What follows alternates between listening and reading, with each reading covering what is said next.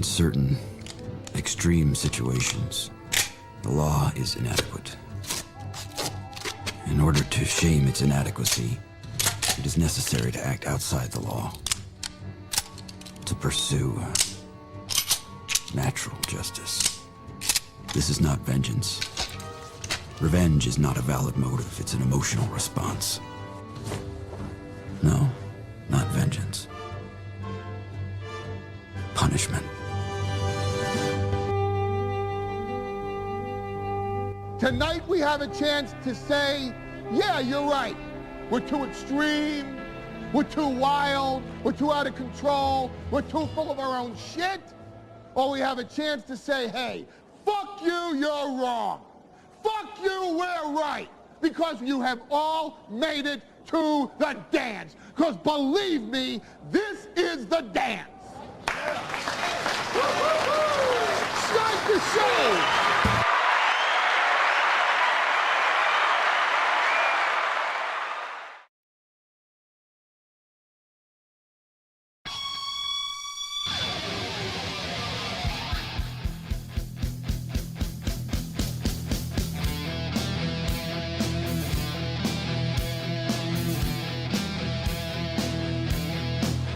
Yo, dog, how's it going? Sorry, I've been sneezing and coughing for the last... I really thought I was ready to go. I'm so sorry. Welcome to the show. There's something going on. I don't know what it is. And I'm sorry, this will all clear up. I just got I just had an allergy attack just before the show. I apologize. My allergies have not been bad this year. I haven't taken a single pill. Maybe it's time. I haven't taken anything for allergies this year, but just when I'm about to open my fat yapper, all of a sudden out come the snot and the coughing and the itching and the watery eyes and everything else. Oh my God, welcome to the show. Awesome to have you. Mistake already off the bat this morning. Fizz-free Celsius is not... Don't get me wrong, it still kicks you directly in the nuts like every other Celsius does, but it's like a flat... It's like I left one of these open on the counter overnight and then I poured it over ice this morning. It's not good. I will say this. Always read the back of your cans. The balls on a can of Celsius. So I don't know if you've ever looked closely at Celsius. One of the fastest, probably the fastest growing energy drink in the world or in America. But if you look at a can of Celsius, it rivals the tobacco companies in terms of health claims, like tobacco companies from the 50s. Like 4 out of 5 doctors smoke Lucky Strike. Or, the Flintstones being like, smooth draw from this filtered Winston. The back of this Celsius is wild. Celsius, first of all, their slogan, live fit. I'm killing it. No high fructose corn syrup. That's something that we've been asking Celsius to do for a long time. No aspartame. Well, thank God, because if you eat a shovel full of that a day, you might get sick in 30 years. Aspartame and MSG are the two most ill-maligned items in the American diet of the last 50 years. Yes, aspartame in large doses over time is not good for you at all. The amount they put in any of your beverages is not going to kill you any faster than the sugar that's in soda. No aspartame, no artificial colors. But this is where the balls come in. 7 essential vitamins. They're trying to tell me that the fucking poison rocket fuel that I'm drinking has 7 essential vitamins in it, proven in 6 published university studies. And I didn't know they were doing so well that they could have a University of Celsius, but here we are. Live fit with essential energy. So, crack. in that vein would be the same thing. Accelerates metabolism and burns body fat. All right, boys, let's go. That's the entire back third of a can of Celsius is entirely them making claims about how healthy of a drink I'm having. Let's go. Welcome to the show this morning. Spunker says, I saw a reel of a woman who does fitness content claim that she had to quit consuming Celsius because it might have caused a stroke. I don't disagree with her. Eric Cartman letting us know those 7 vitamins are the ones that hide the 20 poisons. Oh, okay. Well, see, now that helps us a lot. Rusty Grammar, yeah, role models. It's not poison. It's got juice in it. Precisely. Annoyed Wawa supervisor says it does none of those things. If it is doing all of those things, I'm even more ashamed of myself than I was before I read that. So I'm hoping that all of those claims are false. Gray Duckling says you should sue them. I think he means sue. You should sue them still at 220. 224, but who's counting? Look, the point is, thank you to Bigot on socialist media for gifting a membership right off the bat today. You are right to give to this show early today because it is going to be a banger of a show. Now, the title of today's episode, we may have spoke too soon, has to do with the Howard Stern deal. Howard Stern, I don't know if he got embarrassed. I don't know if SiriusXM put that story out that he was done because they were trying to coax him into a shittier deal for him and a better deal for them. But it looks like Howard Stern has come to the table and they're going to get a deal done to keep Howard at Sirius for the rest of his career, which should be over anyway. There's no reason for Howard Stern to still be on the air. I think with every single day that Howard Stern does a show, he cheapens his legacy that he built. And it almost makes, like they say, you can't go back and wreck what you've already done. You can only cheapen it with what you do next. But the Howard we have now almost makes it seem like the Howard we had then was never real. So I think it is kind of in a weird way hurting him.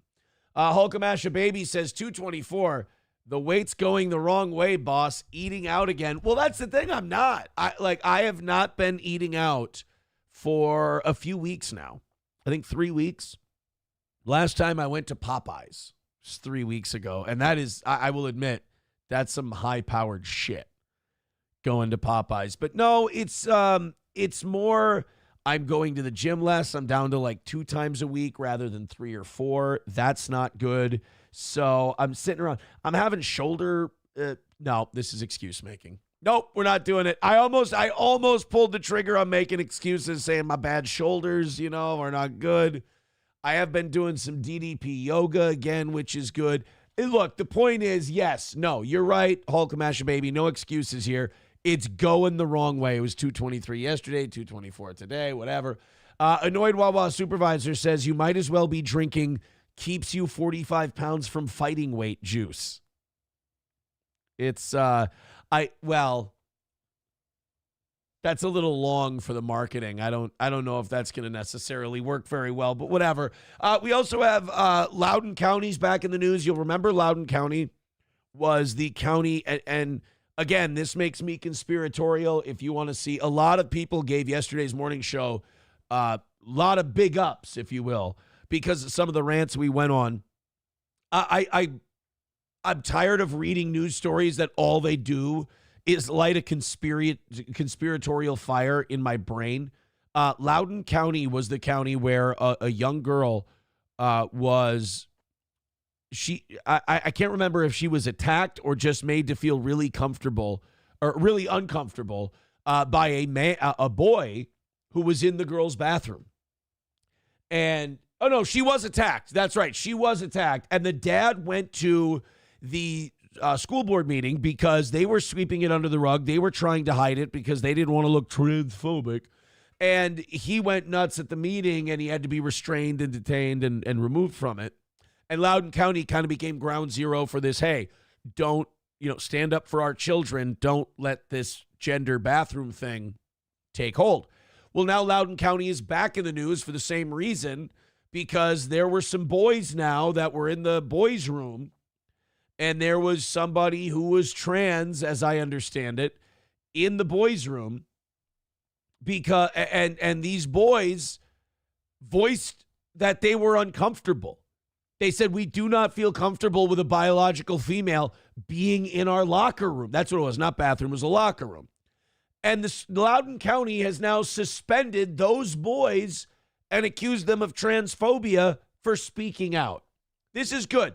This is a good precedent for a school to set. When people are feeling uncomfortable about intimate, private things, you should definitely shame them and make them feel like shit. That's totally not going to drive this stuff underground and lead to more victims. So it makes me feel like the Loudoun County School District is on like the CIA payroll at this point. All right, we've got a lot to talk about today. We got the Howard Stern thing. We've got some gossip. I was talking about this last night.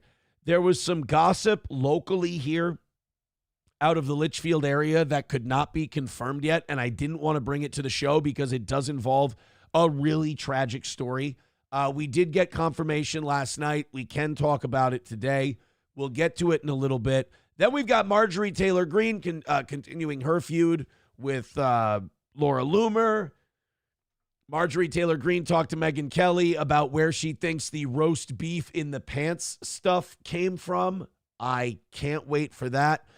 We've got the Penn and Teller controversy from the Renaissance Festival. A lot of Minnesota stuff today, which I'm happy about. And we've got a Lakewood, Colorado couple that were living with a corpse for 2 years while their dog ate it.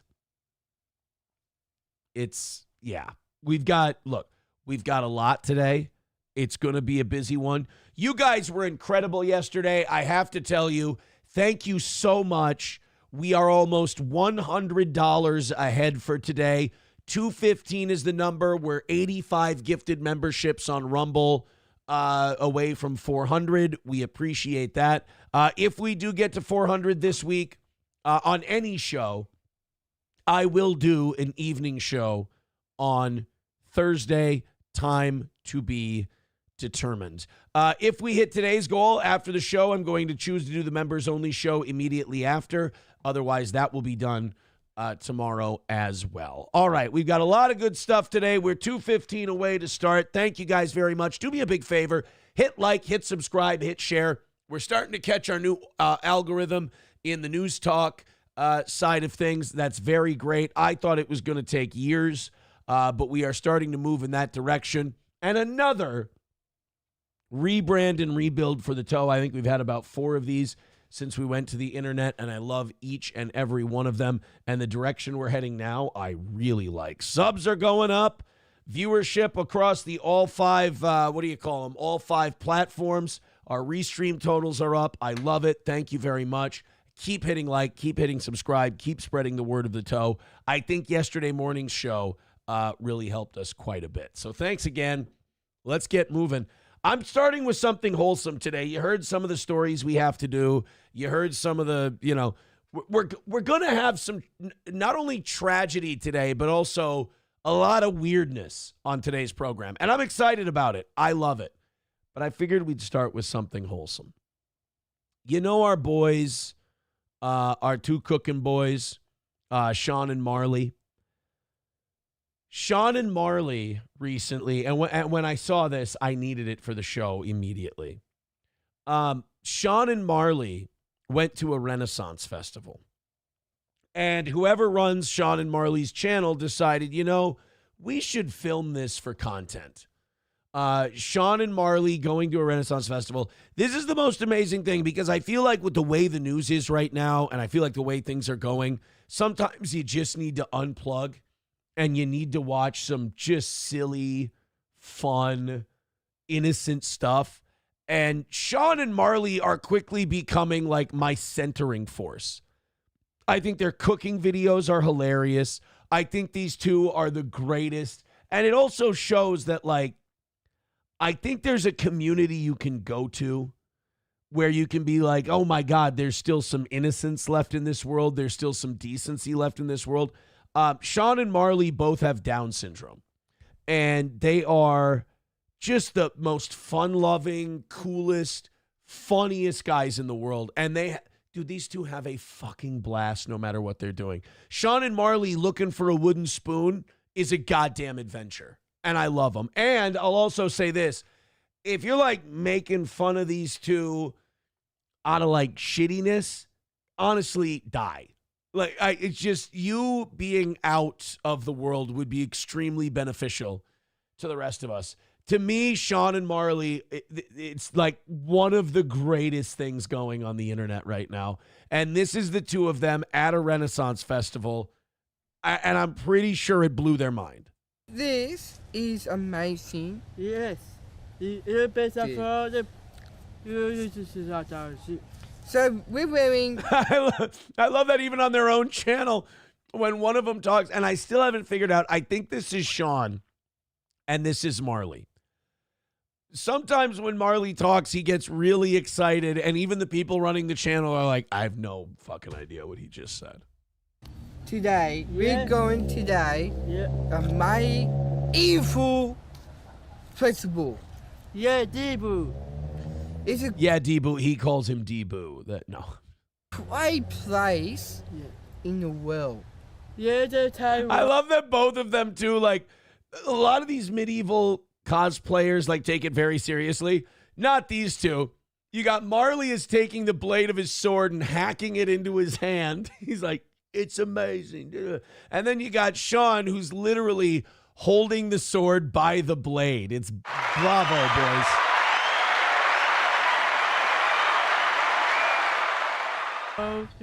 Debu. You better for fin. Yeah. Yeah.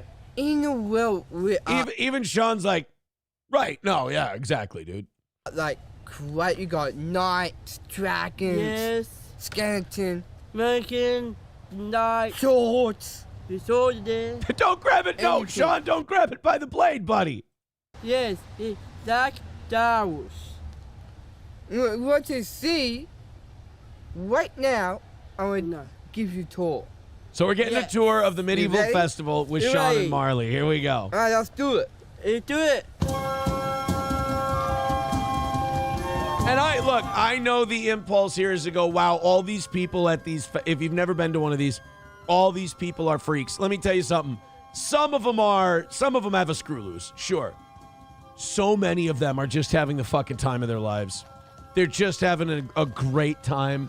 And these really are fun. I mean, I highly recommend it. You don't have to get dressed up. You don't have to do all that shit. But these Renaissance festivals, these medieval fairs are a blast. Guns. Yeah. Wait a minute. Can we... Look at some fighting. Plaid is a blanket. Because the plaid, this is not. Wow. Wow. Dark Ages. Are you allowed to have guns? Like, can you sell guns at a medieval fair? I guess what? Gunpowder was the 1200s? Are we talking 1200s when gunpowder was invented? But guns weren't dependable. You could argue guns weren't dependable until they had rifled barreling in the 1700s. Yes. Forged by him. High carbon spring steel. You know. Very sick. This is like big sword. So this is. There you go. Marley, that's all you need to know. Like, I love how this guy's selling to him. He's like, yeah, she's cabin fabba with the thing and the blah. And Marley's like, big sword. Bingo. That's what he was trying to say. See, now this, to hell with this. Minnesota has its Renaissance Festival in August and September. And early October. Piss on wearing all this shit. You're going to die. I wore a light tunic and chainmail 1 year. April and I decided we were going to dress up 1 year. And I wore a chainmail and a tunic. And it was hotter than shit. It was awful. This guy's committed. Oh, he's got Marley. Oh, they're going to... Oh, shit.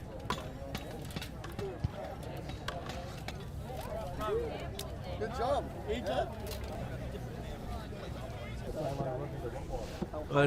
This guy's smithing.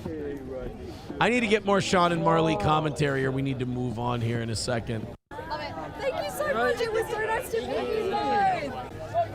Yeah, that's all right. Well, that guy's wearing an S&M outfit. Now we're getting a little weird. I love those two. I think they're great. We got a lot of wild stuff to talk about today. And just starting with Sean and Marley. And all they're doing, they're just doing their thing. That's it. I love them both. Miss Tay says, Aaron, the Asian is Sean. Remember it. So I flipped it again, didn't I? I had it for a while. I flipped it, and now I flipped it again. I'm sorry, Miss Tay. Okay, Sean is the Asian. I'm going to talk about these two a lot, so I should. Here, I'm going to write it down real quick. Sean is Asian. So the one with the facial hair is Marley. Okay. I mean, they're both kind of Asian, right? McBuster says there is a whole RenFest counterculture community that works and lives in Texas year-round. A lot are off the grid. Oh, okay. Yeah, Miss Tay writes, every effing time. I'm sorry. Annoyed Wawa Supervisor says, yeah, Aaron, but you were able to wear that chainmail for a good part of Q1 2024, so it was worth what you paid. Actually, a fan made it for us. A fan sent this in. I actually have it sitting right next to me because, of course, I do. It's actually for our Scott Steiner impression when we do the Steiner math bit. I can throw that on real quick. Veldrain with $1 says thoughts on Sean and Marley doing a Nordic country cooking show tour. Dude, I want Sean and Marley to do a worldwide cooking tour. Go to every country and work with chefs. I like it when they work with the British chef who has Down syndrome because that guy is like the snootiest, snobbiest guy in the Down syndrome community. And he just like when Marley can't find something, especially when Sean can't find something that he's asking for, that guy gets so goddamn frustrated with those two. It's great. Brian says, I saw a video yesterday. This guy 3D printed lightweight chainmail. It was quite impressive. Wait, now someone writing in, sending us a text. He says, no guns back in the medieval times. Then explain this. And I'm sorry, I can't explain that. That is clearly a man wearing chainmail and a knight's helmet and carrying what looks to be a Glock or some kind of pistol. Could be a Smith & Wesson. Who knows? That is a photo that disproves my point. I didn't know they had photography back then either. Damn. McBuster says, actually, they had an E. coli outbreak at the... This is such a McBuster thing to say. I'm like, oh, hey, Renaissance festivals, those are nice. Hey, we have a show with a lot of heavy shit today. Here's Sean and Marley having a great time at a Renaissance festival. McBuster, being the Debbie Downer that he is, actually, they had an E. coli outbreak at the RenFest a decade or so ago, and I haven't been. I would rather go to a hippie festival. At least they aren't trying to juggle my wallet. Thanks, McBuster. Appreciate it, buddy. Just trying to show Sean and Marley having a great time. All right, should we just get into terrible fucking news and the way the world is? And here, let me say it so people don't leave, and so people are like, hey, what's happening to my steel toe? This is getting really nice. Here, I'll Jews!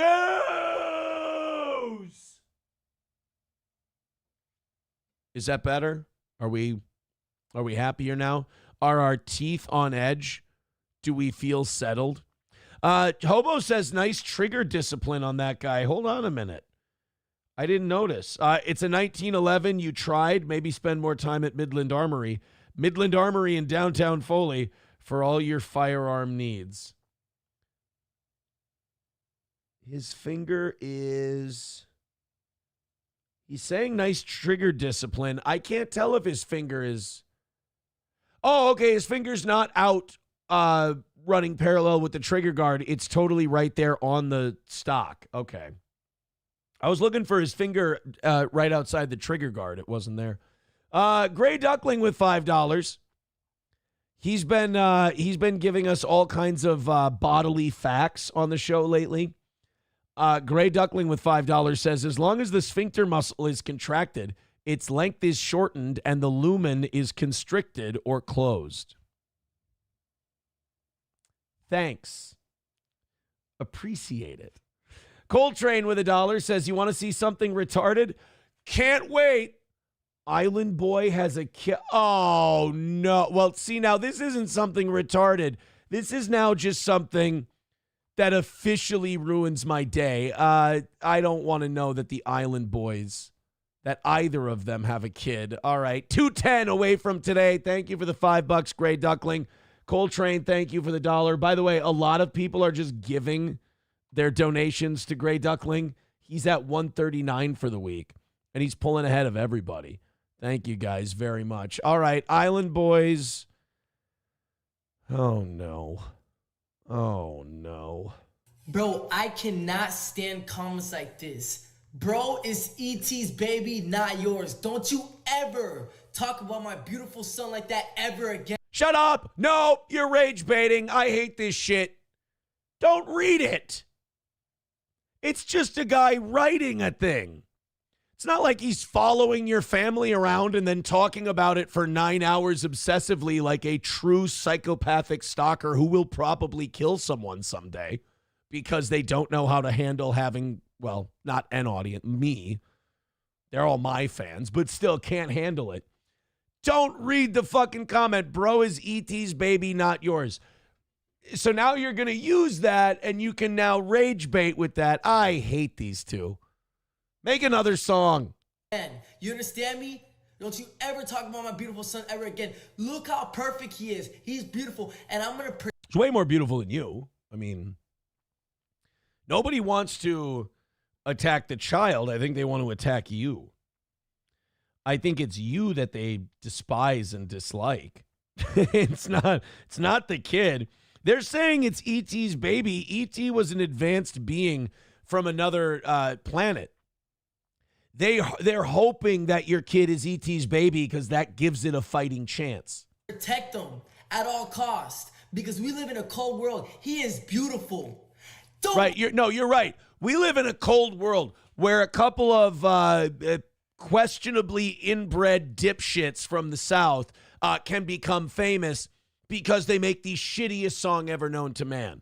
You're right. We need to protect your child from the cold world that would do something like that. Again, you look at yourself and you put yourself too high up on a pedestal. When they say bro is E.T.'s baby, that's not an attack on your kid. That's wishful thinking so your kid has a better life. Talk about my son like that ever again.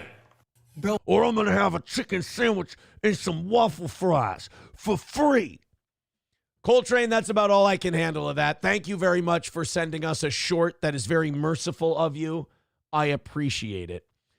Miss Taya with $10 says, for Gray Duckling, what happened to the comb over? Tarantula 1, toe 0. I'll tell you what happened to the comb over. One thing I hate when the sides and back of my hair get longer is it starts to go towards my ears. I hate that. It's a gross feeling. I feel smothered and I don't like it. So that's why. And Miss Tay giving her $10 to Gray Duckling. All right, here we go. Where's that putting Gray Duckling? 149. All right, so Gray Duckling still in it. Mama drank a lot. How many tattoos does the baby already have? Hobo Chili with a great comment. I love this poll. Anya Taylor-Joy had a Chernobyl baby. How does that work? Like, how do her eyes work? Because on any other human being, someone with Anya Taylor-Joy's eyes, you call them hammerhead, you'd call them a weirdo, you'd say they're gross. But she is, and allow me to simp for a moment, she is striking with those eyes. Beautiful. Like, Anya Taylor-Joy is one of the, in my opinion, one of the hottest young actresses out there. In fact, I'm going to throw a question to you guys. You throw the answer right back at me. And I'm interested in Hobo's take on this since he brought it up. Anya Taylor-Joy, Sydney Sweeney. Your call. Two totally differently built women. Anya Taylor-Joy, Sydney Sweeney, go. Redbird with $5 says this should be more enjoyable. All right, let's open that. We're not doing Rumble Link Friday today, but people want to, they have a little Rumble Link Friday in them, so why not? Thanks for hitting $200 already today, guys. You're off to a great start, and I sure do appreciate it. Of course, you know where to throw in your contributions: Streamlabs, PayPal, Venmo, Super Chats, and Rumble Rants. Thanks for that. $250 to become a VIP. You get the shirt, you get the hoodie, you get the mug, and every year, even right away if you want, you can request another item of merch, and if Streamlabs store has it, we can make it for you. We're filling another order on Friday. We've got a couple more VIPs that want some stuff, so thank you very much. Also, with that VIP package, you get 2 tickets to every live event we do. All right, what do they think? McBuster says Anya Taylor-Joy. Coltrane says Sydney Sweeney. Hulkamash, Anya Taylor-Joy. Wow, this is, we're having a back and forth here. Sydney Sweeney says Veldrain, Anya has no tits. Coltrane says Anya Taylor-Joy's eyes are even more fucky. McBuster says Carol Channing. Beautiful. Eaton Clam says Rosie O'Donnell. Tin the Toolman Taylor says alien eyes for sure. Great midsection, though. Anya Taylor-Joy does have a solid core. B. Arthur can get it. You know what I do love about Hobo Chili Recipe? He will never, even if he wants to comment on something, if I ask him to, he never will. Eric Cartman says Ivanka Trump. Mad Max Mardigan says she's a creepily hot Latina woman from Spain. Their hot chicks always seem to look oddly attractive, like their features wouldn't look hot on any other race. Anya Taylor-Joy's a Spaniard, really. Anya Taylor-Joy, Spain. She's not from Spain. She does speak Spanish fluently with an Argentine accent. She was born in Miami but raised in Buenos Aires and London. Her first language is Spanish. So her background... so she does have an English father and a Spanish mother. So she has some of those Spanish features. And yeah, like you're right. They don't look like they work on anyone else. Almost like she's custom built. Mommy says, boobies are very important. I didn't know we were calling them boobies again. All right, let's go, tits. Especially when feeding a baby. Well, way to make it hot in the beginning and then ruin it. The minute your tit starts feeding a human, it's not for me anymore. I gotta, like in that moment, it's like, I don't want to look at it. Like any other time a woman's got a tit out, you're like, oh, wow, that's an amazing treat for the entire world. That's wonderful. The minute she starts feeding another human, you're like, all right, I got to look away. That's not for me. All right. Nope, not okay. You're doing the right thing. I'm going to look over here. Eric Cartman says boobies are important for feeding your husband as well. See, there's a yin and a yang to this whole thing. Transman Utah's midsection got gifted a membership by Bigot on Socialist Media. Feel free to pass that one along. Transman Utah's midsection says, Aaron, are you saying her core looks better than mine? Let's not do this here. Okay. Let's do this. Let's have this conversation in private. Can we do that? Aussie Mark says, I want to try titty milk. I will say, I know guys who have done it. I know people who have tried it. You know, the wives wanted them to try it or they were curious about it. The thing I keep hearing about it is it's sweet. It's sweeter than normal milk. I've had 3 kids. I've never been brave enough to try the breast milk. Never once. Never once. Hobo Chili Recipe says, you speak like a lizard person trying to blend in. Oh, thus is my cross to bear. Zenman Build says, fact check, it's true, it's sweet. Well, there you go, guys. Confirmation. McBuster says, no, I had an ex that had a kink, wanted to feed me. X is the key word. X. Eric Cartman says, titty milk is disgusting. MSO says, Johnny prefers cat breast milk. Somebody, too, says, troubled thing with boobies are when you are with a guy with boobs like Aaron, the baby gets confused on who the mom and dad are. That's not true. That's never happened. Not once. Mommy says, my hubby would use it in his coffee. Yes, he was twisted. Wait, was? Did you pull a Putin on him and Put a little cyanide in the old coffee. All right, let's go with what Redbird sent us here, and then we'll get on to some terrible news. 2 hundo away from today's goal. Thank you guys very much for your support. Keep it up. We appreciate it. Okay. Come on, get up here. Look Get at up this. here. Come on. Dinner. Dinner. Alligator. Hey. Whoa, look at this. Man. Look at that big mouth. Oh my You God. big boy. Wow. Take it easy. Wow. Oh, you big baby. Look at that. Man, look on this Mark, man. That's a good dog. that's a good dog. I know he's doing that. I know this is performative, and he's just some kind of weirdo swamp creature from Florida. And the alligator's nice too. But I do believe that this guy exists. I don't think this guy is really being this guy. But I think this guy exists that would walk up to a gator and be like, "That's my dog. He's a good boy. He's such a good boy." Wow.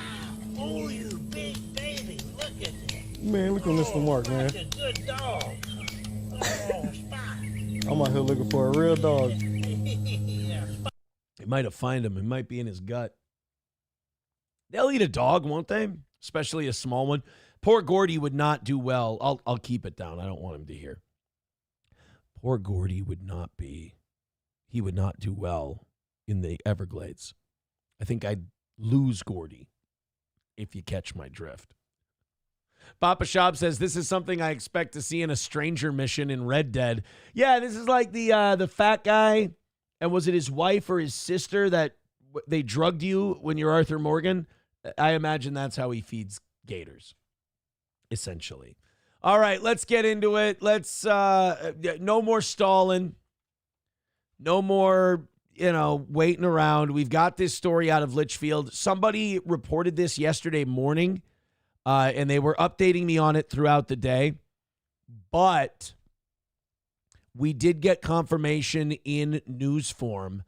A northern Minnesota sheriff. This is in Litchfield. This is wild to me because I won't say I knew the guy, but I'd met the guy before. The restaurant that this couple owned was a sponsor of my old afternoon show in Litchfield, the one that I started on in radio. A northern Minnesota sheriff says the victims' bodies found in a house fire have been ruled a murder-suicide. The Cass County Sheriff's Office identified the 2 people who were found dead in Thursday's house fire as 56-year-old Connie Pollock and 63-year-old Jack Pollock. They cut their bellies open for an autopsy, and they found, ironically, they'd been eating cod.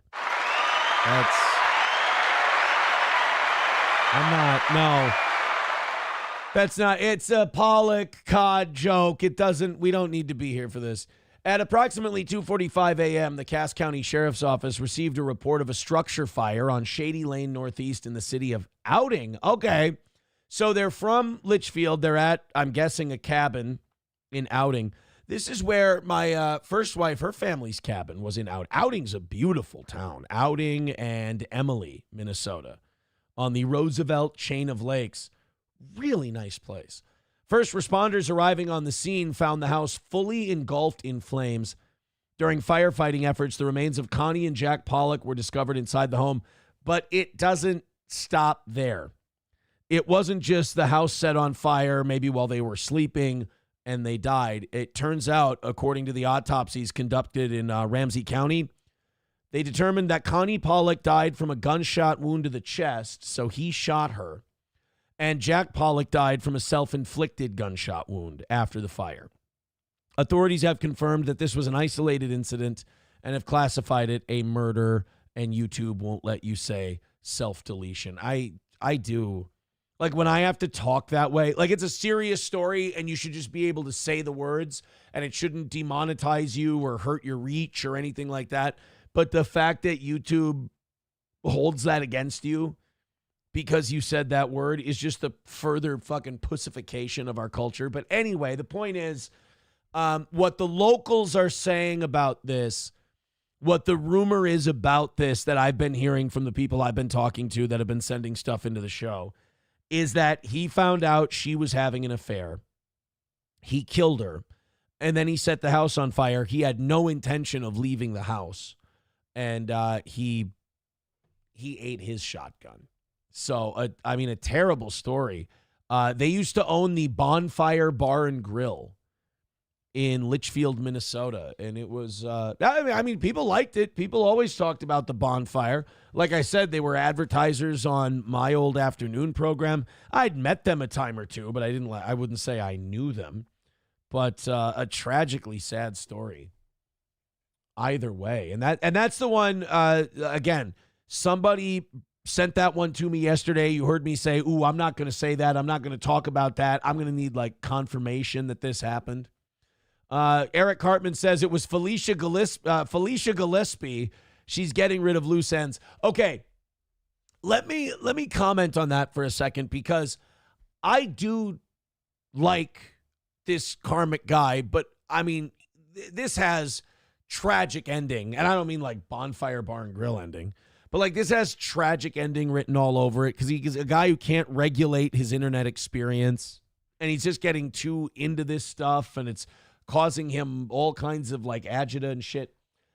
Now he's streaming with a girl that he's fucking, but this girl's connected to another internet guy, and she might be doing it to get back at this internet. And like everybody's in on it, and everybody's commenting on it, and everybody's doing that really retarded thing. And I feel bad for Karmic, because I do believe him. Everybody's doing that retarded thing where they're looking from the outside and they're like, I know exactly what's going on. It's this and it's that and it's this. I have people that do that to me all day long, and I just laugh at it because, and this is where I think Karmic nails it, it's literally parasocial lunatics making shit up. And you can laugh at it. It's funny, but you're also like, dude, why the fuck? Like, if you nail it right on, that's one thing. But if you make something up out of whole cloth and it's total horseshit, that's weird, because that means you're thinking about someone's life way harder than they're thinking about it. And that should be troubling to you. That should be something that gives you pause and makes you realize, holy shit, I'm insane. The only problem is people like that are the last ones to think that about themselves. The whole rest of the world is crazy. But I tried to watch a video yesterday of like this Karmic and this Felicia Gillespie talking to Kevin Brennan, and I'm trying to watch it, and I'm like, I've really just gotten too old for this shit. I've really gotten, and it's going to offend people, I've just kind of outgrown this stupid shit. Like, I'm like, this isn't interesting. This isn't fascinating. I don't care. On the surface level, it's interesting because you're like, you want to warn someone who's doing a show with someone they're fucking, like, this is going to end horrifically for you. But outside of that, like, they're talking about all these different nobodies, and then they're this, did you go to this gym? And you're just like, I don't know, leave them the fuck alone. Who gives a shit? Who cares? I could not bring myself to care. People will send the shit to me, and they'll be like, oh, Aaron, did you see this? And I'll watch it, and I never finish them. I never get to the end of the clip because I'm like, what brain dead, retarded zero watches this shit and goes, this is good. I can't imagine. I can't imagine. But I like the guy. I kind of am responsible in a way because I kind of made the guy, but it's painful. It's hard to watch. And then to watch people care, dude, it's rough. Really rough. MSO says the story you just read is probably how it's going to end for Karmic. No.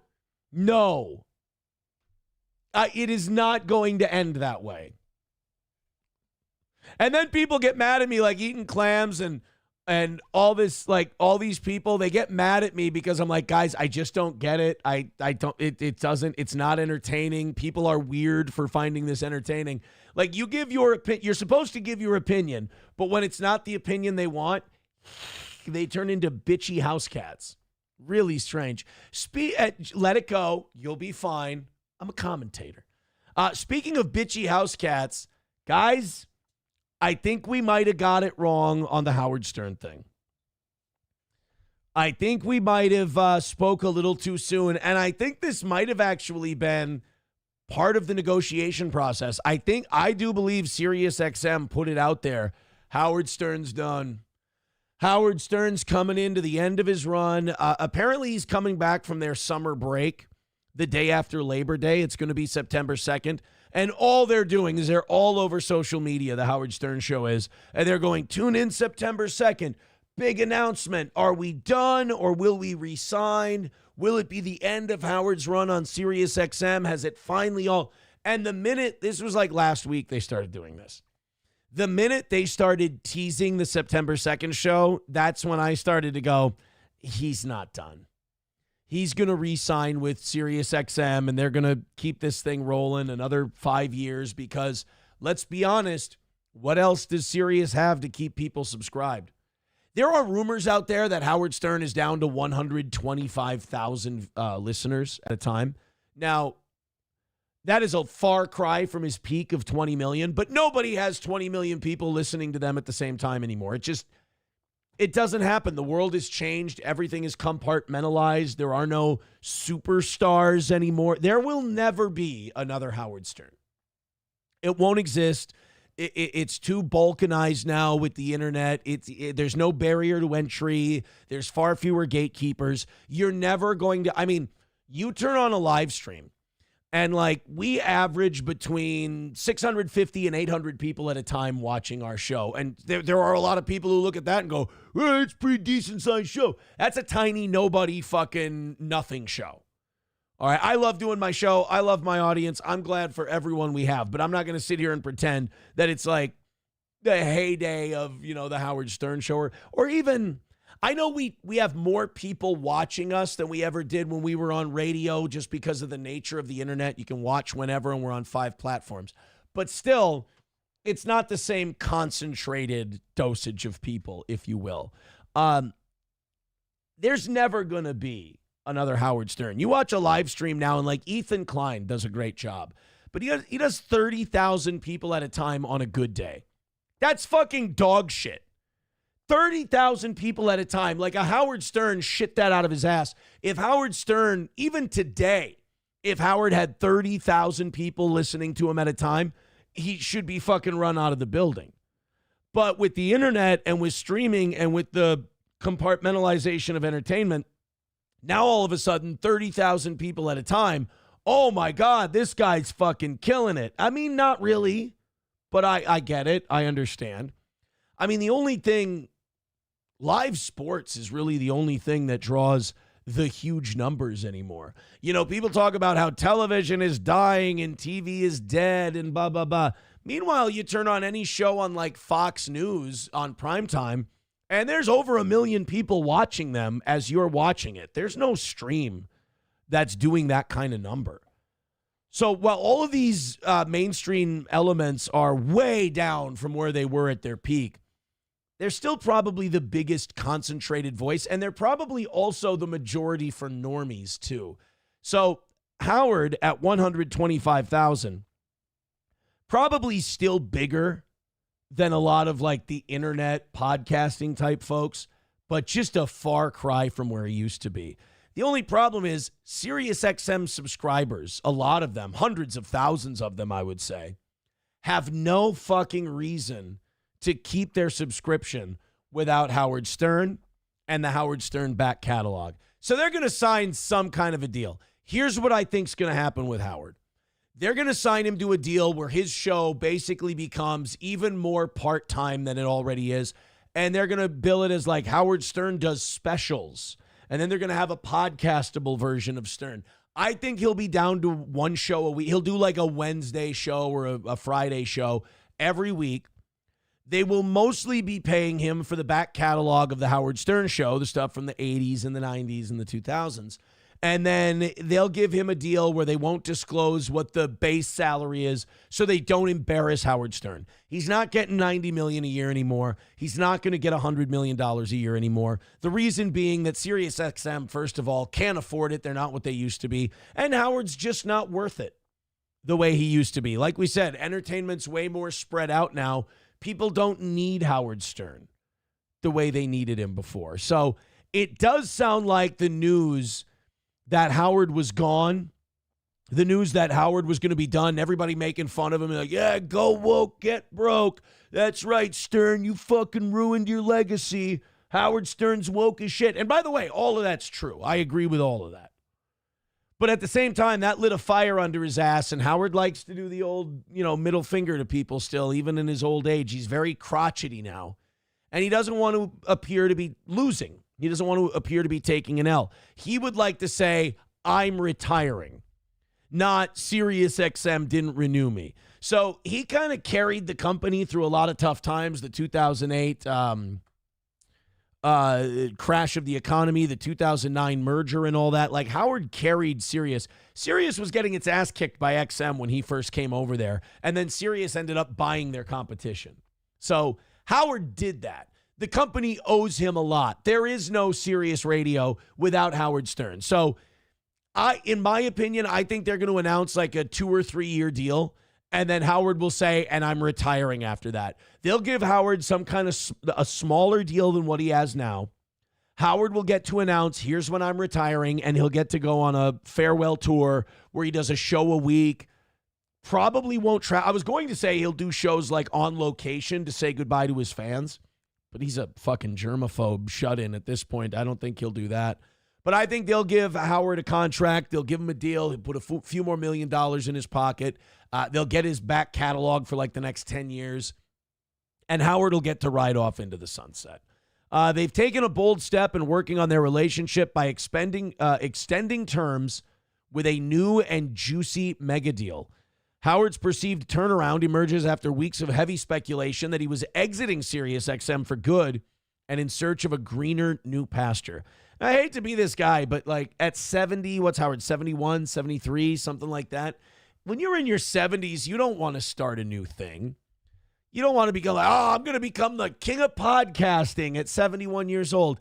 That's like when SiriusXM hired Art Bell. He did like a week of shows and he said, fuck it, I'm done. Because it's just like you're too old to start something new. You've had a great run. Let's set a date and let's work toward it.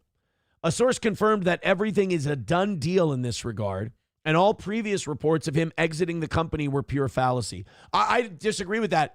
I don't think the reports that they weren't going to give him a deal were fallacy. I think that was hardball negotiations.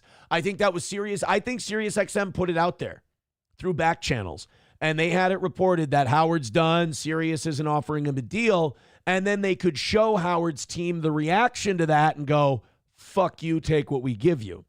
Because you could show Howard's team, you could go, look at how people are responding. They're tired of you. They're sick of you. They think you're woke. They think you're a joke. They think that you're going to make us go broke. So we're going to offer you a low ball deal and you can take it, or we can report to the world that we kicked Howard Stern to the curb, which is not the way that he wants to go out. So it looks like SiriusXM and Howard Stern have inked a deal. It sounds like they've gotten something done. I don't know if it's going to be something that, I don't know if it's going to be something that either side can really be proud of, but it'll allow everyone to save face, essentially. Mr. Imus says Regis Philbin did. I don't remember that. What did Regis do? When did Regis start something new? I thought, holy shit, now I feel gaslit. I thought Regis did that morning show until he fucking croaked. Now I'm worried Regis is dead, right? Yeah, Regis died like 10 years ago, I want to say. No, Mr. Imus, fill us in. I don't remember Regis Philbin starting a new thing. Are you talking about Millionaire? Millionaire was like 98. Regis was still spry, wasn't he? He wasn't Howard's age when he started Millionaire. Let's go to some texts. Oh, never mind. One of the texts said, forget those two. So there were two messages and then they went, forget it. Don't worry about it. I don't blame you. Drinking your own milk would be weird. I didn't drink the breast milk. I didn't do it. Sam Show says Regis died in 2020, dummy. I'm sorry I didn't pay attention. I apologize. Hers mommy says Aaron is just babbling. That's true. I had no idea what the fuck. I didn't know anything about Regis Philbin, his death or his career. So someone saying Regis Philbin did it. That sent me into an utter tailspin that I was not prepared for. All right, moving on with today's show. Go ahead and throw in a couple of bucks. We're just under the 200 mark, which I appreciate for this time in the show. Yesterday was the Doorman Challenge. Doorman said every VIP throw in 25 bucks and every normie throw in 10, and we'll hit the goal by 8 o'clock in the morning. We have an hour and 10 minutes until that number. We knocked it out at 7:51 yesterday. We got 2 more days to break that record. I don't know if you feel like you feeling froggy, you want to leap. Let's see if we can beat 7:51 for the goal today. If not, thank you guys for being here. Hit like, hit subscribe, and hit follow for the toe. Okay, yesterday we were 2 nights ago actually we were talking about this Trump-Zelensky-Ukraine meeting. It went well. It went a hell of a lot better than their first meeting. It sounds like there's going to be a 3-party meeting where we can, fuck Germany and their idea of a ceasefire. We can get this whole thing done in one shot. Sounds like Russia wants a path to Crimea. They want a land corridor to Crimea. And given the territory that they've taken off of Ukraine in the war, they could probably get that. And in exchange for losing territory and ultimately losing the war, Ukraine is going to get security guarantees, basically Article 5 protection from the NATO countries without being in NATO. So Russia, which had already taken the Ukraine years before, had taken Crimea years before from Ukraine, is now going to get part of the Donbass region. But the trade-off for that is the Western powers say, all right, if he attacks you again, it's all-out war. We're all coming in. So Ukraine gets to save face, and this is the last territory they'll probably have to give up. Russia gets to expand their empire. So really, in my opinion, the only losers in this are us. We lost hundreds of billions of dollars of our taxpayer money.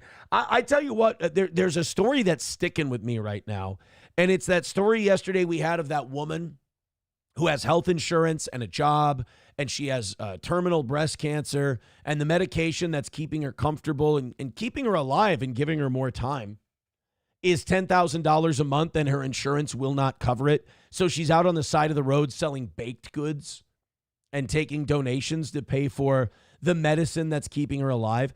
That really pissed me off when I consider how much money we've given Ukraine, how much money we give Israel every year. It really does make me fucking sick that this country doesn't care about its people. We have no culture. We have no identity. We've lost it. We've become completely balkanized. We've allowed ourselves to be taken over and blackmailed by another country. I don't think you can truly call yourself the world superpower when you can't act in your own self-interest if it hurts Israel. I don't like that. So now this Ukraine deal just feels even shittier because Ukraine's government gets to stay in power. Zelensky gets to keep his precious Kiev, and he gets to still be president and bilk his country for millions and millions of dollars because it's one of the most corrupt countries out there. Vladimir Putin gets to expand his borders, and he gets to make Russia a little bigger and grab some more resources. All the United States gets is another day older and deeper in debt. Our people's money it just got funneled into Ukraine for nothing. Hundreds of billions, over $250 million. And now we're on the hook for Ukraine's defense. Now we are going to be officially, by treaty, mandated to defend Ukraine if they get attacked. Oh, shit. The only thing that could have possibly made this worse is if someone came out yesterday and made the announcement that we're going to send troops into Ukraine. We're going to have peacekeeping troops in Donbass to enforce this treaty that we might have coming up. Well, guys, life is all about small victories. I give you Carolyn Levitt answering that question yesterday. The president has definitively stated U.S. boots will not be on the ground in Ukraine, but we can certainly help in the coordination and perhaps provide other means of security guarantees to our European allies. The president understands security guarantees are crucially important to ensure a lasting peace, and he has directed his national security team to coordinate with our friends in Europe and also to continue to cooperate and discuss these matters with Ukraine and Russia as well. What's really gross about Term 2 Trump is how he's completely lost the pulse of the people. That's the worst part about Term 2 Trump is that he's become a corporatist. He's just become one of them. Not that he was ever like totally one of us, but he spoke like one of us. And now he's just speaking like a globalist. His administration speaks like a globalist. Like, just listen to Carolyn Levitt talk about this like it's a good thing for you and I. Like, she talks about this like the Trump base is going to hear this and go, man, rooting for you, love it, great. We don't care if Ukraine has security guarantees. She's like, hey, we're not going to be putting troops on the ground. And she's saying that like it's going to be disappointing to us. No, thank God, we were dreading it. But she goes, but we are going to guarantee Ukraine's safety and we are going to give them security guarantees. And she's saying that like it's supposed to soothe us and that's supposed to make us feel good. Like we were like, oh man, it's too bad we can't send our own soldiers over to a war zone that it's somebody else's war to have their limbs blown out. It's really too bad. But can you at least promise them that you'll use our tax dollars to fight their wars for them in the future? Oh, yeah, absolutely. We'll do that. Don't worry. These people have completely lost us. They've lost where we are. They've lost what our concerns are. They've lost what's important to us. Even on the stuff they do well, like immigration. They're not doing enough. They're being too liberal. They're talking about amnesty, and they're either going to do amnesty or by not doing anything, they're going to give kind of a de facto amnesty. I mean, I think Kennedy and Homan are the only two in that administration with any balls. They're getting rid of Bongino, by the way, too. We talked about that yesterday. They're bringing in a co-deputy head of the FBI, and it's a loyal Trumper guy who will just do whatever Donald says. The Missouri AG, I believe. Bongino's out. You know, there was that rumor that Bongino had a fucking screaming match with Pam Bondi because he felt she fucked him over on the Epstein stuff. Epstein has basically been, Bongino has essentially been persona non grata ever since all that stuff came out. They're moving him out. And look, I hope that Bongino goes back on Rumble and he goes back on his show and he starts motherfucking everybody and he gives us all the secrets. Don't hold your breath. I just don't want to see you get hurt. I just don't want to see you run out of oxygen and fucking die because that's what's going to happen waiting for Bongino to spill the beans. So this administration has definitely become a disappointment as far as I'm concerned. I'm still rooting for it. I still support it. It's better than any alternative. But I think I think what made the first Trump administration great was they could read where the American people were. They could read what we wanted, or at least what their base wanted. And they had a way of at least delivering part of it or working on delivering it to us. Now they're telling us shit that they want to do or that Jared Kushner wants them to do or Bibi Netanyahu wants them to do. And instead of going, we're meeting you where you are, they're taking a position far away from us, and it feels like they're trying to sell us on it. I don't want to be sold by Donald Trump. I want him to sell the rest of the world on us. And I really don't think that that's what we're getting. Aussie Mark says Bongino is a shameless grifter. I don't know. I don't think we're going to see him spill all the beans. I don't. First of all, I think they'll threaten the shit out of him. And second of all, I think they're working that out right now.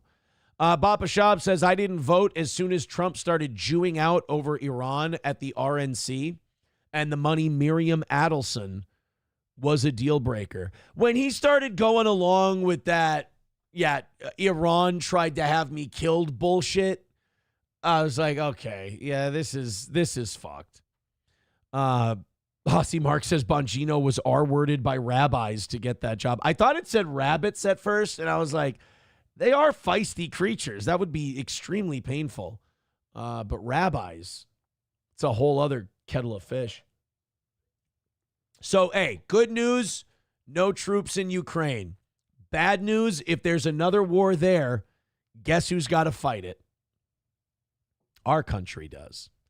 Our boys and girls have to go fight the next Ukraine war.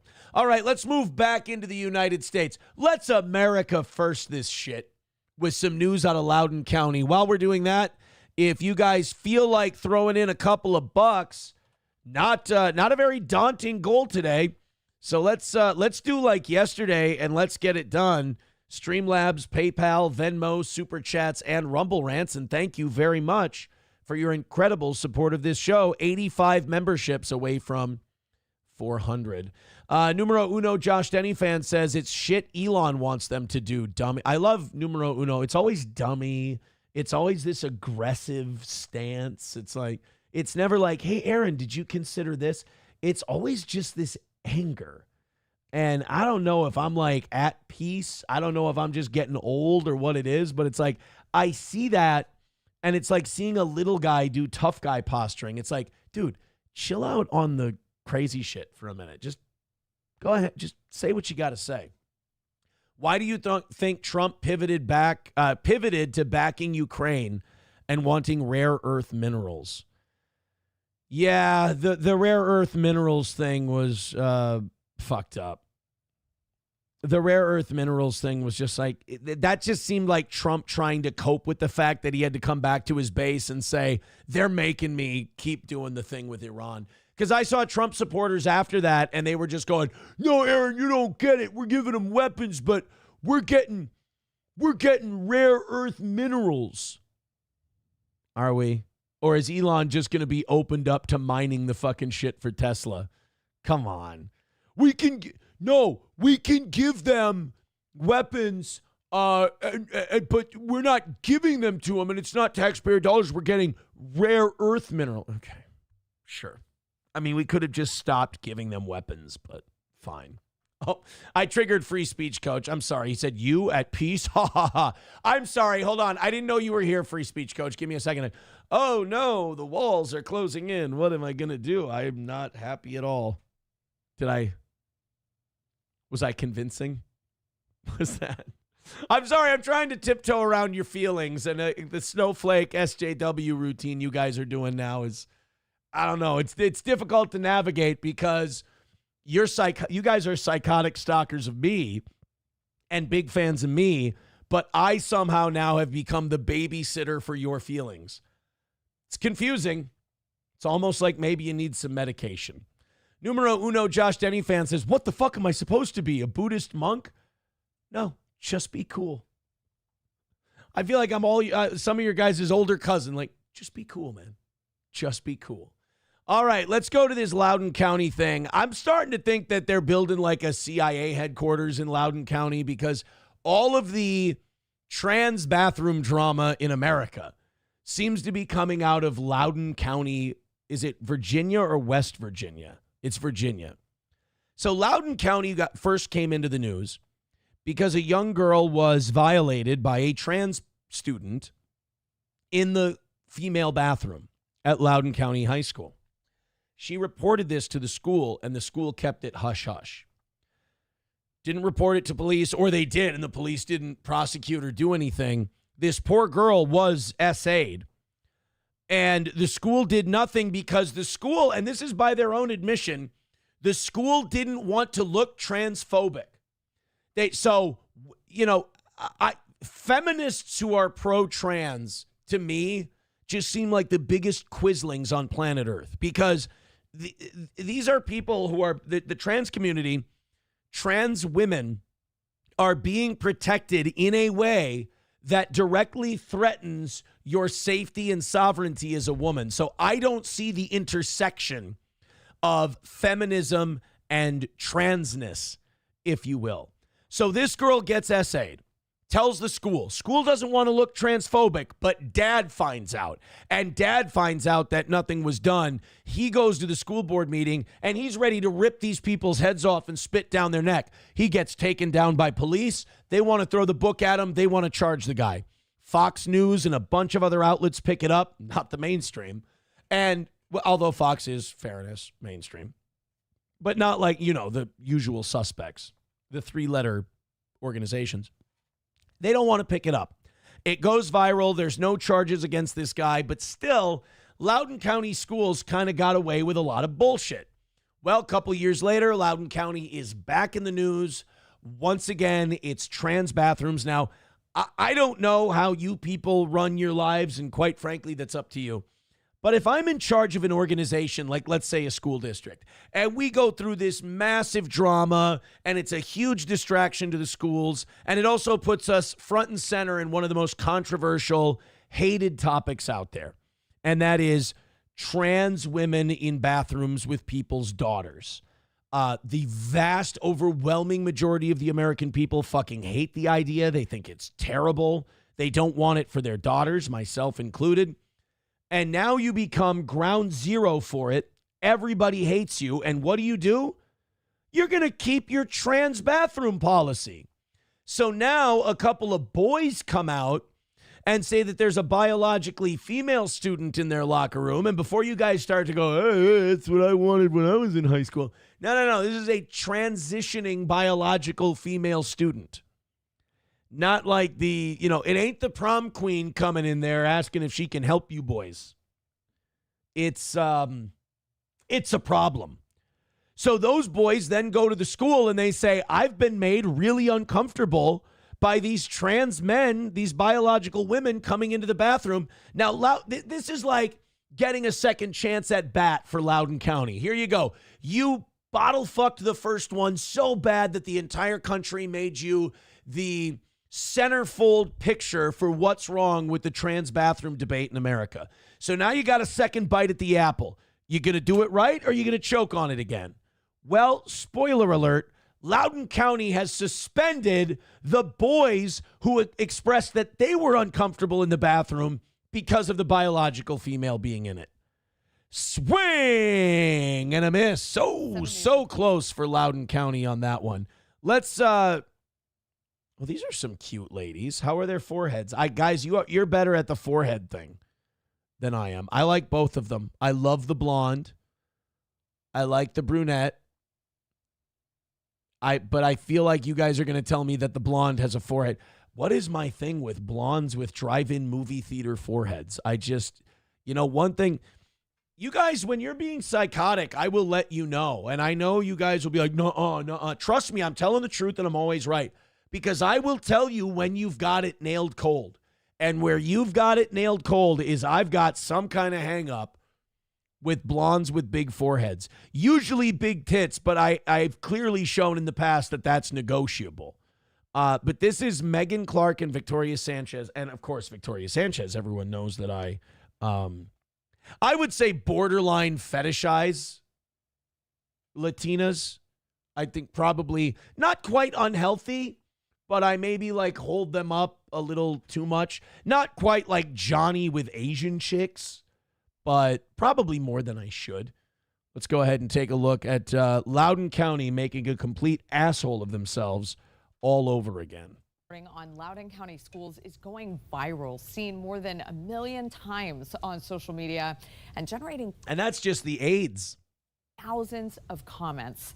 And 7 News was the first to tell you about Loudoun County Public Schools suspending 2 boys who asked why there was a girl in the boys' locker room and expressed their discomfort. So again, don't let the media tell you that this story is 2 guys bullying some trans guy in the locker room. This wasn't like they beat him up. This wasn't this, they attacked him or anything like that. They are being suspended for expressing discomfort. Now, a locker room and a bathroom, we tell students this, you should feel safe in these spaces. These are private spaces where you should feel safe. A couple of boys don't feel safe. They go to the school, they tell them they don't feel safe, and they get suspended. Now imagine you're a woman. A locker room and a bathroom, unfortunately, in the world we live in, is a more high-stakes place for a woman. And now you're getting the message that if you don't feel comfortable in these vulnerable areas, tough shit, we're going to suspend you because the feelings of these people who don't even know what gender they are is more important than your safety. First of all, that is a fucked up message to send to kids. Number 2, I hope parents rally against this. And number 3, you've now stopped people from reporting any kind of attack that might happen. This is terrible. Like, let's make this about women rather than trans. Let's replace trans with women. Let's say women didn't feel comfortable because grown adult men with creepy 5 o'clock shadows and bad breath were allowed to use their bathroom. The minute somebody complained, we'd all be going, Jesus Christ, what's going on in Loudoun County? We got to stop these people. But instead, because it's trans, everyone needs to tiptoe around it. And it's like, dude, you understand there is a high percentage of trans people, some would argue all of them, that suffer from mental illness. So you want mentally unstable people in people's bathrooms and then punish the people who might feel uncomfortable with that. I don't know how Loudoun County can get this so wrong, honestly. What I mean by that is I started this story by saying there's something going on here. This is some kind of psyop. This is some kind of weird thing. And the reason I say that is because they have had 2 chances at this. They have not only gotten it wrong, but they have gotten it wrong in the most spectacular fashion you possibly could. The only way I can give these guys a break is by saying it's by design, because if it's not by design, it might be the highest level of incompetence I've ever seen in any organization ever. Nick Monarch is joining us now with what people are saying here, Nick. Yeah, as you said. Are you going to have the balls to actually say what they're saying? Hundreds of thousands of times. And the overwhelming reaction to this story is outrage that LCPS would suspend boys for 10 days for saying they are uncomfortable with a biologically female student in the boys' locker room. And by the way, school just started. Like, it hasn't even started here in Minnesota. It's going to start in about 2 weeks from yesterday. In a lot of these, especially in warmer weather schools, they like to start in August so school doesn't get out. Like, it can get out in like early May before it gets too hot. But like, school has just started and they've already fucked this up. Like, again, almost like they were spoiling for this fight and they were waiting for it. A handful of others are supportive of LCPS's decision. However, 2 key decision makers are weighing in as well. The Assistant Attorney General for Civil Rights at the DOJ noticed our story and posted this on X. She said this is very wrong and it will not stand. Virginia Lieutenant Governor Winsome Earl-Sears, who is running for governor, is also weighing in on the boys' punishment and LCPS's bathroom and locker room policies. It's ludicrous. Good. What about this, Nick, says to you, boys are not comfortable undressing in front of nude girls in the same locker room in spaces that they were not normally have access to. The boys are saying this, and the boys who should be applauded are not being applauded. Instead, they're being punished for something that's common sense. You know, for me, biological differences do matter. It's not political, Nick. It's common sense. Hey, look, this lady just won the election to be governor of Virginia. Good job. There you go. And we do need to support people who think this way. We do need to support people who believe what she believes, because listening to public officials openly give these opinions and feel comfortable speaking out like this, in my opinion, is incredibly important. So good for her, and hopefully good for the majority of Virginia who thinks, again, that this is insane. And it's parental rights, really. So I'm speaking for parents and families all across Virginia. This is nonsense. Good for her. 7 News reached out to Democratic gubernator. But how weird is it that the Overton window has shifted so much that her saying that freak shows don't belong in kids' bathrooms is now something where we go, oh my God, so brave. Like, I worry about that too. I'm glad she's given the right answer, but at the same time, it's like, now this is brave, then I'm worried about where we're at. And I'm worried that we're going to have these moments where it's like, yeah, this is great. And while that's happening, they're going to keep shifting the Overton window over. Gubernatorial candidate Abigail Spanberger's team yesterday after we broke the news, and again today about LCPS's discipline. Spanberger's team did not respond to 7 News yet. Democrat. Isn't it sad that you can just, you can go, oh, I can tell which party she's with. It's a Democrat. Well, because here's what's gross and disgusting about these fucking lefties. They know what the right answer is. They know what they would do. They know what's harmful and terrible and awful. But they see votes in this very little tiny community. So instead of speaking out about how they might really feel, they do their little calculations and they do their little numbers and they go, well, we're just not going to say anything. We're going to split the baby because, you know, we don't want to lose the trans community. Fucking lose them. You get more support from normal people. And, you know, the thing about that is Democrats will take either no position or they'll support the wrong position on this. They'll be far away from where the people and the parents and the families are. And then they'll sit there and bitch and wonder why Trump gets families. They'll wonder why Trump gets, the majority of Americans. They'll wonder why all these people don't support Democrats anymore. And it's like, because you won't stand up for them. People remember that shit. Previously reached out multiple times for Spanberger's stance on bathroom and locker room school policies. And her campaign's response was a general statement that did not answer our specific questions. It said, in part, quote, the safety of Virginia's kids is Abigail's top priority. Nick Minaj. No, it's not, because you can't come out and take a stand on this. So it's not your top priority. And by the way, good for this news net. I've never seen a news network kind of bust balls on this as hard as they have.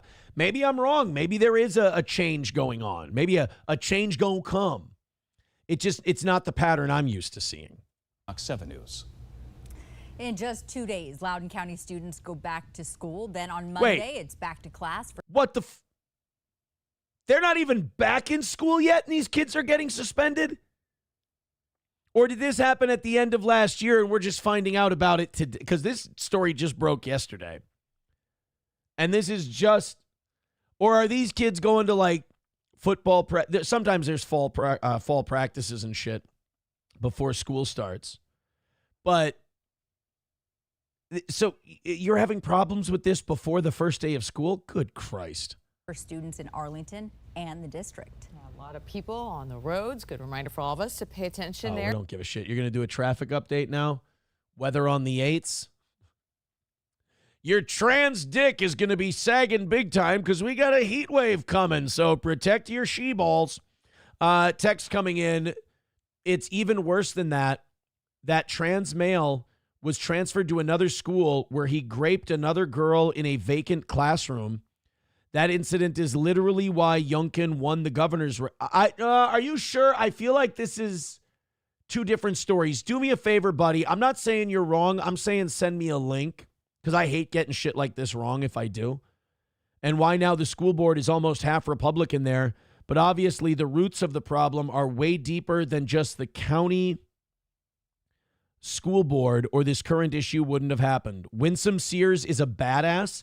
She will probably burn the fuck out of the crazies over there as much as she can with how many crazies are over there if she becomes governor. All right, so that's somebody who watches the show who's local to the area.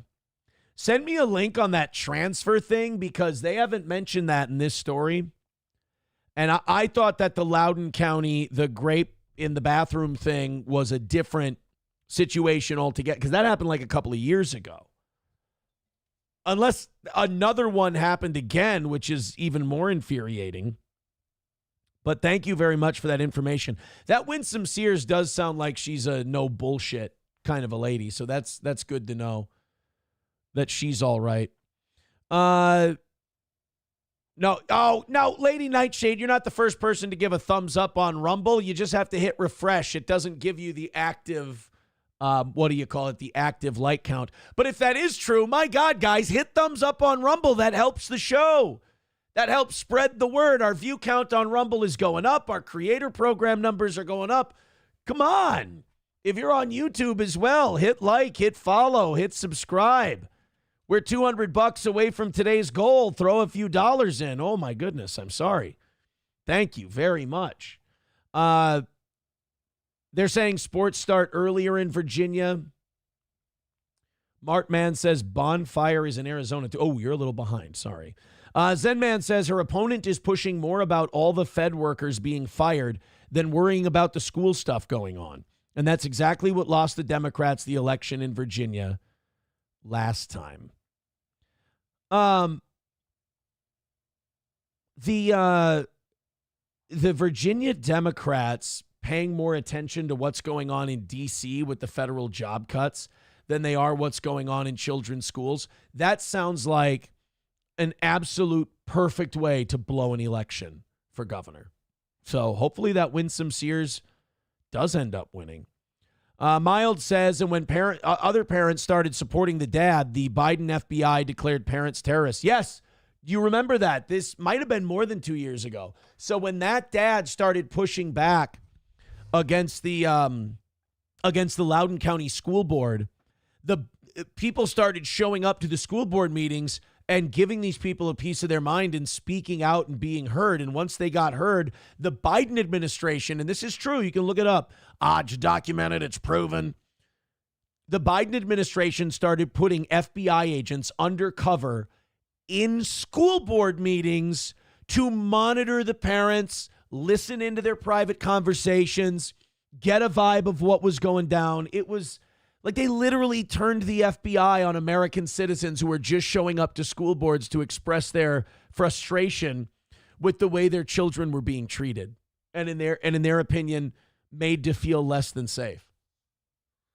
The Biden administration, and by the way, now that we got to have the entire term of the Biden administration, we can at least look at it and go, well, that's on brand for them. I mean, every time the Biden administration had a choice between stand up for the average everyday American or do something for the deep state to basically monitor and fuck these people over, we know which side they usually went with. And, you know, also, it's also in that the Michigan, remember what the FBI did to those Michigan guys during COVID? Remember they went to, I mean, this was just entrapment. It was total entrapment. So you had this militia, these militia guys who just went out in the woods and shot guns and hated the government. I mean, you should be allowed to go out in the woods, shoot guns, and hate the government. That's actually a lot of people, that's their American identity. I like going out in the woods, shooting guns, and hating the fucking government. Well, these guys, if you'll remember, this was during COVID lockdowns, and Gretchen Whitmer was like the most evil lockdown wicked witch of the Midwest that there was. And this militia got approached by FBI assets, and the FBI assets came in. The FBI had infiltrated the group, pulled these two guys out. They were working for the FBI, and they're like, "Hey guys, we got a plan to kidnap the governor. Take a look at this plan to kidnap the governor of Michigan. This would be great. Should we do this?" And everyone in the militia group went, "No, fuck that. We're not doing that. That's insane." And the guys were like, "Come on, guys, just take it. Just look at it." And they're literally like, "We don't even want to take a look at this. This is not something we want to do. Absolutely not." They're like, come on, look at it. They go, "All right, we'll fucking take a look at it. We'll read it." Then the FBI busts them. They've got the FBI created document to kidnap Whitmer in their possession, and they go, "Look at this. These guys were plotting to kidnap Gretchen Whitmer. Look at these right-wing MAGA Republican white guys," although I think some of them were Latino, "trying to overthrow the government and have a Michigan version of January 6th and blah, blah, blah, blah, blah. We find out there's nothing but entrapment going on here. I believe all of these guys got set free, or at least settled on very minor sentences."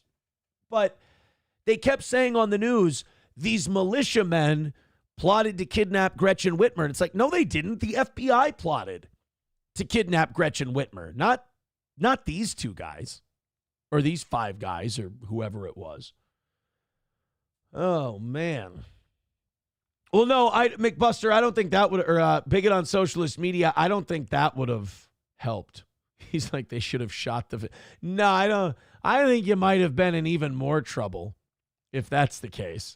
Bigot on, then people are saying Nick Fuentes is a Fed. So Bigot on Socialist Media just goes, "I'm a Fed." There you go. That's what you got to do. You know what? I'm a Fed. At this point. McBuster says, didn't Whitmer lie and it was an FBI entrapment fuck up? Did Whitmer lie? I don't know if Whitmer lied necessarily. I think Whitmer was told what to say. Papa Shab says 3 out of the 5 of them were feds, if I recall correctly. You could be right. I know it's at least 2. I'm not saying it's not 3, but I know at least 2 of them approached them with the FBI deal. All right, we got a little more Loudoun County information. This person says, no, you are correct. I was referencing the story from a few years ago. Well, then you're not wrong. You and I are talking about two different stories. The boy raped the girl in the bathroom. The district transferred him to another school where he raped another girl. Oh, okay. So I only remember the one incident. So there was a second. So he basically got Catholic priested. I do remember that now. Youngkin won his race because of that. I think the rapist finally went to jail after the second incident, but I don't remember exactly the details. I'll go with that. That sounds about right. The story was a while ago, but thank you, Loudoun County, for chiming into the program today. That's their MO, Ruby Ridge, Waco, Michigan, this school board, less violent, but the FBI against the people is standard protocol. I still think Ruby Ridge, Ruby Ridge is one of the most evil things our government has perpetrated on its own people. I mean, murdered kids. Set a guy up and murdered kids. I mean, if you go into Ruby Ridge and really look into that, there's plenty of documentaries on it. They're very good. And nobody even tries to cover it up anymore. Like, if you point out the inconsistencies in the Oklahoma City bombing, like if you point out, was Timothy McVeigh an MK Ultra guy? Was he an asset? Was he kind of used? Was he set up in a way? Like, there are questions about that, but they shut that down real quick. We don't talk about that. He's an evil guy. He's a bad guy. He was radicalized, and he blew up this federal building. And when you ask, you're like, well, how was he radical? Who radicalized him? Oh, well, it was white separatist ideology, and him and Terry Nichols were just fucking crazy. And it's like, really? Was it? Because when you talk to McVeigh and Nichols, they say, we were disgusted with what happened at Ruby Ridge. We were disgusted with what happened at Waco. We decided the government had gone rogue. And him being a former soldier, McVeigh, he thought he had to act to defend his country. Does that make what he did right? No. I mean, fucking, there was a daycare in there. Children got murdered. It was terrible. But the fact that when people start asking questions like, why was he radicalized? And the government goes, shut the fuck up. Shut up. It's fine. It ain't fine, dude. Like, you look at Ruby Ridge, and Ruby Ridge was a federal agent, went up to this community that wanted to get away from it all because they thought the government was corrupt. They thought society was falling apart. And boy, I don't think they knew how right they were. So Randy Weaver was one of these guys. He goes up to Ruby Ridge. They're living off the grid. They go in for supplies. Money's tight, naturally. Money's tight in a place like that. So you do odd jobs and you do things to pick up a couple extra bucks here and there. A federal agent comes up undercover, and they wanted Randy Weaver to be an informant. They wanted him to kind of keep eyes and ears on the community, and Randy Weaver said no. So they sent another FBI undercover guy, and he posed as a member of the community. He infiltrated, and at fucking church, at the church these people go to, because the FBI has no soul. I can't believe they didn't start on fire as soon as they passed through the doors. The FBI sits down with this undercover FBI sits down with Weaver and says, hey, I hear money's tight. You want to pick up a couple of bucks? I need these shotguns sawed off. I need these shotguns modified. And Randy Weaver, now again, fact check me on this if you want. Randy Weaver said no. Randy Weaver said, I don't know if that sounds like a good idea. And they just kept upping the number they were going to throw at him. And they were like, come on, think of your family. Think of what this could buy for supplies and stuff like that. So Randy Weaver finally says yes, accepts the money. They fucking arrest Randy Weaver for modifying weapons. They set him. Would Randy Weaver have ever sawed off shotguns had these guys not come up and offered him a shitload of money? No. It's classic entrapment. So then Randy Weaver bails out, heads back up to the mountains, doesn't show up for his court date because he doesn't recognize the authority of the United States where he lives. So instead of letting this go and not making it a big fucking deal, the ATF and the FBI show up to come get Randy Weaver. They're out on a hunting. So Randy, his buddy, and his son and their dog are hunting. They're out hunting. the dog recognizes one of the agents hiding, taking cover. So the dog either starts going towards the agent or starts barking. The agent fucking shoots the Weaver's dog. The kid gets startled. He thinks it's somebody trespassing on their property, so he shoots. They kill Randy Weaver's fucking kid. Weaver goes running into the house, tells the wife, get into the house, get into the house. The agents shoot Randy Weaver's fucking wife in the back and kill her. So Randy Weaver's got a dead son, got a dead wife. I don't think the baby died that she was I believe Randy Weaver's wife, check me if I'm wrong on this. I believe Randy Weaver's wife was holding their baby at the time she was shot. So anyway, now there's a siege. Now Randy Weaver is holed up with the rest of the family. And they start, this is a really gross part of this. The FBI and ATF are on a loudspeaker yelling messages into the Weaver home. They claim they didn't know that Vicky Weaver was dead. They claim they didn't know that his wife was dead. But they start blaring loudspeaker messages into the home. Vicky, why don't you come out? We've got pancakes for the kids. You guys can have breakfast. Meanwhile, the son is dead. Vicky Weaver is dead.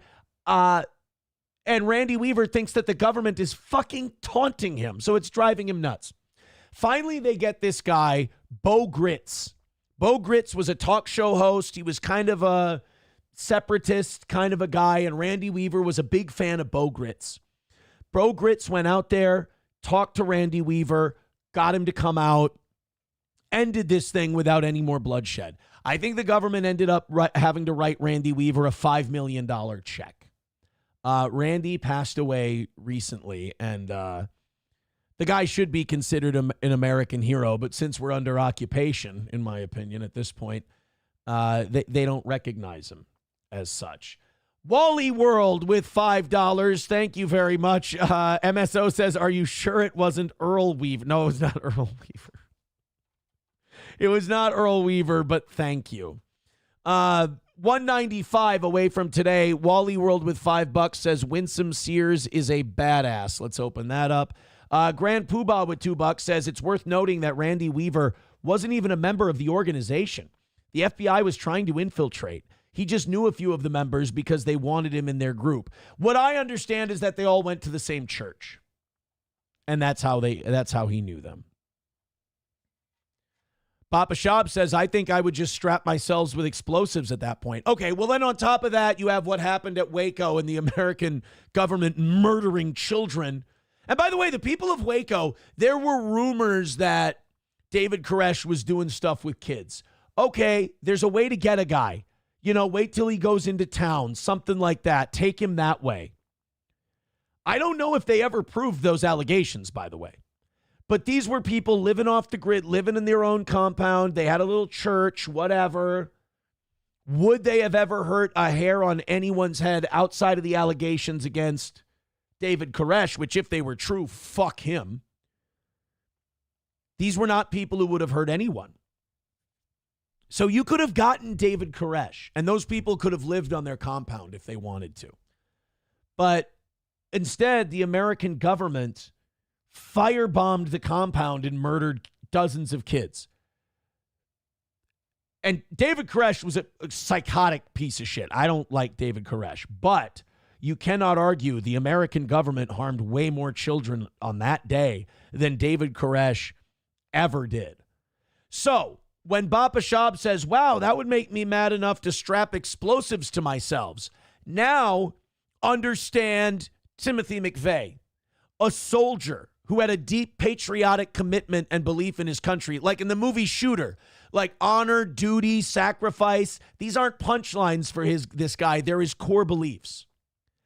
He feels that his country's gone rogue, and he does this attack in Oklahoma City that I'm not convinced wasn't at least partially assisted by our own intelligence.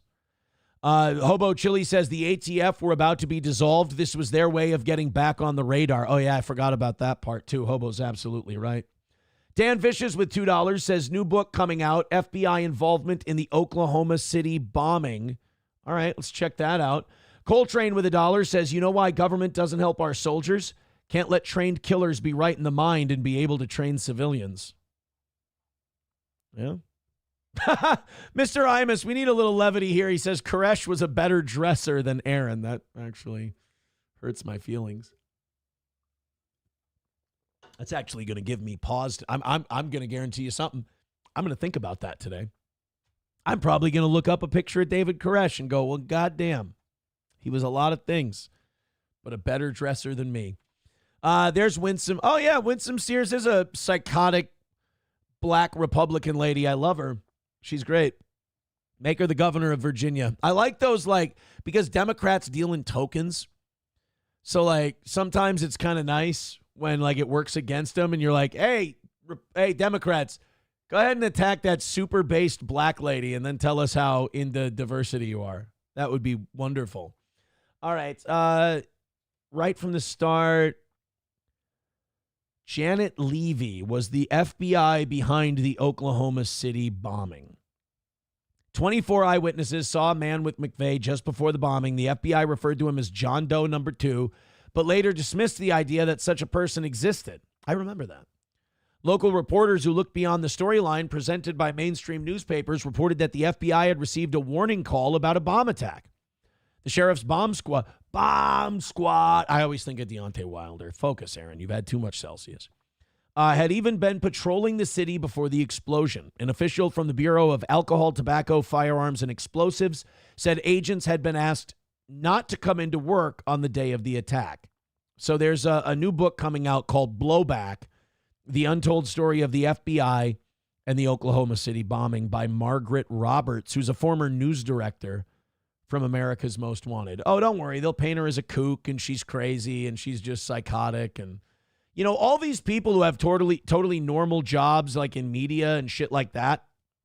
And then they turn and they go, wow, I think the government's fucking around. All of a sudden they went from completely capable men and women who can run entire news production shows to, they were always crazy, just psychos. Just you can't trust anything they say. They're just off the reservation.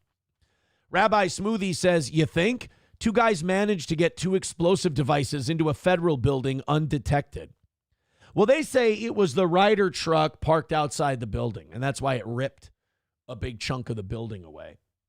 Hobo Chili Recipe says, I'm sorry, but I was told it was Iraqi intelligence working with Timothy McVeigh. Those goat fucking Hajis are known for their intelligence apparatus. It's a lot funnier when Hobo does it at other people's expense. I just bought myself an insult right there. Rabbi Smoothie gifting a membership to Dead Game. Thank you very much. 190 away from today and 84 gifted memberships away from 400 on Rumble. If you like what we're doing so far today, do me a favor, hit the like button at the very least. I'm making that mandatory. Everybody hit thumbs up or thumbs down. Interactions are interactions. But also follow the show, subscribe to the show, share the show, whether you're on Kick, Facebook, Twitter, Rumble, YouTube. 700 of you checking out the program at the moment. Thank you very much. Hit like, hit subscribe, hit follow, and spread the word. 190 away from today's goal. Hey, do me a favor. Break in that PayPal, break in that Streamlabs, break in that Venmo, and let's knock out a short goal today and call it another win for the toe. Throw a little money our way if you dig what we're doing. All right, let's lighten up a little bit. Let's talk about Arby's in the pants.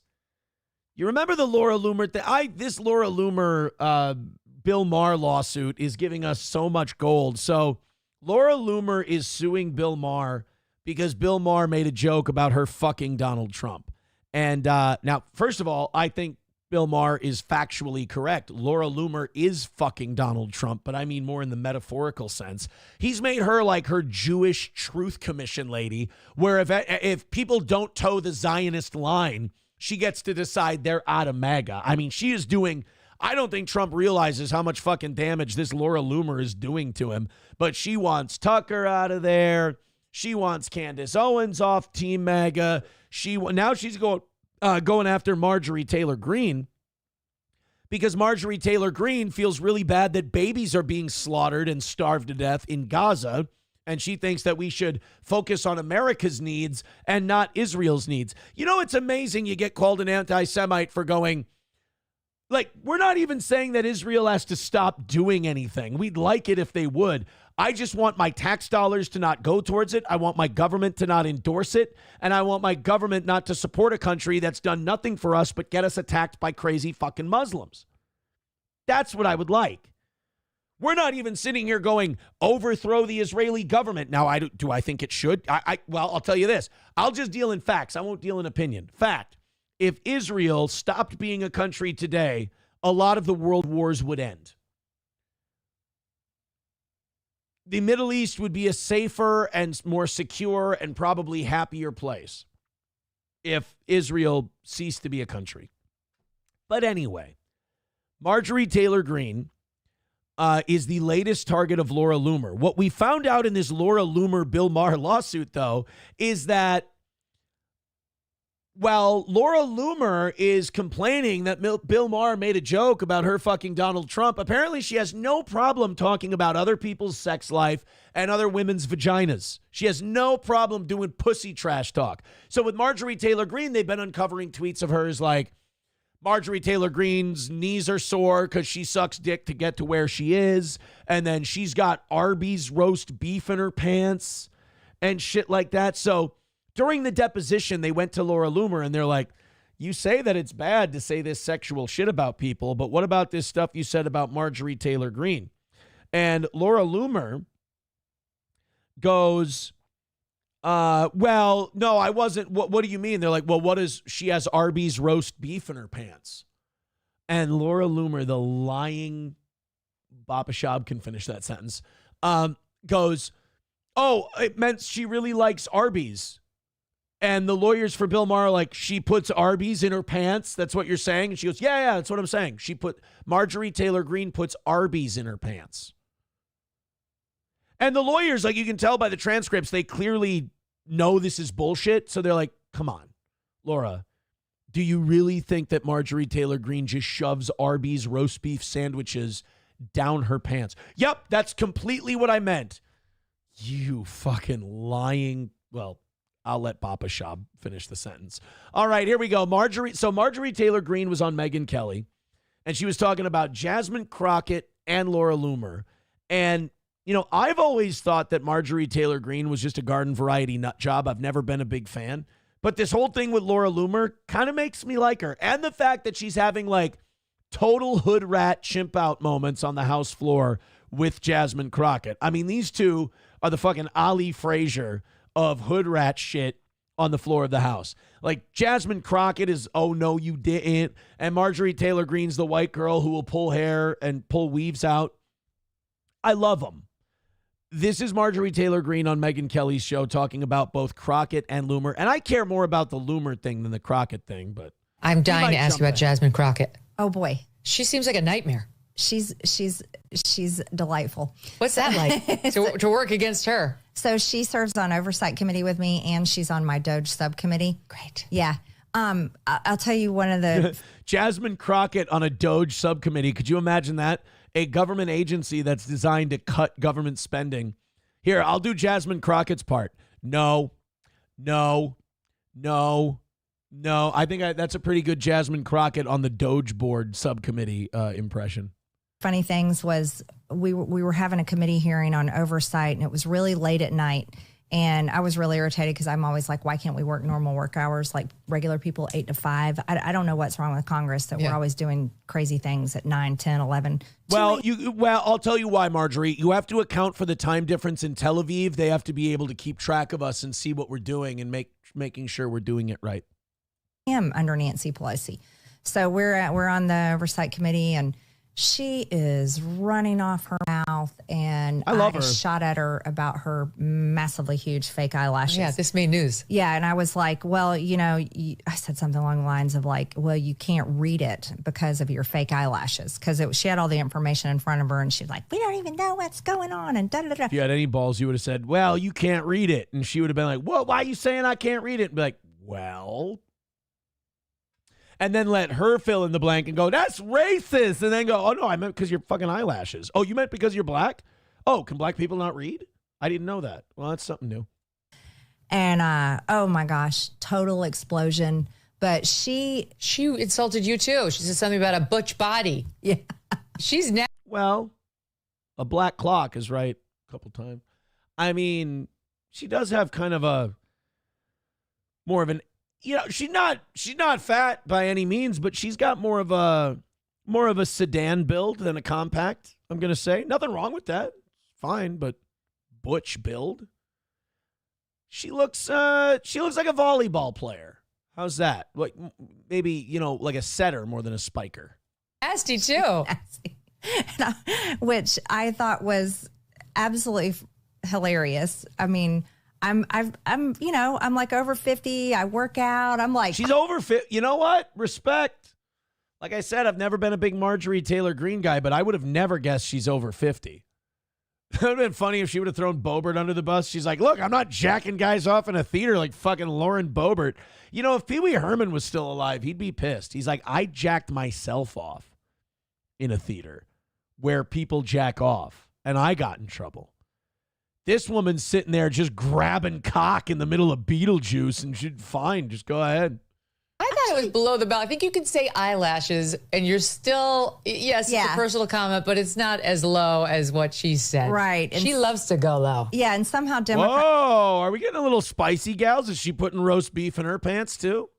They're supposed to love all women and never body shame and stuff. How do you even That's why the Republican Party is more fun. You get to hate women and body shame. It's really nice. That is a weird thing for Marjorie to say. She's like, well, the Democratic Party, they just love women and they don't body shame. It ain't like the Republican Party where it's based as fuck and we just hate bitches and call them fat. Way more fun over here.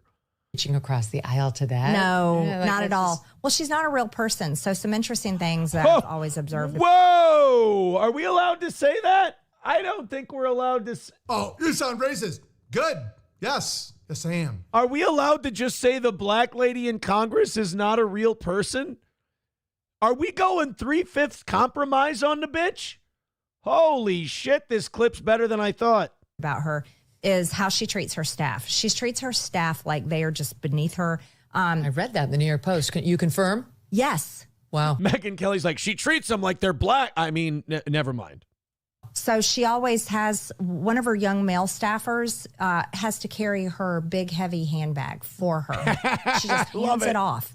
It's like, who does that? Right. Who are you, Beyonce? Right. And then I remember Jesus, you know what? I never realized. Well, I have realized, but it's really kind of a condensed form.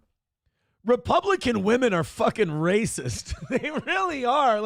In subtle, bitchy, passive-aggressive white women ways. It's like, she got big-ass eyelashes, and she just hands off her handbag. Oh, like she's Beyonce or some other fancy pants. Whoa, Jesus. Time on Oversight, she called one of her staff over, and she whispered something in their ear, and they gave her a Newport and lit it for her. Ran off, and then they came back with this big white fluffy pillow that they put behind her back. That's funny. Usually when I fly, it's the blacks with the big obnoxious neck pillows. But, lumbar support is important, whitey. I'm going. And some bonbons. Yeah, what is this? As they fed her grapes and fanned her. Yeah. So she claims to be, from her people. She puts on this image that she understands. Say black. The black American struggle. Yeah. But let's face it, the girl went to private school. Oh. She went on to, I don't know what college black? and law school. She went to it's like. And as we all know, Megan, blacks don't go to law school. Fucking Republican bitches are brutal. Why is it that us males who lean right get called toxic and shit like that? We're terrified to say shit like this publicly. Could you imagine a couple of dudes? Well, maybe Jake Shields and Nick Fuentes, but could you imagine a couple of dudes just going, fucking not even a real black guy. He fucking went to law school. That's not a black thing. Doesn't even know how to throw bones. She's a complete fake. Yeah. She's as fake as her eyelashes. She's as fake as her hair. She's as fake as her fingernails. And she is such a massive fraud. She's about to say Oreo. Jesus Christ. As she goes into her pants, she's like, oh, sorry, Megan, I brought my lunch with me here. And she just pulls out an Arby's roast beef sandwich.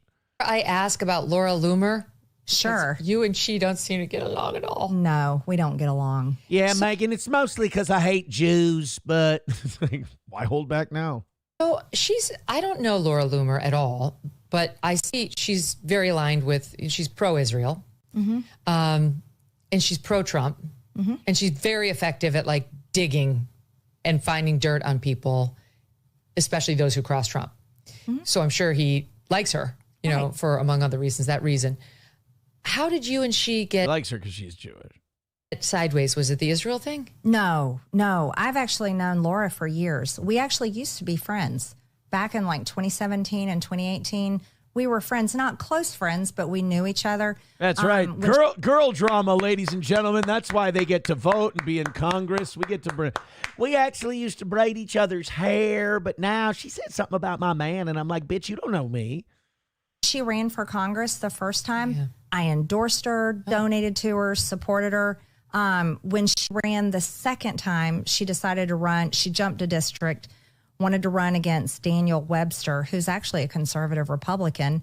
And I said, hey, Laura, I don't think you should run against Daniel Webster. I don't think you can beat him. Why don't you jump to another district where there's an open seat and you'll have a much better shot? Well, she refused. She said no. She would not listen to anybody. She said, quote, shut it, goy bitch. I know what I'm doing. All right, well, fair enough. And ran there, and I was like, what state is this? Florida. Florida, okay. So I said, I can't get involved. I'm not going to endorse it. Megan, it's a Jewish Republican. Where the fuck do you think it was? Colorado? Against him, I'm going to stay out. Well, she was furious at me. And then everything kind of plummeted from there. So it actually... This really is just girl fucking bitch drama. This is like high school, but in Congress.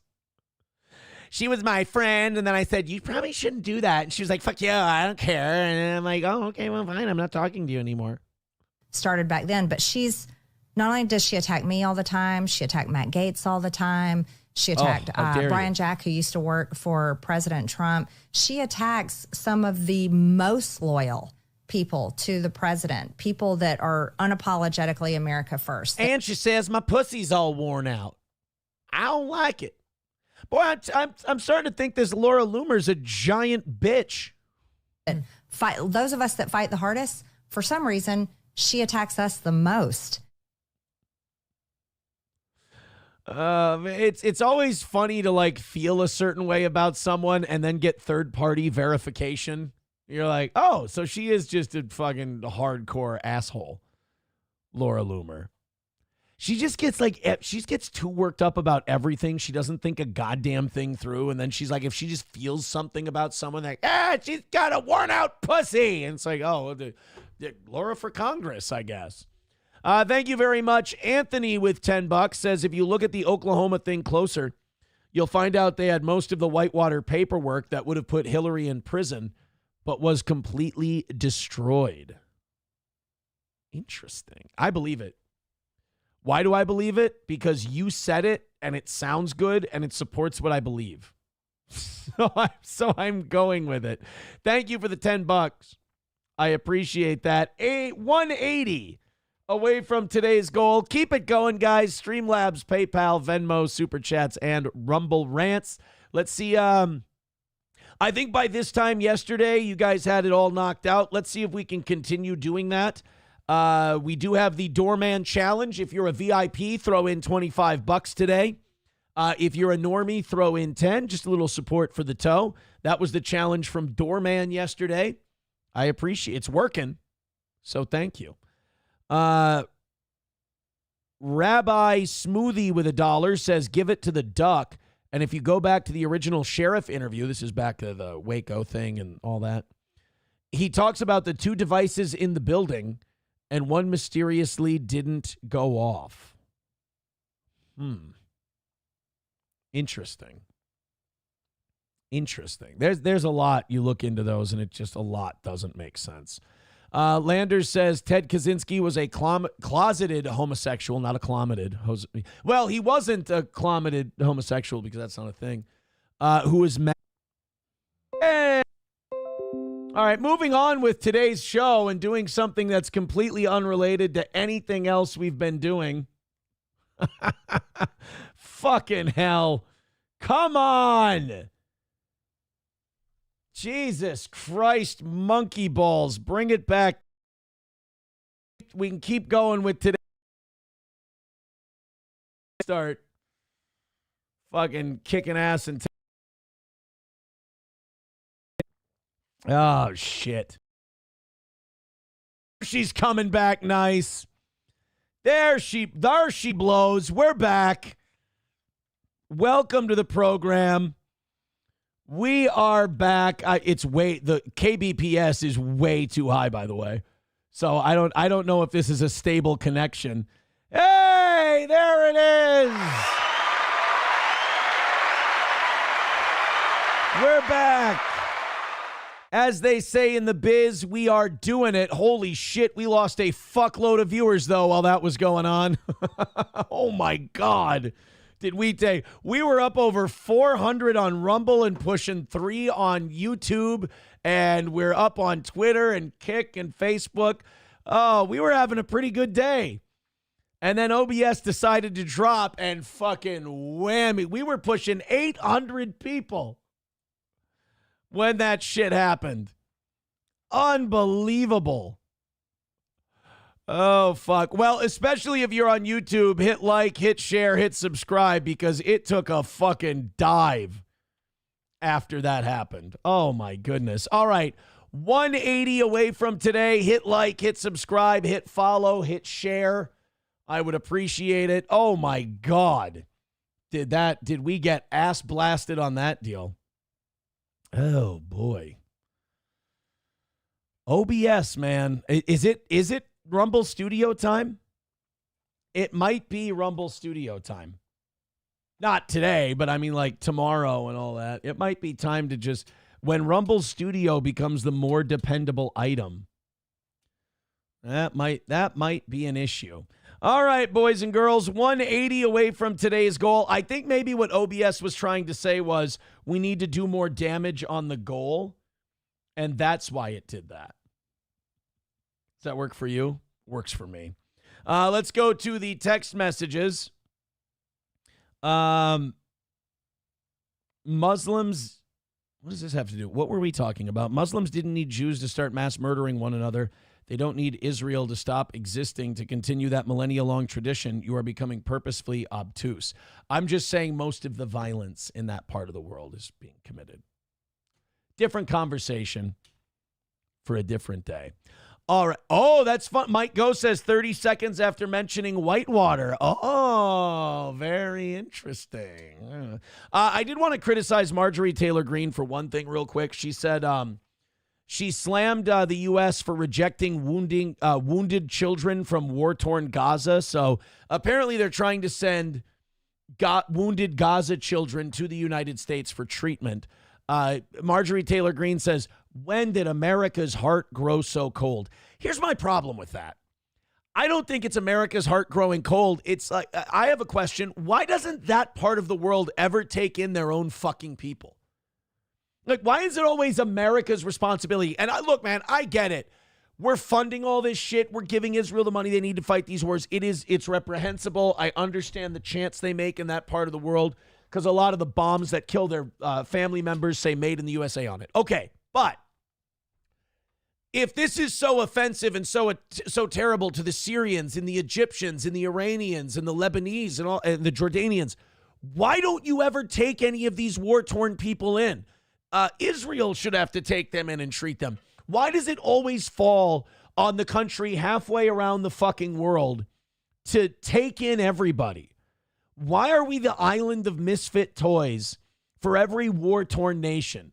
Now, if your answer is because we're usually behind most of it, I get it, but now you're taking the deep state's issues, the CIA's fucking machinations, and you're making the American taxpayer pay the price for it, and that just doesn't seem fair.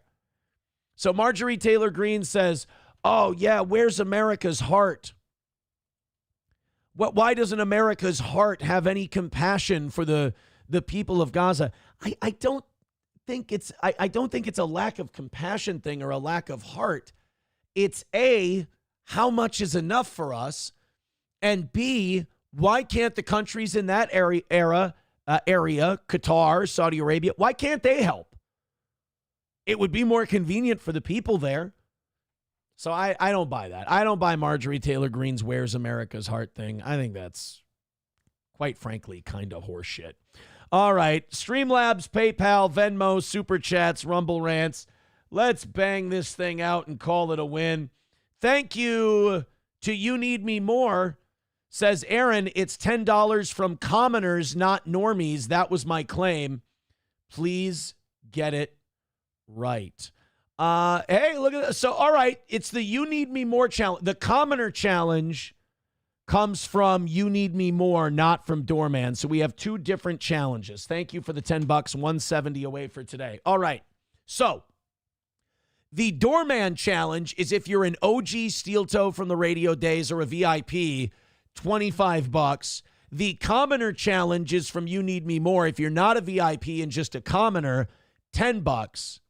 And let's call it a win for the toe, and let's get the goal knocked out. I appreciate that. 170 is our number for today. Oh, there is a new seethe in the steel toe hater community. You can tell that I think they're starting to realize the war's over and Aaron won because their seethes are coming in. They're abandoning their seethes and their gripes and their copes really quickly and going on to a new one. Here's the latest desperate one. For some reason, they've taken up the charge of championing Steel Toe Brewing here in Minnesota, who I like those guys. I know them. And Clippers Unite with 199 says, you going to Steel Toe Brewing anniversary party? I've been to Steel Toe Brewing. I was texting with someone yesterday. I'm not going to tell you guys who I was texting with because you'll get really fucking mad and you'll cope. And no, Aaron can't be with that person. Aaron can't be going out with that. But it can't happen. And they had a really fun plan. They were like, we should go to Steel Toe Brewing this weekend. We should take pictures and watch people's fucking heads explode and they'll get mad. And I'm like, that is really funny. We should do that this weekend. But at the same time, like, I don't want to be responsible for them having a fucking heart attack because while I know it is pathetic and it's easy for us to laugh at these people who lost the war to Steel Toe and are just seething constantly, these people are people who are going to try to kill me one day because they're so, I mean, I'm their Hitler. I'm their Adolf Hitler. I've triggered the shit out of them. If I go there and I take pictures, they'll just go, no, I hate him. No, he's a piece of shit. It's like, guys, I laugh at you. Why do you get so mad? Like, why does this, you come to me, I don't come to you. It seems like this is causing a lot more strain and stress in your life. And for me, it's just a free 2 minutes that I can pick on you in between stories on my show. I don't understand. $1 from Veldrain says, in history, refugees from Gaza have tried to overthrow the government in places that have tried to help them. That is why we don't get help. All right, let's continue on here. Thank you very much for the Commoner Challenge. Thank you very much for the Doorman Challenge. Oh, the place that sold me my Tahoe wants me to come trade it in because it has a lot of extra value. No. Got a fucking paid-off vehicle. Do you know how nice that is to have that money in your pocket all the time? Get the fuck out of here. I don't. It is funny. As soon as that you're done making payments on your car, everybody wants it. Like, come on, sounds like trade-in time. You know how much nicer of a vehicle you can get now with all that equity in your car? No. I love my vehicle. It's barely over $100K. It's just broken in. It's beautiful, and I'm driving it for free. Leave me alone, guys. Although, are you hiring? No. Sorry, that was just to trigger people because that's going to, as soon as I said, are you hiring, their ears went there. Reddit, Discord. Sorry for playing with you. I don't mean to play with your emotions. I know you might have missed your agita medication. All right, let's do this story out of Lakewood, Colorado. A couple of, plus I think my OGs and my VIPs are like, all right, Aaron, you can stop beating them. They're dead already. And I think they kind of get as much fun as I have. I'm more of a sadist than they are. And I think they're like, all right, Aaron, great show. Let's continue on with it. A Lakewood couple has been arrested, accused of living with the corpse of their dead friend for his Social Security payments as their pet chihuahuas chewed on the body. Ooh. Does that mean if I die and like SP's not here or I don't have friends and family checking up on me or my kids aren't here, does that mean that Gordy will eat my corpse? I thought that was a cat thing. I thought your dogs would like love you and nurture you and sit and cry next to you. I didn't know your little rat brain chihuahuas would just start picking at your eyeballs when you died. And by the way, this is not as uncommon as you might think. People keeping dead people around and collecting their Social Security payments this is not even the fifth time I've done this story in my career. There's been quite a few of these, but usually people put them in like a chest freezer, before rigor sets in. Rigor, they'll like fold up the body like an accordion. They'll put it in a big chest freezer so it doesn't stink or anything like that. There aren't many people who just let the body sit there and let their dogs chew on it while you collect their Social Security payments. James Agnew, 55, and Suzanne Agnew were arrested last month on charges related to abuse of a corpse, which belonged to James Francis O'Neill, 64, whom the suspects told police was involved in a romantic relationship with the couple. Oh, Jesus. You know what? This makes me very happy for April that she got the fuck out of Dodge. Her body would have ended up eaten by a pug. Holy Christ. Fucking hell. O'Neill is believed to have died sometime between December 10th and December 20th of 2023? You sat there with a dead body in your house for a year and a half? The victim's brother led authorities to the couple's home after the couple was in church and seemed high as a kite. No, I'm just kidding. After contacting the Lakewood Police Department in June, concerned about his brother's whereabouts, as he had not been in contact with O'Neill since 2019. Following multiple visits to the couple's home where they were refused entry into the apartment, that doesn't look suspicious. Police returned on July 3rd and served a search warrant, discovering O'Neill's body. Now, hold the phone for a second. You mean to tell me that you had this dead body rotting in your house, your chihuahuas were eating its face, of your fuck buddy. The cops came to your house multiple times and never once did it occur to you that you should move the body. You just left him sitting there. Well, I guess they didn't, they were enjoying, saving on the dog food budget. So they didn't want to move the body at all, I suppose. I get that. But by the second time the cops come there and you tell them to get the fuck out, I mean, maybe you move it off campus somewhere, Mudbutt Beardo with 199 says, could have been you, buddy. I think sooner rather than later. I think I might have been, I was Mr. Killjoy, so maybe it was, maybe we got to take care of this guy, Drugs make people do crazy shit. I'm still not convinced I've escaped that fate necessarily. O'Neill's body was kept in a deflated air mattress because Suzanne Agnew allegedly told investigators that her 8 chihuahuas began chewing on him. O'Neill kept in a deflated air. Now, explain this to me. Does that mean they wrapped the body in the air mattress, or does that mean they cut open the air mattress and then put the body in? Oh. And what's 8 chihuahua? Oh, that house smelled like piss and shit and hair and dog. Ugh. Dude, to me, 2 dogs is too many. The couple was booked into the Jefferson County Jail on several charges, including abuse of a corpse, tampering with a deceased human body, and theft. Yeah, well, they stole the Social Security money. The suspects suggested that O'Neill's death was due to poor health rather than foul play. Oh, good. So, like, nobody bit his cock off during a three-way. That's good. You know, sometimes people get jealous and weird shit happens. What the fuck? Like, we've really just lost God, haven't we? We've really just lost God. And he's dead, and he left us, and he's just like, you know what? Forget it. We're done. Historically White says, what was the ethnicity of these people? I think they were whiteys, weren't they? Landers, oh God, Landers says, hopefully at least they effed the body and didn't just let it go to waste. Right, Aaron? Don't say right, Aaron, that. Don't say right, Aaron, to me like I'm going to co-sign that crazy shit you just... No!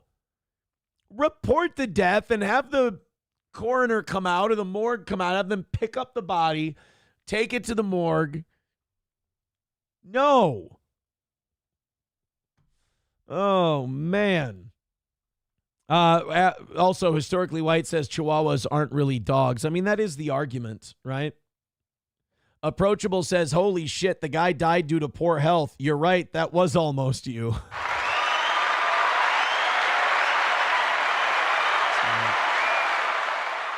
If I may, that was mean. That was mean. That was harsh. That was bullying. That made me feel bad. All right, Streamlabs, PayPal, Venmo, Super Chats, and Rumble Rants. It was a funny story. It was a funny segment, but also people accusing me of Hobo accusing my God of being the Stay Puffed Marshmallow Man. That I don't understand that joke. I don't get it. Buddhists have a fat God. What are you trying to say about them? Oh, no, it's Hobo, so he probably says something like mud people. All right, let's go ahead and throw in a couple of bucks. We are 170 away from today's goal.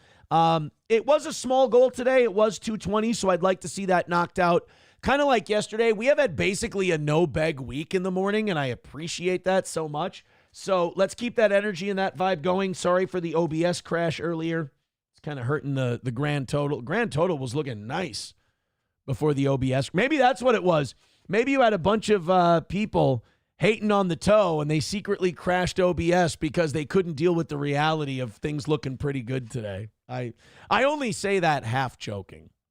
So I told you about this the other day, and St. Cloud Media, who is still obsessed with Steel, they listen to Steel Toe all the time.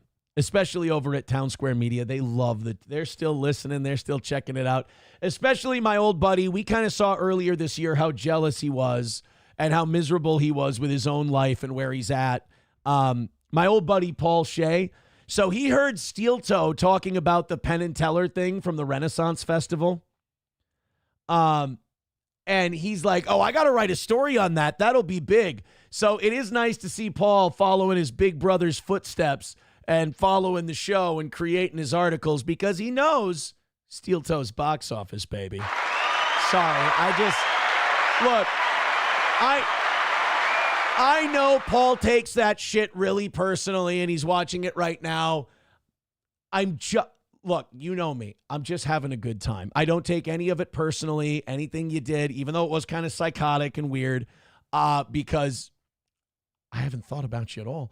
But I understand where it's coming from. I know you're miserable. I know you don't like where you're at. I've been there. I get it. I'm just having some fun with you, buddy. No hard feelings. With the return of Penn and Teller for a one-day performance at the Renaissance Festival, crowds of people... Can we use a little fucking punctuation? Jesus Christ. You type like a retard, too. With the return of Penn and Teller for a one-day performance at the Minnesota Renaissance Festival... dipshit. Crowds of people showed up hoping to get a spot to take in the show. Some got there early and sat through the morning shows, thinking they would have been able to stay where they were for the Penn and Teller shows, but that wasn't how it worked.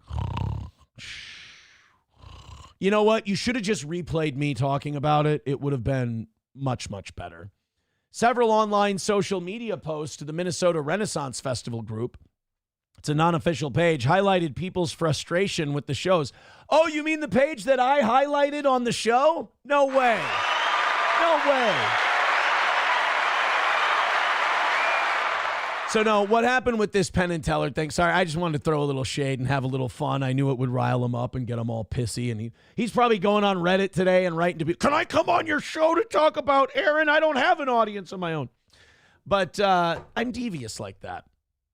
But the Penn and Teller thing was people tried to basically camp out in seats at other shows because they knew there was going to be a huge line for the Penn and Teller show. And basically what the Renaissance Festival did was after the preliminary shows, they told people, all right, fucking skedaddle. It's the Penn and Teller show. We're not going to let you keep these bench seats. Because it was either, it's like 100 bench seats and then everyone else has to stand, and there were thousands of people there. So people got pissed off and people complained and they bitched and moaned. And like, dude, you're getting a free Penn and Teller show. And like, I've seen Penn and Teller live. They're really good. Like, really good. They're very funny. The magic is good too. I'm a huge Penn and Teller fan. Like, you got to see a free Penn and Teller show on a Saturday afternoon, and you're bitching that they didn't let you basically bogart the seats for 6 hours at a time. Come on, guys. Let's find something real to complain about. Let's find something real to complain about. Please. Please. Steel Toe Brewing with $1.99. Oh, sorry. We have to indulge his fan fiction. He's very mad at me today. Silver Lining, don't have to see the pit bull anymore. I'm going to let you believe that. I'm going to let you have it. I don't know. Like, I don't understand how these people don't get how big of W's they hand me on a daily basis. But it's the fans that hand us the biggest W, and I don't care about the W of a bunch of mentally ill psychopaths. I want the goal. That's the W I want. So Streamlabs, PayPal, Venmo, Super Chats, and Rumble Rants. I like busting your guys' balls. I like having a lot of fun with you. Down. I like triggering the shit out of you, as I clearly have, but we do have a show to do. I can't make it all about you as much as you'd love that attention from Daddy. Steel Toe with $1.99 says, why are you always apologizing for imaginary people? No, right. You don't exist. You're not real. Look, you're supposed to tell yourselves these things so you don't embarrass yourselves. You're supposed to be saying this to yourself to cope. Not to me. I'm not your therapist, but you desperately need one. All right, we got new tariffs generating billions of dollars. You know, I catch shit for this on a daily basis. Sure looked fucking stupid about the tariffs thing. Tariffs thing is working out. We're bringing in shitloads of money. We're getting trade deals done. You don't like tariffs, Mr. Economic Libertarian. Look, I was willing to say if the tariffs work out, I want to be wrong about them. I'm not so sure I have been wrong about the tariffs yet, though. I think it's a little, like, we forget that we're 7 months to the day into this experiment. So I know that it's bringing in a lot of revenue, but it is keeping prices higher.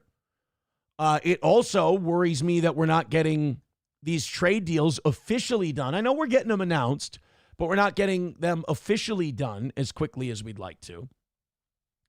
And while we are raising new revenue, it sounds like we're not going to see a dime of it. Scott Bessent, the Treasury Secretary, he says that there aren't going to be tariff rebate checks. You know, J.D. Vance said we should give every American family $2,400 from this tariff revenue we've been getting, because we're going to pull in like anywhere from $300 to $400 billion in a year. Okay, sounds good. But, you know, the last time the Trump administration and the Biden administration started handing out giant checks to people, it caused runaway inflation and kind of tanked the economy. Well, that and not allowing people to, not allowing people to go to fucking work. That hurt too. Scott Bessent said, we're not going to be doing the tariff rebate checks. He said, he says, I think at a point we're going to be able to do it, but President Trump and I are laser focused on paying down the debt. Are you? Because you're incurring almost $2 trillion more of it every year. I think, yeah, Donald Trump and I are laser focused on paying down the debt. You might want to check the battery on that laser. I'm not sure it's as high powered as you think it is. So Besant said the $100 billion that we've collected so far in tariff revenue since April. So April, May, June, July. Multiply that. Yeah, so we're on pace to do about $300 billion in tariff revenue. He says that's going to go to paying down the nation's massive debt, but eventually could go towards a dividend to the American people. Look, I want to be positive, and I know that when I'm not totally positive on the Trump train, I do catch a lot of shit for it. I get it. But at the same time, this is kind of like the Epstein deal. I'll believe it when I see it. Are we going to get a check? No. Do I think the Trump administration is laser focused on paying down the debt? Not really. No. Do I think by the time Trump's out of there, we're going to see some kind of big, revolution in the way we handle our budget? Probably not. Yeah, Landers says, hilarious. Yeah, I think it's kind of funny too. Aussie Mark says, so your VP is a liar too. I don't know if he's a liar. I think one thing we know about the Trump administration is these people maybe don't talk to each other as much as other administrations did. Because like Dan Bongino will say shit about the Epstein stuff. And then when it finally comes out, it's, oh, no, turns out everything that guy said was bullshit. Here's what it really is. And then he'll carry water for that. J.D. Vance will say shit like, we shouldn't be bombing the fucking Houthis. Who gives a fuck? This is Europe's problem, not ours. Most of our trade doesn't even go through there. And we'll end up bombing them anyway. And he goes, oh, Europe should pay us for it. And it doesn't happen. Then you have this thing where J.D. Vance is like, yeah, you know what we're talking about doing? Giving Americans a check. And then the guy in charge of writing checks goes, yeah, we were never fucking doing that. Matter of fact, we're going to just pay down the debt. That's what we're going to do. It's kind of weird to take $300 billion a year to pay down the debt and then rack up $1.8 trillion worth of new debt every year. I've never been a mathematician, never been accused of being one, but that doesn't add up somehow. Thank you very much to Nicholas, my golfing buddy, with $10. There you go. That is the You Need Me More challenge. You Need Me More said commenters, throw in $10 a piece. And then you've got the VIP challenge. Oh, look at this. Kevin with $26 says give it to Stephanie. Oh, a little simp magic there from Kevin. Thank you, buddy. We want the gold, sucker. Hulk Hogan, we coming for you, nigga. All right, so that's 26 to Stephanie's total. That puts her $1 ahead of Batwing Todd. Oh, that's cold. That is cold. So Stephanie's now at 76. Batwing Todd is in third at 75. Steven is in fourth at 50. And Thermodyne Diesel is in the cuck chair with 50. It also brings the old steel toe goal down to 135. Thank you guys very much.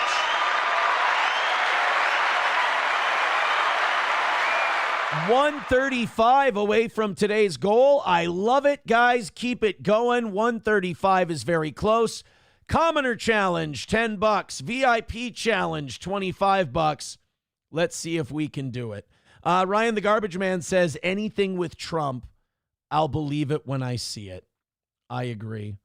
Mr. Approachable or King Kong Dong, because I always fuck up their names, says, me and the wife waited 90 minutes for a free Penn and Teller show, and we were 5 rows away from the stage. Nice. It was a clusterfuck zoo, and people got violent in line, and a group got escorted out for not moving. Jesus.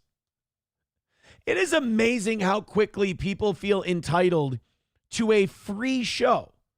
Emphasis on the free. You're getting to see one of the biggest magic acts, comedy magic acts in the country, probably the biggest comedy magic act in the country. You're getting to see it for free, and you won't move from your fucking spot to follow the rules. I understand if you paid like $150, that would suck. But it's free. Rabbi Smoothie says, I would have to disagree. There's a difference between outright lying and taking a step back to position yourself in order to be able to accomplish what you want done.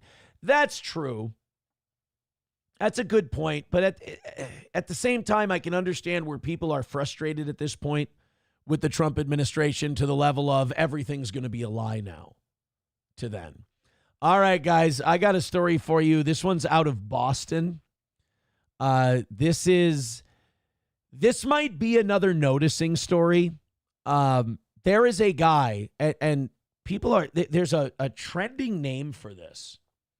The news isn't going to say that name. The news story isn't even going to say who the story's about. But it's, maybe you guys know because you're a little bit more internet-y. Some of you are a little more internet-y than I am.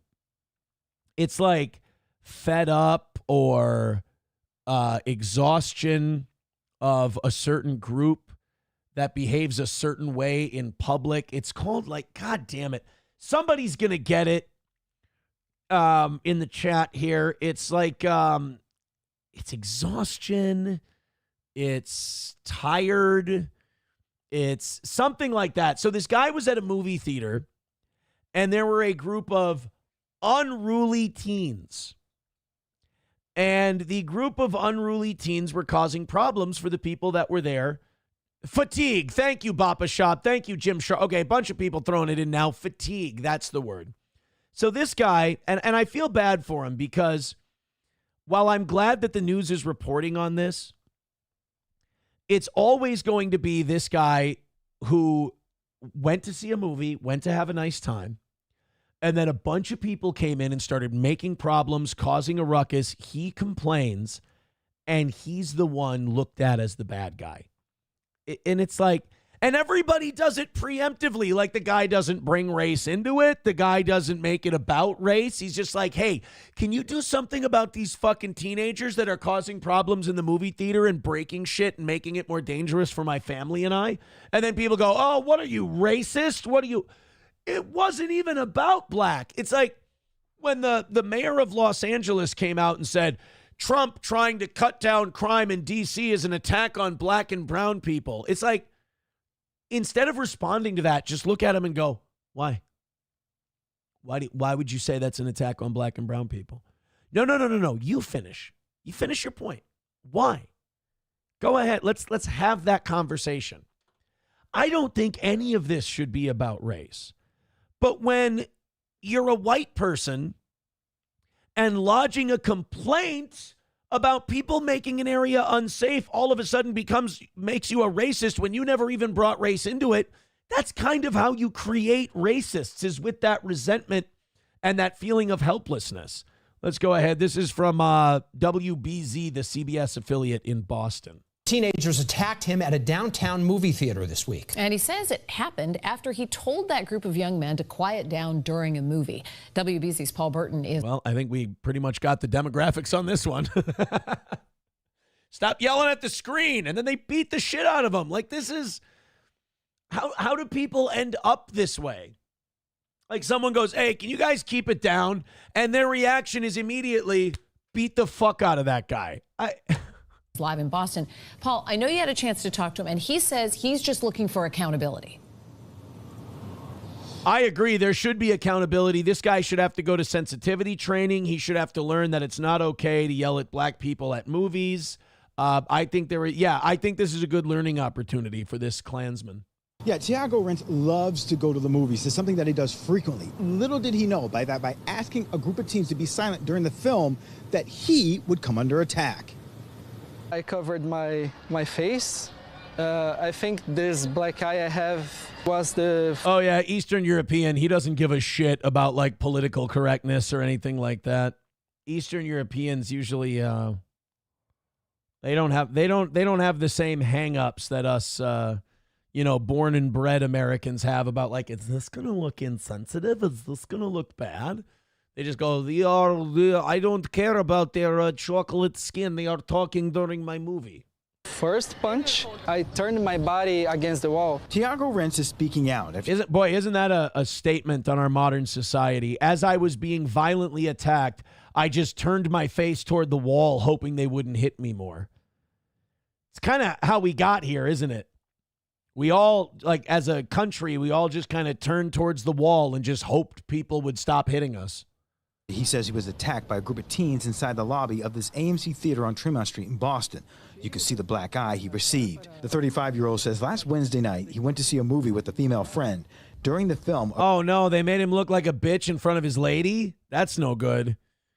Ooh, that's a double whammy then. That hurts more than the black eye. A group of teens were making loud noises in the theater. A group of 8 guys and 2 girls, they started making noise, clapping, screaming, disturbing all the people. So between those 8 guys and 2 girls and he and his date that were in the movie, that's the most people that have been in a movie theater for quite some time. And I asked them to be quiet. I asked them for respect, and they just ignored You know what? That was the wrong thing to ask them for. I don't... me. He asked the group multiple times to quiet down and even left to go get an AMC manager to deal with the situation. Let me guess, the AMC manager was too much of a fucking pussy to do anything about it. I will apologize if I end up being wrong. But he says they never addressed the issue. There you go. There you go. Well, we don't want... I guarantee if it was a bunch of white teens or Asian teens, they would have went right in there. But they're, oh, hell, we don't want to look a certain way. Their thought process was one of 2 ways. It was either, we don't want to look a certain way because of this, or their own personal racism, like, well, you know they're going to go crazy and kick the shit out of me, which actually, in their defense, turned out to be correct. So that was self-preservation at its finest. Rentz says after the film, as he and his friend were leaving, the teen stopped him in the lobby of the theater. I couldn't pass, and they started hitting me, and they were punching me for 2 or 3 minutes. The group eventually fled. Jesus. Boston EMS checked Rentz's injuries, and police eventually arrived on scene. I want the attackers be identified. For the theater, I think they need to hire more people to work as security. Rentz, who's a postdoctoral student at Harvard Medical School, says he's completely shocked at what has happened to him and disappointed in the way AMC has handled this situation. I mean, yeah, it wouldn't happen in Bratislava, I hear you, buddy, but it wouldn't happen in Viktor Orban's America, probably. But welcome to the country, brother. And by the way, it's shit like this that, you know, then people get mad when movie theaters go, oh, yeah, by the way, if you're under 17 years old and you don't have a chaperone, you're not coming in. We can't let you into the movie theater. It's because of shit like this. Like McDonald's does that. We had that Chick-fil-A yesterday that does that. And then everybody gets mad at the theater. They get mad at the restaurant. It's like until we start holding each other accountable for this dog shit behavior, none of this is going to change. And are Boston police going to arrest these 10 people who attacked this guy? They're probably not going to find them. I came here to do research, and I was just trying to enjoy a movie, and then 5 guys attacking me, like 5 against 1, and it's not fair. And the theater didn't answer me. Like I don't feel safe anymore. I don't like. It's so heartbreaking to hear it from someone who's from another country, talking about America this way, where he's like, I don't feel safe. I can't believe they didn't do anything. Because it kind of makes me see like how desensitized all of us have become. Like we should all feel like this guy does about that level of crime. That's fucking insanity. So to watch someone who's not used to it and doesn't see it, you know, since they were a kid, to watch them go, this is crazy. I don't feel safe. How do you allow this? And you're like, you know what? You're right. We should probably be as upset as this guy is, but we're not. We're not. Let's go to Lab Glass. He says, nice AMC lawsuit coming. I mean, are you going to be? Well, maybe. He doesn't seem like the type. You got to remember, like, this guy comes from a different country. He's not from here, so he's probably not as lawsuit happy. Somebody, too, says, hey, Aaron, I actually found a video of the people who attacked that guy. Oh, no. That's not, first of all, that's not a movie theater, and those are monkeys. That's not who. This isn't, I don't believe this is actual video of the attack. That's not, no, I'm not trying to call you a liar. I'm saying that you might be misinformed is all. I think, I think that was, before any of you start to think that was from the actual movie theater, it was not. Bigot on socialist media says no one in the theater wanted to defend him. They just let a 5-on-1 beatdown happen. Yeah, it's fucking terrible, man. It's not good. You Need Me More says that's legit video. It's not legit video. It is not of the attack. That was a zoo where 2 monkeys were fighting with a stick. That was not an attack at a movie theater. Lander says that's 100% real footage, Aaron. I mean, I don't want to have this debate with you. I don't. I can't. We can't have this debate today. Aussie Mark says looks real to me. Is it AI? It's. Tolkien Study says the thing wrong about that video is the music is inaccurate. Well, and it's not the movie theater attack. Oh man, you guys, this is. I'm just reading the ones I can't read, like what Sam Show has for us. Thank you, guys. Streamlabs, PayPal, Venmo, Super Chats, and Rumble Rants. We are only 135 away from knocking out our second to the last goal of the morning shows for the week. So the Commoner Challenge comes from Rebecca, $10 from you commoners. And for VIPs and OGs, the Doorman Challenge is $25 if you're a VIP. So please and thank you. We appreciate your contributions to the program. All right, you're going to hate this. I kind of want to use this as a challenge because I have Gen Alpha children.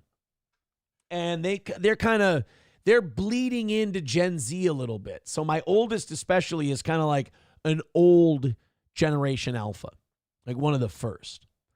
And they use a lot of the Gen Z slang. And to be honest, I think a lot of this is more Gen Alpha slang than Gen Z. But the Cambridge Dictionary just added a bunch of Gen Z words to its dictionary. And I want to see how many. Now, if you don't have kids, you might not know any of this shit. But I want to see how many of you know these. Because I feel pretty confident that I know all of them. And not just know them, know what they mean. So the Cambridge Dictionary just added 6,000 new words to it.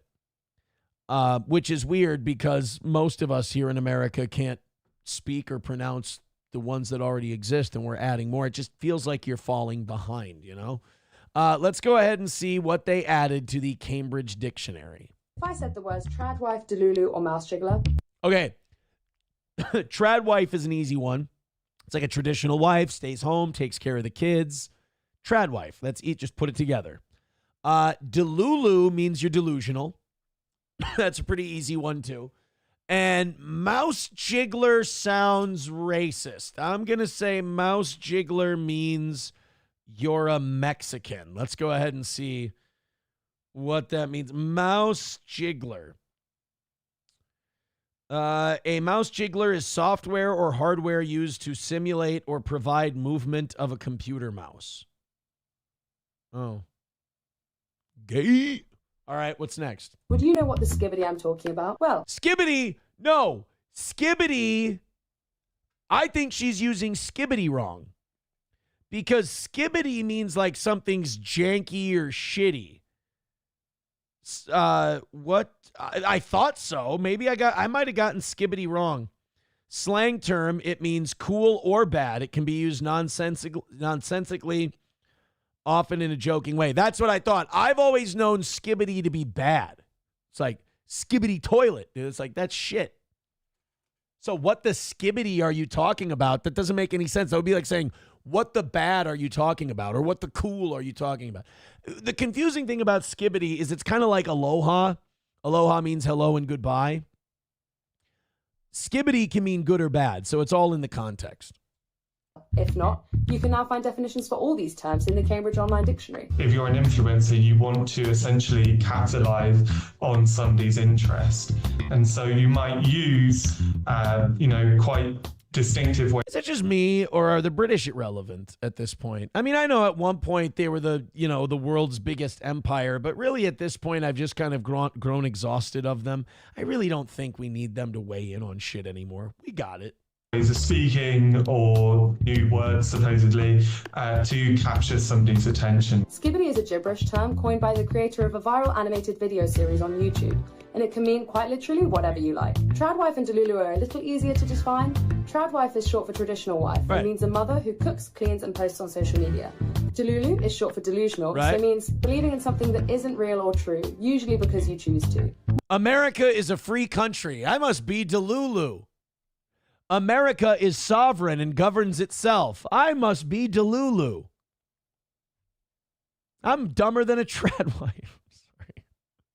What the skivity is going on here? More remote working has seen the term mouse jiggler gain a place in the dictionary. A mouse jiggler is a device or a piece of software that helps it seem like you're working when in fact you're not. These terms were added Oh, great. So tricking the people who pay you into thinking you're doing... That's nice. among more than 6,000 to the world's largest online dictionary this year.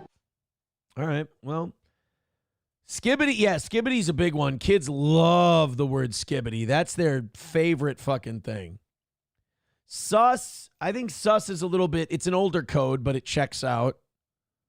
But skibbity's the winner right now. Main Vein with $5 says for the White Power Hour, Aaron. It's not the White Power Hour. We are not, guys, do not follow that donation up thinking it's the white, but it's not the White Power Hour. All right? Thank you, Main Vein, for the $5. I appreciate it, but no, it is not the White Power Hour. Thank you to Mudbutt Beardo with $4.99 over on YouTube. He says, if possible to win, the guy should sue the theater. Government and corporate America understand money.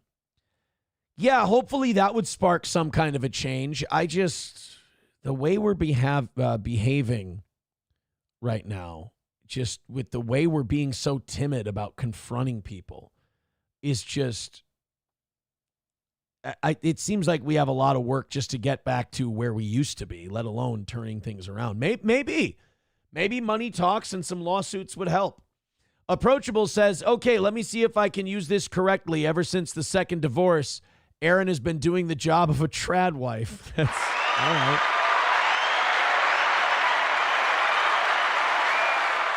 Rational Redhead says sus is suspicious. That's true. All's fair in love and war. All's fair in lawfare says, is Rabbi Smoothie going to steal first place from Gray Duckling today? Probably not. I don't think Rabbi Smoothie gave his contributions to Gray Duckling. So I don't think so. I don't think it will. 1:30 away from today's goal. Thank you very much. Streamlabs, PayPal, Super Chats, Venmo, Rumble Rants, gifted memberships. How many are we away from 400? 84 away from 400. Thank you very, very much. Let's knock out just that last little bit nice and early, just like yesterday, and we're looking good. Bruh, I'ma be real. This slang is harshing my chillax mood. Not tubular or radical, bruh. On God, you be in a sussy skibbity Ohio with no Riz right now. On God, for real, for real. Thanks. I appreciate you clearing that. Do you know about the skibbity toilet thing? This is, I mean, you're going to get mad. You're going to really not like me for showing you this. Someone says, ban whoever said that. The skibbity thing came from some fucking creepy ass, goofy cartoon thing on YouTube. Here, let me, I believe it's called Skibbity Toilet. Season 1, full screen. Yeah, here you go. What the heck is going on you? Oh, and by the way, kids love this shit. It's their favorite fucking thing in the world. They laugh their ass off at it. They think it's good. What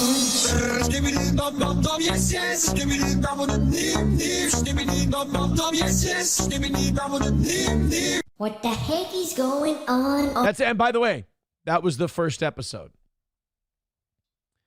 It's a creepy animated guy's head in a toilet. And you might be thinking, well, Aaron, what's the metaphor there? What's the none? There isn't one. It's just that's what kids like. Now, before we start judging and we go, God, kids are getting really stupid and shit like that, try to think of the dumbest thing that you and I watched. Ren and Stimpy immediately comes to mind. Just fucking stupid. Funny, but fucking stupid. But at least there was like a script to that and voice actors and everything else. This is just dumb. Oh,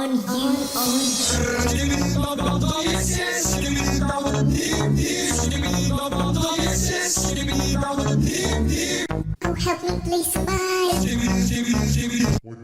That was, now I don't know if you know that, but that what you just watched was episode 2 of season 1.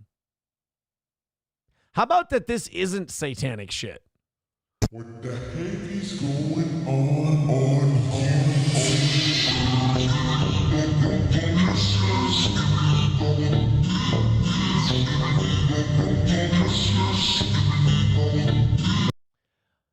Again, what you just watched was episode 3 of Skibbity Toilet. What the heck is going on you?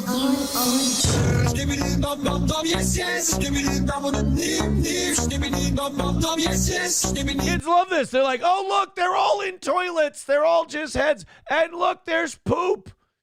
They've got poop on the table. This is a great season finale. I never saw this twist coming. The twist of the poop on the table is genius. And then oh my God, the end of season 1 ends on a cliffhanger. It's a giant toilet head skibbity guy with probably the biggest pile of shit you've ever seen.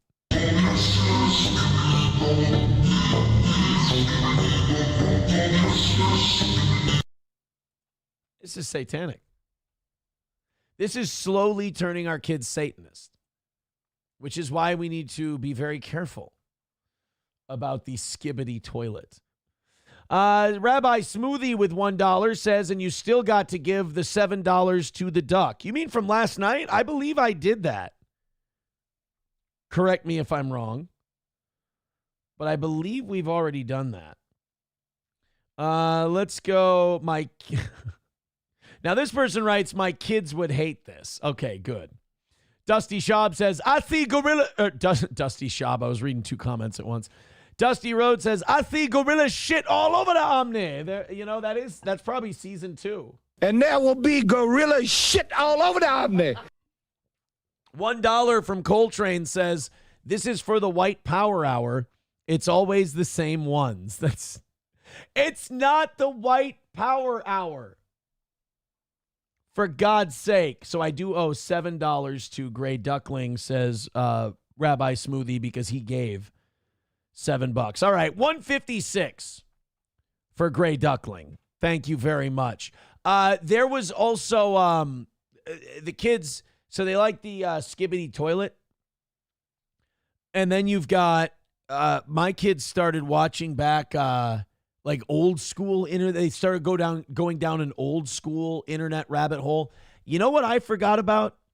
Salad Fingers.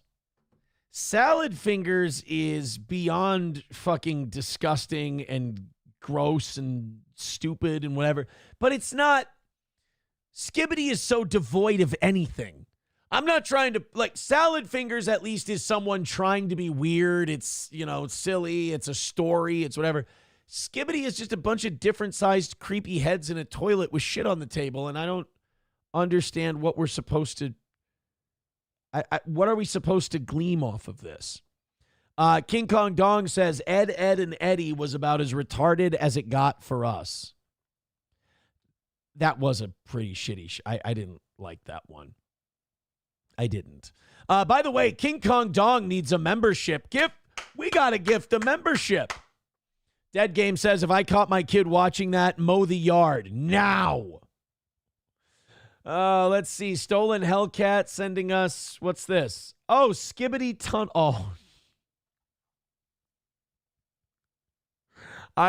I wonder what this is about, guys. This is called Skibbity Tunnel. Oh, this is from that Emily Eucas. I didn't know she was still around. Emily Eucas is fucking, like, really racist. I don't understand. What's the Skibbity Tunnel? I don't understand what that was supposed to mean. Veldrain with $1 says early internet skibbity like crap. All right. Let's take a look. Oh, no. Oh, do you guys know? Okay, I can't watch this the same way as like when it first came out in the aughts, as the kids say. Do you know about this guy? This guy is a fucking creep. PDF question mark, I believe. This guy is a full-blown sociopathic, lunatic fucking problem. Onision, this guy got on Chris Hansen's radar because this Onision was like, his YouTube career took this dark turn where he would go with these mentally ill women and he would just verbally and psychologically abuse the fuck out of them, like on camera, and then come back the next day. See, everything's fine. No big deal. And he's removing them away from their families and they're underage. And this guy is a nightmare of a fucking creep of a problem. If you don't know about Onision, there's shitloads of YouTube documentaries that were made about Onision. This guy, I get it. I remember the Banana song. It's really big. He probably should have just died after this, and he would have been remembered as the Banana song guy. First of all, if you don't know about Onision, congratulations. You're a healthy person. You have a real life, and you're not too plugged into the internet. I, unfortunately, am not quite as healthy as you are because I did go down the Onision rabbit hole. And I think I did because I was watching like you watch To Catch a Predator clips and stuff, and then your computer picks up on algorithms and shit. And then we'd use like Alex Rosen clips for the show and stuff. And then these Onision documentaries started coming in, and it's like, this guy is a fucking beyond a problem. Guys! What, Greg? I'm a banana! You're a what? I'm a banana! What happened to your clothes? I'm a banana! In fairness now, nobody could have saw it coming that this guy was a complete sociopathic, manipulative sack of shit. We all just thought he was a gay guy who liked to dress up like a banana. I'm a banana! I'm a banana! I'm a banana! Look at me, man! I always, in fairness, I always hated this. I always thought this was just fucking retarded. But it was a big hit in the early internet days. You can't deny that. Dead Game gifting a membership. Budapest got it. And then another membership from Dead Game goes to... Oh, no, it's Budapest. Okay, it was a repeat. Sorry. All right, keep gifting those memberships because King Kong Dong still doesn't have one. And we got to make sure he does. 125 away from today's goal. Keep it going. Yeah, I don't have anybody. Okay, a few people know the Onision story. He's a piece of shit predator, so on and so. Yeah, he is. That story is dark. Zenman Builds, nice reference. Knife or banana? A little. What do you call it? What's it called? Fucking a Tosh.0 reference. Very good. Very good. All right. Not only are we 125 away, but now we're 83 gifted memberships away from 400. So thank you very much for that. Keep going. Streamlabs, PayPal, Super Chats, Rumble Rants, Venmos, and whatnot. Beg, shake, shake, shake. 125 away. Still have plenty of time, but I like the way we've been doing it this week, where it gets knocked out nice and easy. So keep going. Keep throwing it in. We appreciate it. For those of you who grew up big football fans and are about my age, no doubt you loved Barry Sanders. Barry Sanders, to me, is one of the best football players I've ever had the pleasure of watching. And as I get older, to watch even like professional football analysts kind of forget who came before them is really, really sad. So you could also argue that maybe this is a sign that maybe women shouldn't they shouldn't have jobs as football analysts. So ESPN was talking football. And one of the male hosts, like the new thing on these sports shows is you have like 5 people. They do it like the 5. Every show is like the 5 now. We have a huge panel and they all talk shit about different teams. And, it's all basically hot take culture. Well, they all have to have a woman. There was Joy Taylor on FS1, but then she found out she was fucking everybody. So she had to go. You've had, who was the super liberal chick who was just so obnoxious that even Disney had to fire her? Oh, God, it starts with a J. Not that. Jameel Hill. Oh, my God, was she insufferable. Everything had to come back to race and Black Lives Matter. Well, they still bring the token woman onto the sports talk thing. And, it's not that I don't think there are females who aren't qualified to be on a sports analyst show. It's that I do get kind of annoyed at how many dudes they pass over that are more qualified and would be better and give you a better product than the woman. It seems like a lot of times when you have a female on a sports show, there's a lot of this. They give their take and everyone goes, yeah, okay, all right. Anyway, moving on. Like, it just always seems like they're slowing down the show so she can catch up. And maybe I'm wrong. Maybe I'm not watching enough of it. But one of the guys on this show wore a Barry Sanders jersey on the program. He just thought it would be funny. He thought it would be good. So it's Stephen A. Smith, it's Drewski, and it's this woman. Now, Shedeur Sanders is a quarterback for the Cleveland Browns. He's a rookie. He got drafted in the 4th or 5th round this year.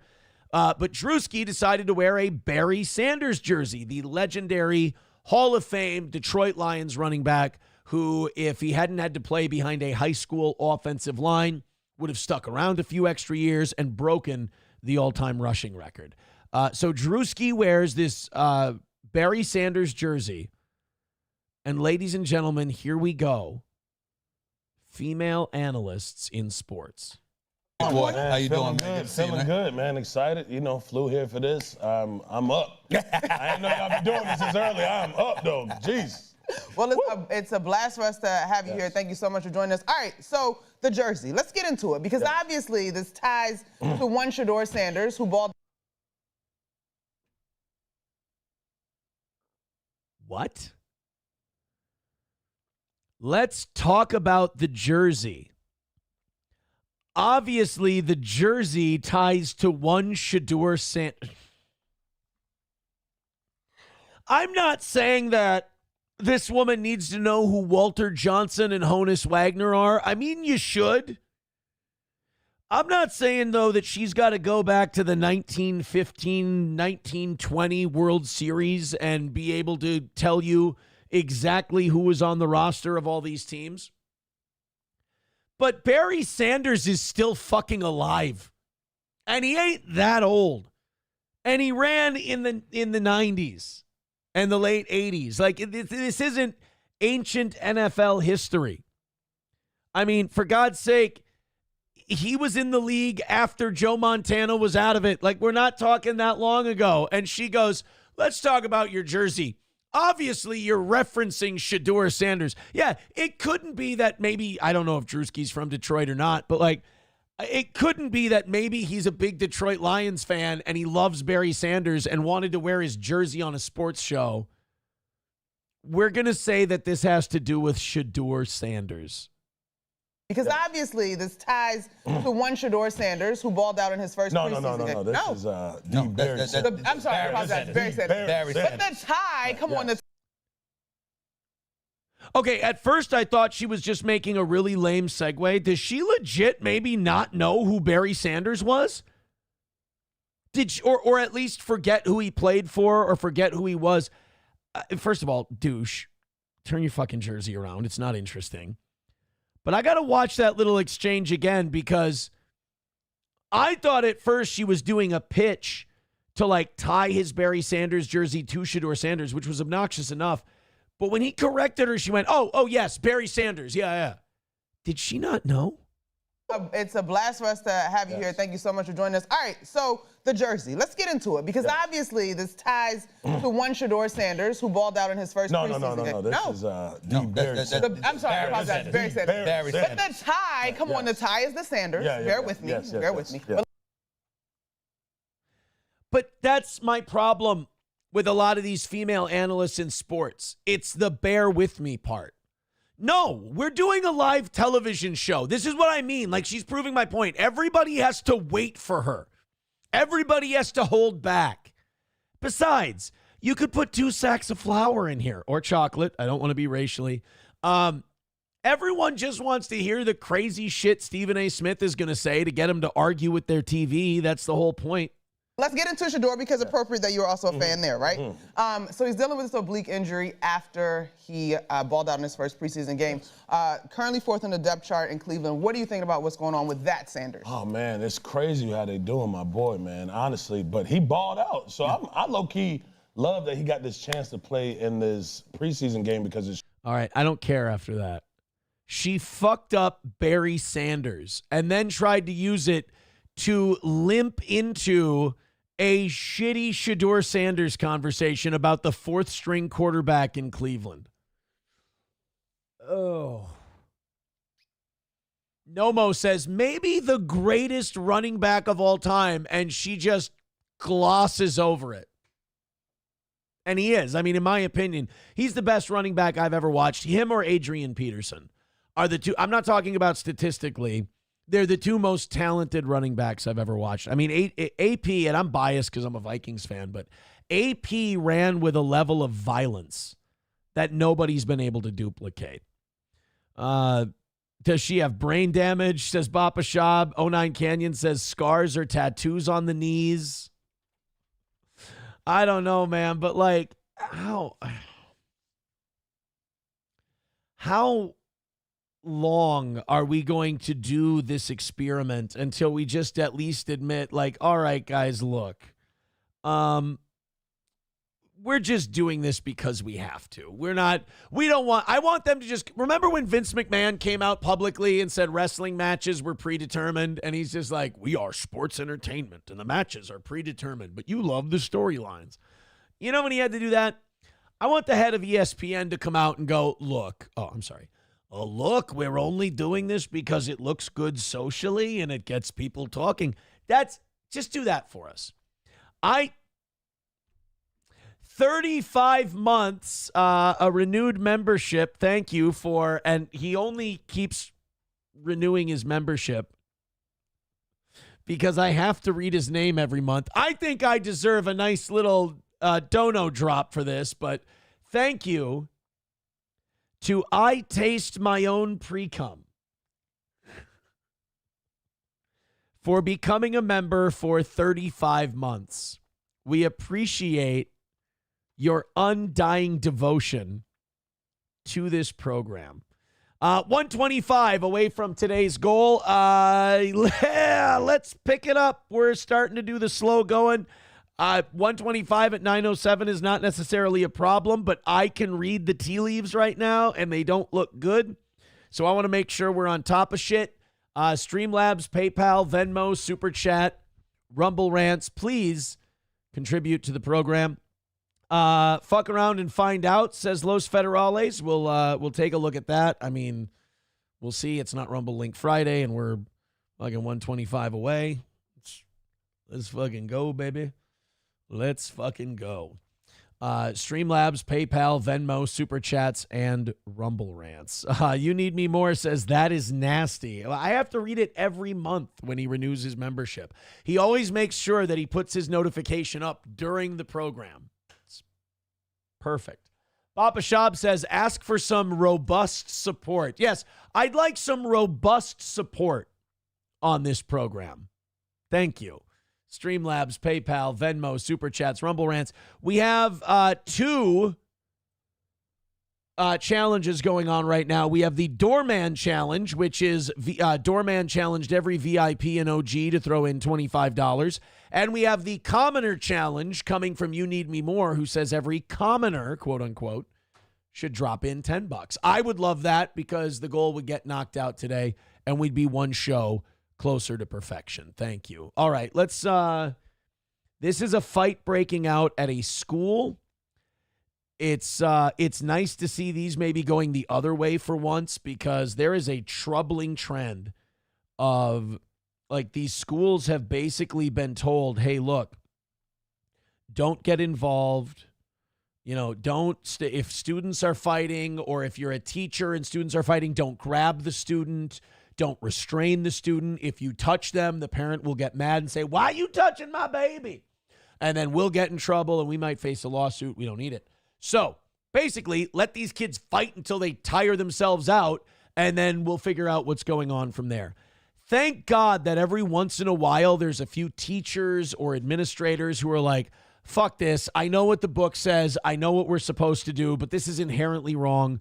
We're not doing this by the book. Thank you for Los Federales for sending this in. Hey, record that shit. Really badass. This is like the entitlement of these kids, too, because you can tell by the body language. The teacher just puts a hand on him just to, keep him, almost to direct him. And you can tell the fucking child is like, don't you put your hands on me. Don't you touch me. It's like, where the fuck did that level of entitlement come from?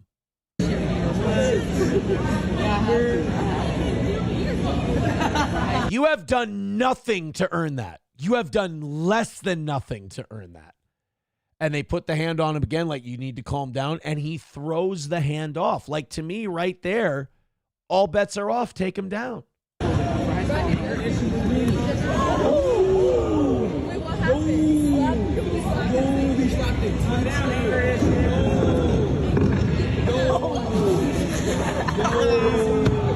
Oh, I like this. The teacher's like, all right, come on. Now, you clear out, give them the floor. And then, by the way, there should be no punishment for what's about to happen. We need to roll back. We need to allow teachers to physically, this is going to sound weird, guys.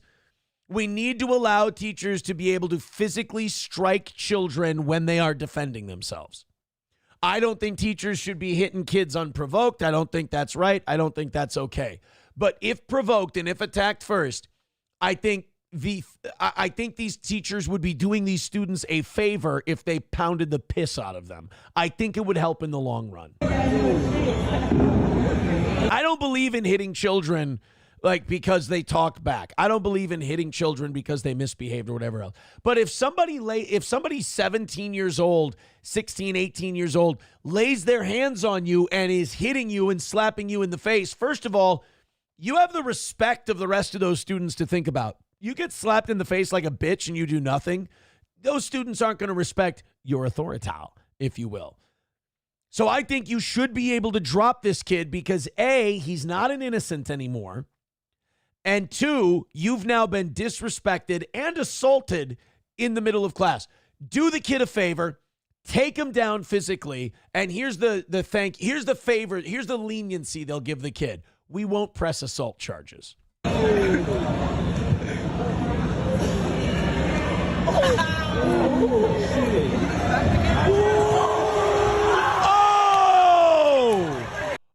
didn't know. I thought that teacher, I thought the Pete Buttigieg looking motherfucker was going to take him down. When he did this move here, when he did the just bring it, I thought he was going to like choke this kid out or he was going to do some Dagestani mud wrestling or whatever. I didn't see Scott Steiner or Brock Lesnar there coming in from behind with the German. One more time.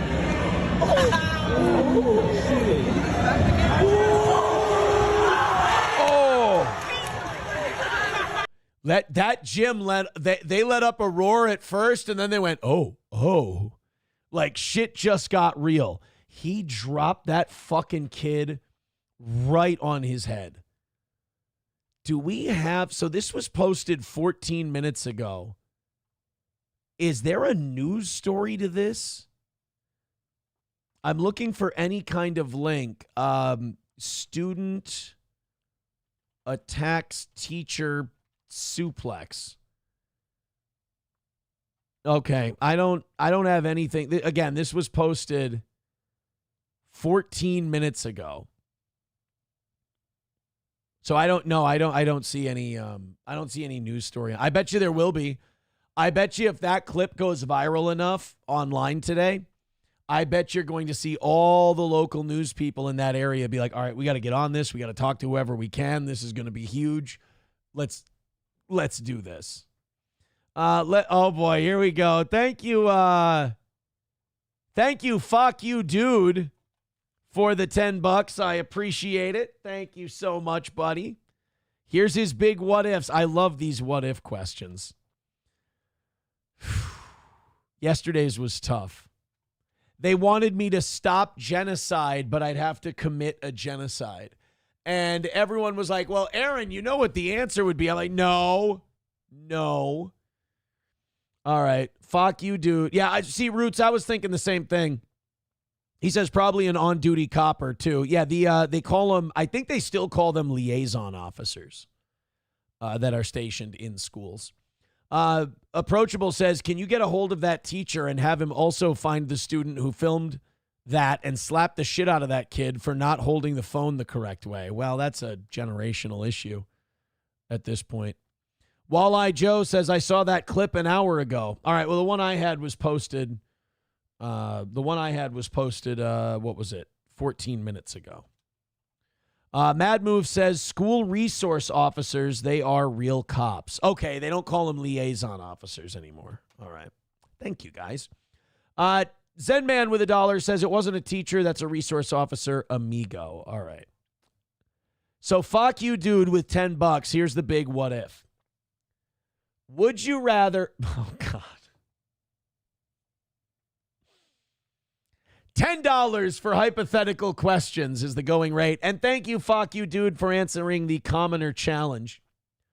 Would you rather have a penis shaped like a big toe, but only your sexual partners know about it, or big toes shaped like penises, but always have to wear sandals? Would I rather have a penis shaped like a big toe? Let me see my big toe. Ooh, no, that ain't going to work. Oh, that's a little, oh no. And I've got a big toe, not to brag. That ain't going to get the job done. I think I'm going to go with cock toes. I think I'm going to be a cock toes guy.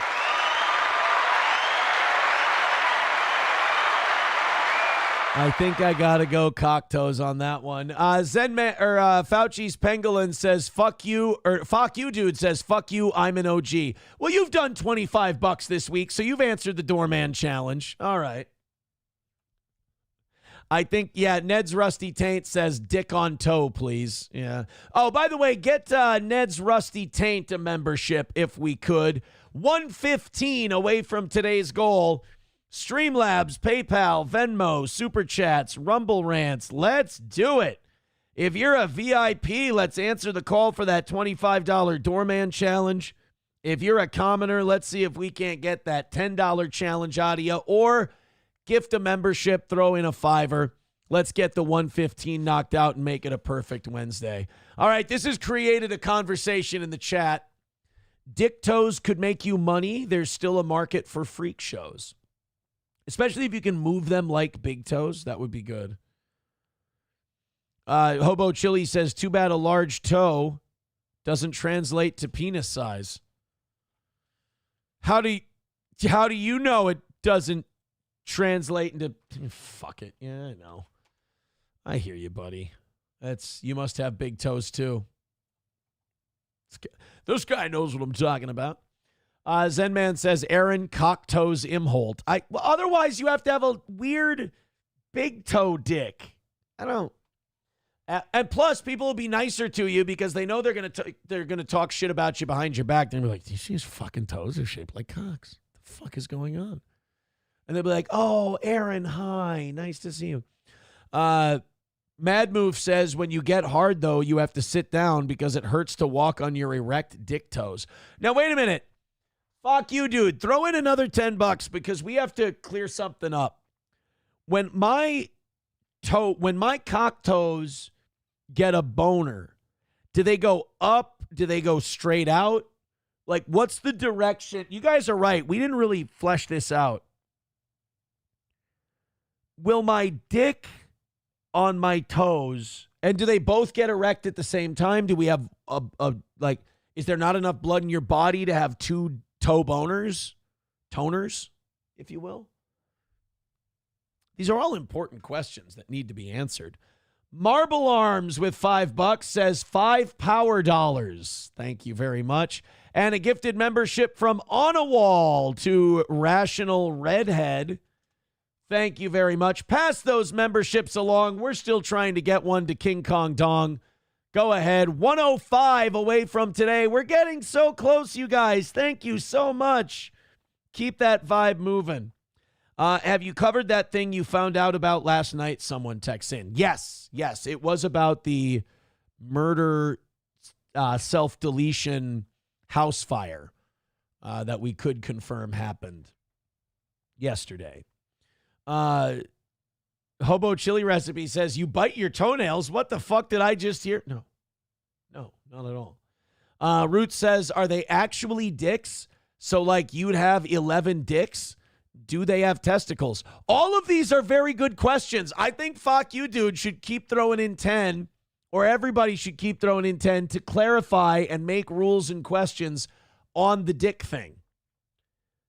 No, you're not going to have 11 dicks, Roots. You're just going to have just the two big toes are going to be shaped like cocks. Let's be very clear about that. Only the two big toes are going to be shaped like dicks. And then, but the only thing we don't know, and that's a great question, Roots, and very important to this discussion. Do the dicks have balls or is it just cocks? No offense, Fuck You Dude, but I don't think we really brought this thing to life properly. Because if the cock toes have balls, that's going to make traveling almost impossible. I might have to go with the big toe cock. Can we take my big toe from like, if we, can I get it in frame here? Shoot. Can we take the big toe from like back to the middle of the foot? I mean, that's still not going to, that ain't going to get anybody's job done. Can we go from the heel? I'll take a cock shaped like a big toe if we can go heel to the end of the big toe. How about that? Jahar with $1 says erect dick toes. At that point, you're just a monster, Aaron. I know. It is. Look, these are all fair questions that people have. And I don't know how we're going to get them answered. It's just, I'm trying to find a way to to give myself the, I'm not going to say it that way. I'm trying to find a way to make my answer toe dick, but I want the toe dick to be bigger than a big toe. If that's in any way, can we combine all the toes and make them one dick in length? Fuck. Fuck You Dude says dick toes function like regular dicks. Toe dick functions like a toe. It's always erect and the same length. Just looks like a really long toe. That's weird. I think I might have to go to dick toes. I really need to know if the toes have balls though. If the toes have balls, that's going to really, I think that's going to weight the answer a little bit. Butt Cheese says you could do tentacle porn with your feet.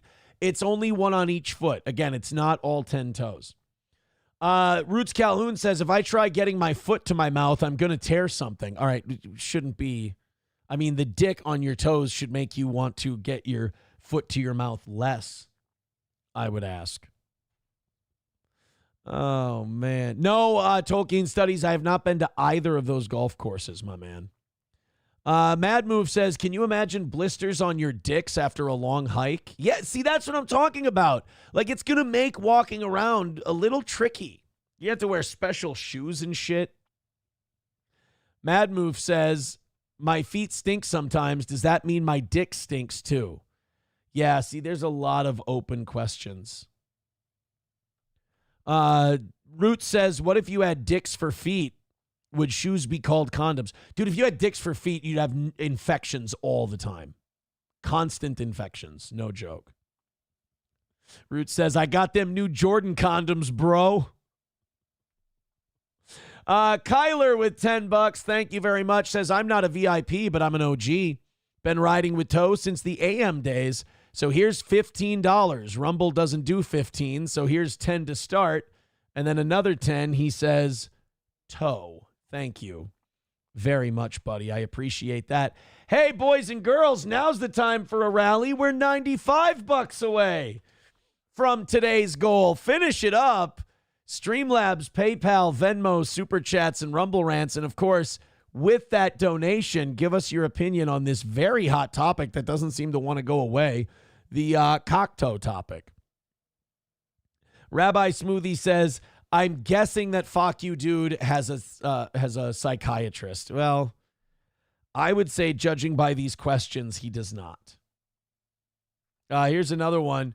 The real question is, would you rather be a matter baby or an up dog? Do you really want me to do this? What's a matter baby and what's an up dog? Oh, see, now I got it. What's up dog? See, you said or an up dog. So now that you're going to be like, what's an up dog? That doesn't work as well. But what's a matter baby? Still works. Still works. Mike Go says, I just got back. What the fuck are we talking about? Well, fuck you dude left us $10 and asked us a hypothetical question, which I'm entertained by, which was, would you rather? He's doing these $10 would you rather questions, and I love them. Would you rather have a dick that is a big toe, so it's just always hard, but it's only the size of a big toe? Or would you rather have big toes replaced with dicks?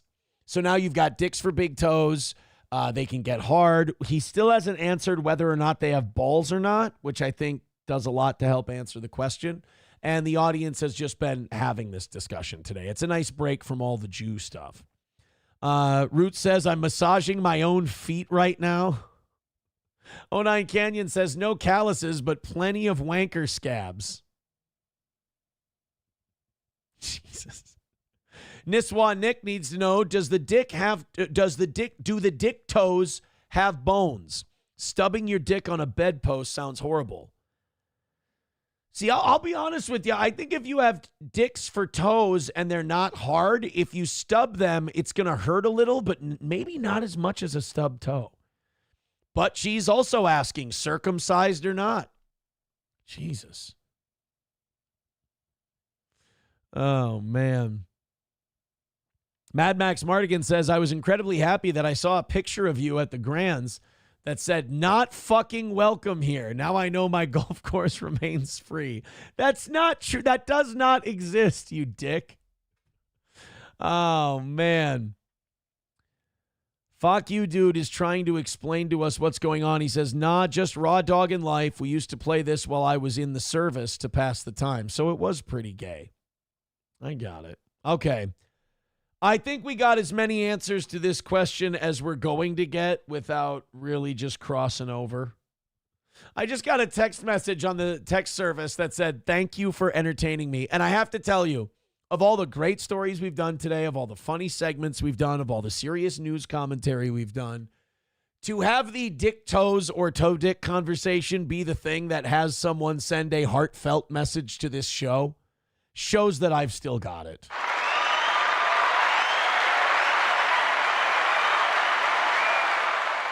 Mad Move says it's an A+ question. Well, I say you guys all throw in your $10 and ask a similar style question and see if we can get this $95 knocked out and call it another win for the toe. All right, somebody sent this in and said this is the approach of the show today. Let's see.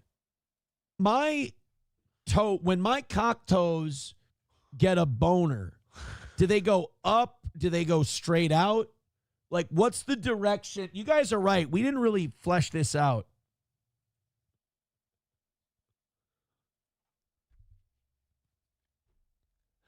I'm so proud. Like, this is why I can laugh at everybody and everything. I am so proud that along with this wonderful audience, monetarily especially, but quality-wise mostly, I have been able to keep this show going without the radio for the last 5 years.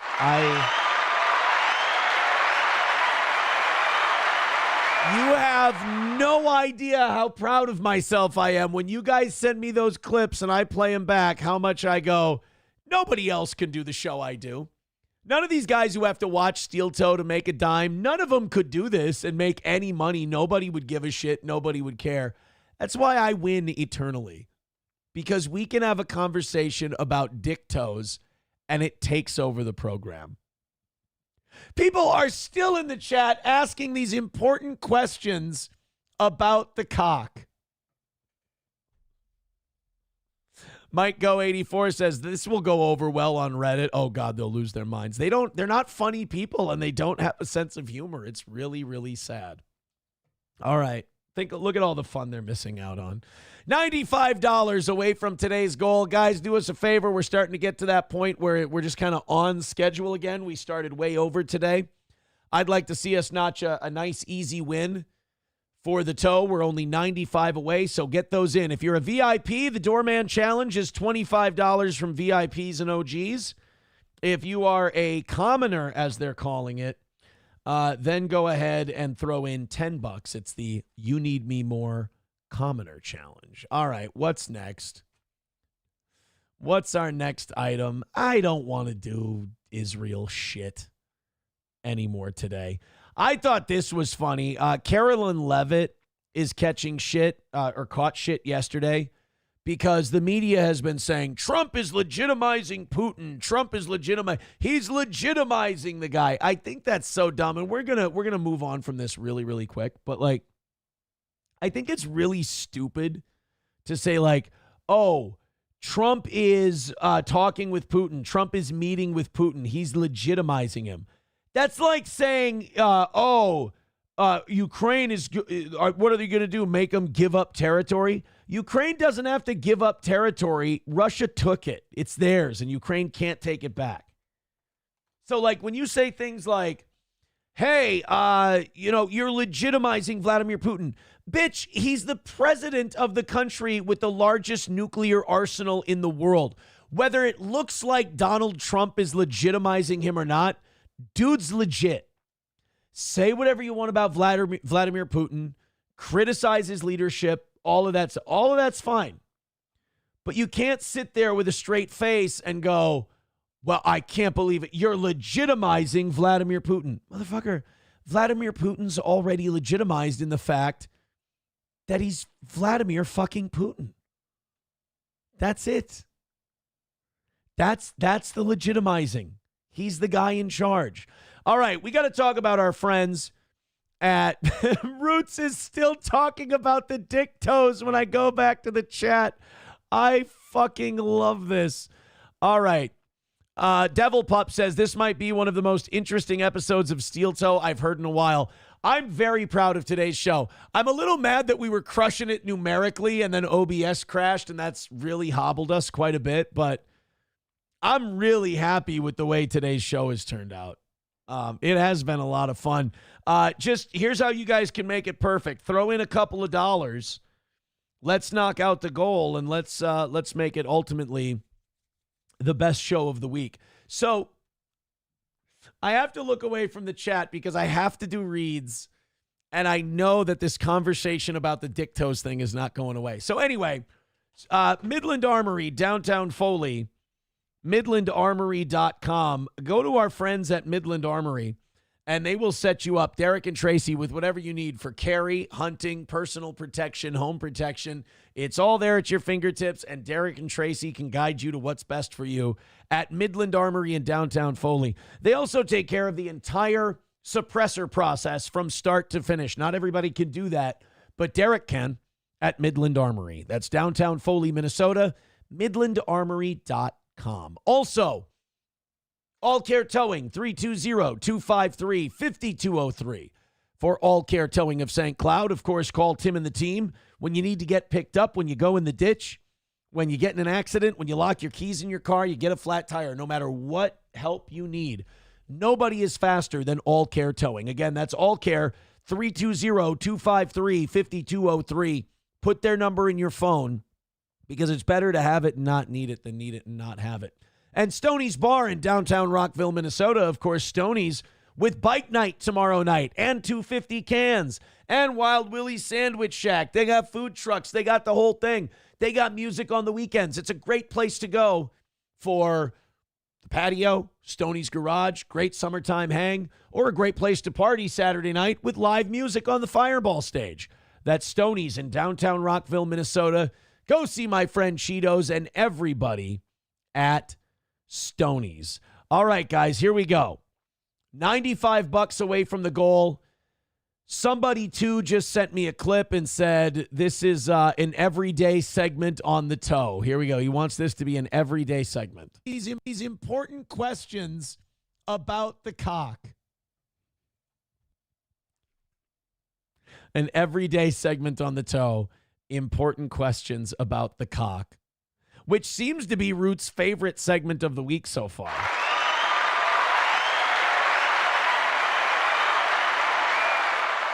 Thank you very much. All right, my bladder's about to explode. I got to piss. $95 away from the goal. Make me feel better about it as we head into the final hour here and knock that son of a bitch down. Thank you. Streamlabs, PayPal, Venmo, Super Chats, Royal, blah, blah, blah, blah, blah, blah, blah, blah, blah. I have to piss before I explode and piss my pants. I'll see you in a little bit. Give me just about a minute.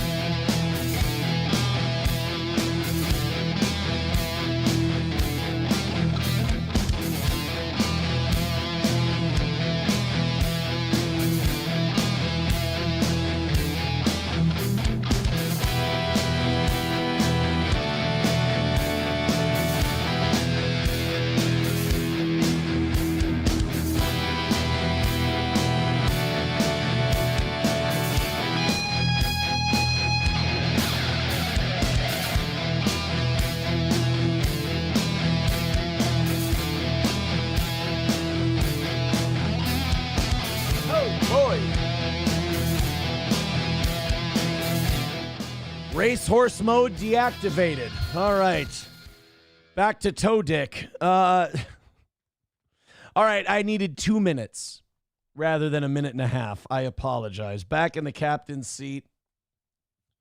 Ready to go. Thank you guys very much. Whew. Off we go. None of these rumors that Roots is coming up with and T. Duden are coming up with, none of them are true. None of that. And MSO's rumor that I was in the bathroom doing cocaine. How dare you? How dare you, sir? Come search the house. I have nothing to hide. 95 away from today's goal. We do need to start knocking that down, so I hate to be the eternal greedy e-beggar, but let's hit that 95. Let's keep these goals being knocked out. We're doing nice. We're doing a really good job, guys. Thank you so much. But it was a short goal today. It was a small goal. You started about $80 in. So I really like to see that one hit. Did you see that car blow up a North Carolina veterinary clinic? Holy shit. This looked like something that just doesn't happen in the United States. This looks like an airstrike in Gaza. This was wild. But we're having a rash lately of cars just losing control and hitting shit. Yesterday, it was that restaurant where that couple was having a succulent meal, and a car just rammed right into the place they were sitting. Miraculously, they weren't really hurt. She got like a cut on her hand. He got like a little scrape on his chest and nothing. Otherwise, they were fine. Well, in Wilmington, North Carolina, there was a vet clinic that was hit by a car. I don't think we know if the vehicle, like why the vehicle hit. We do have a report from WRAL in Raleigh. But according to the clinic's website, this location is their newest building and was going to open in September. So luckily, I don't think they had any animals in it. So I don't think any animals were hit or hurt. Wilmington police said the driver was driving to a car dealership when they went off the road and hit the gas line to the building. Oh. That driver ran away but was later found and arrested by authorities. Police said one of the firefighters had severe burns on their hands. It's unclear how severe all three of the firefighters' injuries are. Well, here's the video of the collision. But Jesus. Oh my God. Holy shit. Oh my gosh. Oh my gosh. Note to self, gas lines do not, I repeat, do not fuck around when ruptured.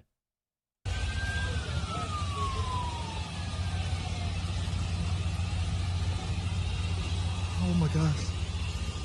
Sir, can you say anything other than, oh my God? I know this is a frightening, freaky moment, but if you're going to post this to the internet, I mean, something, come on, let's get a little word variety going here. Oh my God. There's another one. How pissed is the person who does the detailing at that car dealership? Oh my God. All those cars, especially if you just washed that part of the lot. All the ash and the smoke and the dust and everything else. Son of a bitch. This is video from the moment of the explosion, so somebody was able to get it on video. Let's go to that. I'm just glad it sounds like there were no animals in the building. Someone says a vet clinic, like a veterans clinic, because if that's the case, a car exploding hitting it is kind of ironic, a little bit.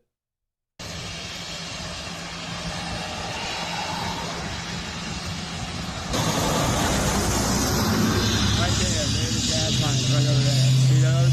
They're blinking. Oh my God! Holy shit! Just blew the top off the fucking building. Good God. So it wasn't open yet. Good chance that it was empty. I mean, would it be darkly comical if we saw like a cat just fly up in the air out of the roof along with all the debris? A little, I suppose.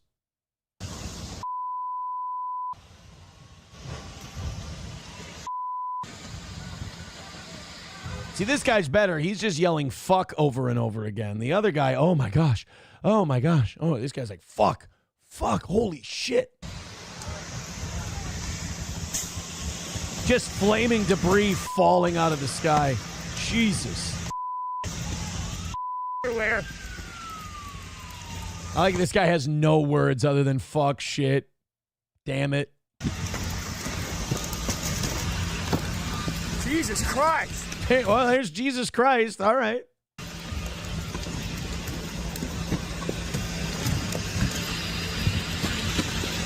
That's a lot of ceiling panels falling out of. That's a lot of corkboard ceiling falling down.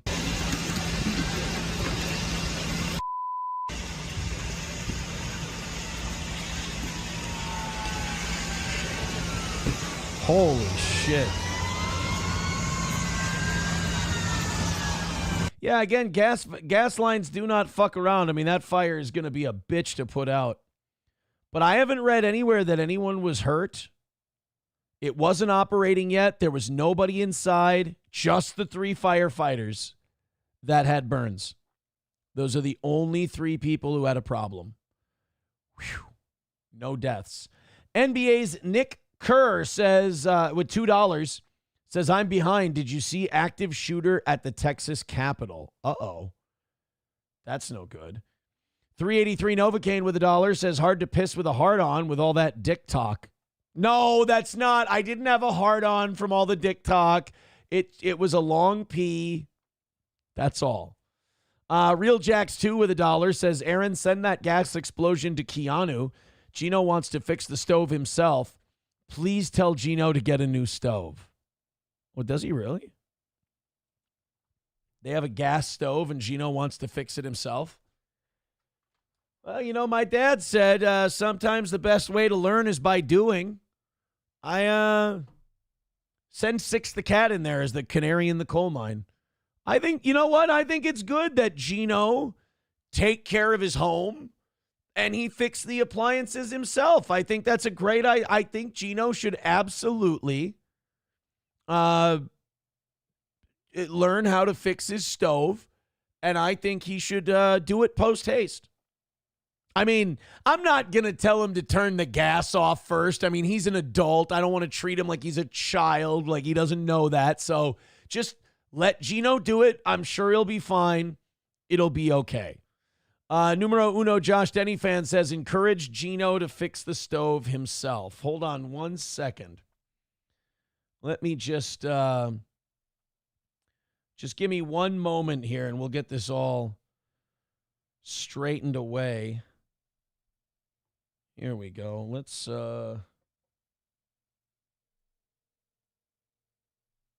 just give me one brief second and we'll be good. Okay.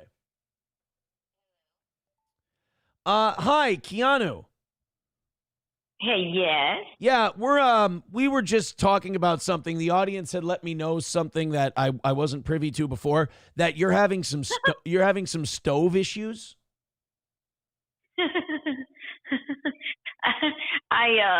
Well, the cat, while Gino was in Alaska, I went to the gym and the cat turned on the stove halfway and I almost exploded. And then when I called 911, then the gas company and the fire department came and they said that we needed a new stove. So it was a blessing in disguise. But now I was hearing that Gino was going to work on the stove, that Gino wanted to work on it. We just got word today that I was correct and we do need a new stove. It's defective.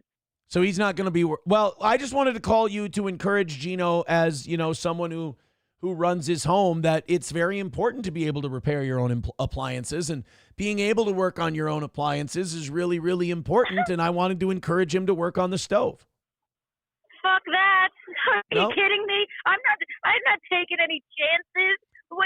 We could explode. What? No, wait a minute. The only way you would explode is if, say, Gino was a complete mental retard and didn't know to shut off the gas. Enough said. Enough fucking said. All right. You could just stop there. All right. I have an idea that you might like. Let me try another idea. Sure. Before Gino works on the stove, you use Six the cat as the canary in the coal mine to see if there's an explosion or anything bad happens. That's a great idea. All right. I will compromise with that. Okay, Sure. good. And then we let Gino work on the stove uninhibited. I'll stream the whole thing. Oh, you know It'd what be works? really You know what works really well when you work on a gas stove and you do repairs? Smoking a cigarette. A nice relaxing cigar. There you go. Yeah. That's a really good idea. Thank you for your advice. All right. And now, Keanu, all that text reading you're doing on your show, make sure you stop that right away. No one's safe. I'm just teasing. Is it I was talking about it today. It's like, it's really funny when people don't know they are the butt of our joke, and we laugh at their expense constantly, and they get so upset and they're like, no, here's what's gonna happen, they're gonna do this, and you're like, guys, it's like, honestly, it's like patting your children on the head and going, oh no, you're a ninja. Absolutely, son. It's so it's so cute, isn't it? So You're Keanu, you stop reading my texts and we're not gonna be friends anymore.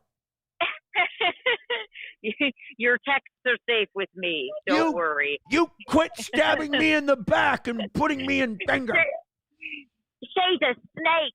She's a snake, that Kiki. She just snakes people in the back all day long. She's a snake. I may be a mother and not protect my children from pedophiles, but rather cozy up to them. But that Keanu's really the moral problem. Fucking retard. She's the problem. She just keeps writing people text messages. Hey, dipshit, redneck. It's a conversation I had with somebody. Shut the fuck up. Shut up. Right now, you're bullying the mentally deficient, and I'm not okay with it. Why don't you go? If you're going to make fun of those two broads, you might as well kick a kid with Down syndrome while you're at it, you fucking bully.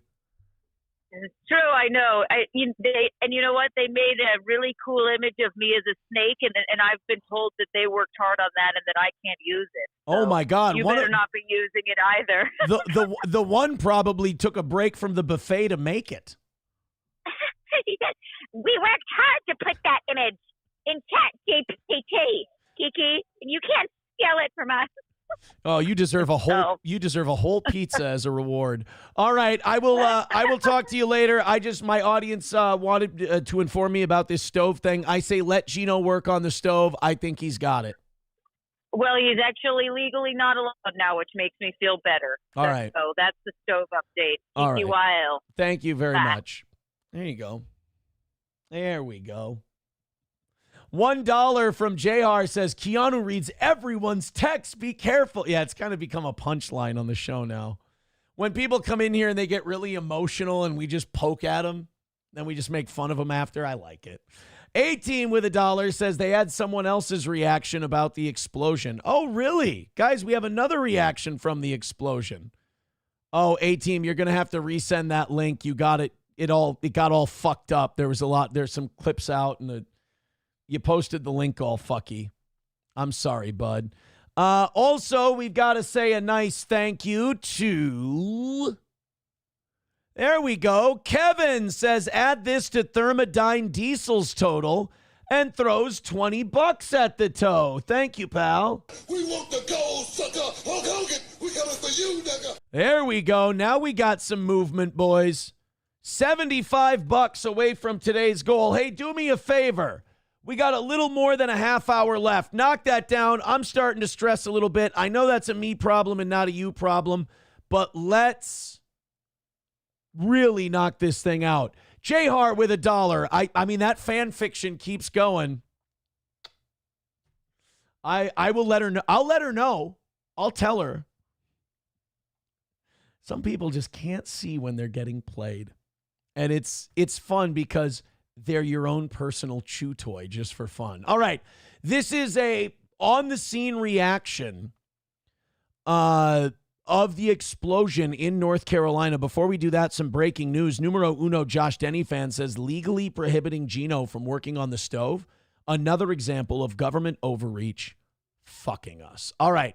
This is a reaction to the explosion in North Carolina at the vet clinic.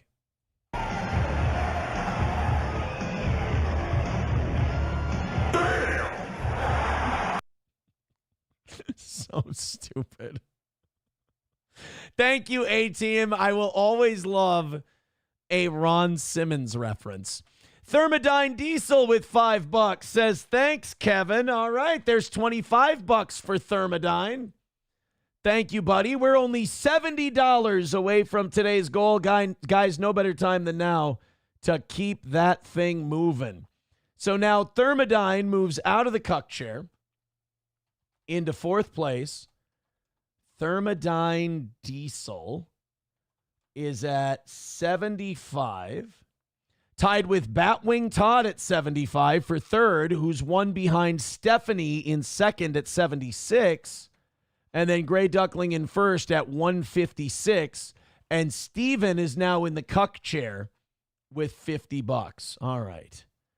We've got that all fixed up real nice now. And only $70 away from today's goal. Thank you very much. We have another person with their reaction. We have this one's just an audio reaction.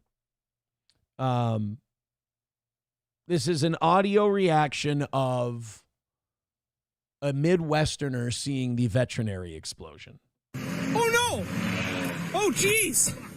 JR with $1 says, Gino said they lied about seeing SP. I don't think he said that, seeing as she was here one of the nights they were here and we all hung out. I'm sorry. I can't indulge your fantasies. I'm not your father. Get therapy. Uh-oh, Steel Toe. This is beyond pathetic. Get a job, Aaron. Okay. Zenman with $5 says, I want my dono to go to Zenman, please. Oh, wait. Hey, guys. Uh-oh, Steel Toe says, this is pathetic. We're angering him. We're upsetting him. He wants me to get a job. $65 away from today's goal. Definitely don't make him Don't make him more upset, you guys, especially doing this $5-10 at a time. He's going to fucking hate it. He's not going to be happy. So please don't make Steel Toe mad. We make his day. CMJ becoming a member for 1 month says, why not count 1 and 2? It might help with the goal. I don't know what that means. Why not count 1 and 2? 3 and 4 and 5 and 6 and 7 and 8. Makes sense, goddammit. Papa Shab says, what's up with your forehead vein where your horn used to be? I think that forehead vein has probably always been there. You've just never noticed it because you never pay attention to me. Jahar with $1 says, if I'm wrong, I'm wrong. It's just what Gino said. Well, I mean, it's okay if you're wrong. $5 from Random Bacon said, Aaron has a job. House sitting in the haters' heads. Dude, he's playing them like a piano. It's brilliantly done. Get the goal. Uh-oh, Steel Toe. Sorry about that, buddy. That's true. How am I supposed to get a real job when I'm too busy house cleaning in your heads? $60 away from tonight's goal. Keep it going. Let's see if we can bang that out and make some people mad. Roots Calhoun says, it won't explode. Papa Shab says, nah, it's growing. It's moving. Does it? When I start yelling, which side is it? Is it? I can't feel the vein. Hold on. Okay, right there. Ready? Watch it. And the goddamn Israelis won't stop bombing Gaza. They've occupied our government. They get to send people back to Israel after they start getting arrested for trying to pick up minors on the internet. What the hell is going on? Why doesn't Trump get a hold of this shit? How's that? Is it doing a thing? I gots to know. Papa Shab says, maybe you've got a worm in your brain like RFK Jr. It's got a mind of its own. We will see. We will see. Yeah, Keanu says, Gino did not say that. I know he didn't say that. It's the constant coping of making up new shit, not knowing that I'm just going to taunt you and tease you for it. Thank you, guys. $60 away from today's goal. Keep it moving. Keep it going. Beg, beg, beg. Shake, shake, shake. Streamlabs, PayPal, Venmo, Super Chats, and Rumble Rants. 4 hours of considerably brilliant content. And then 30 minutes of, let's see if we can get this $60 knocked out. Make me feel good. This is the least surprising story of the year. This FDA warning. I would have warned you against this no matter what, but apparently now there's a health reason. The FDA is warning you not to eat Walmart brand shrimp. Right? Exactly. I just heard I just heard hundreds and hundreds of people just go, yeah, I know. Dude, it's fine. Exactly. We all know not to eat Walmart brand shrimp. I see Walmart brand shrimp in the freezer and I go, well, that's clearly for somebody else. That's not for me. Either you're like, hey, you know what? I'm going to splurge today. I'm going to go to a seafood place. I'm going to buy some nice shrimp to make at home, Or you go, maybe shrimp's not on the menu tonight. You certainly don't compromise and go, can make it Walmart shrimp. And I'll tell you why you don't do that. Because you just automatically assume that shrimp at that price has to have something fucked up with it. Well, guess what? It turns out Walmart brand shrimp is probably radioactive. Like Chernobyl, I mean. Like they got these shrimp from Fukushima.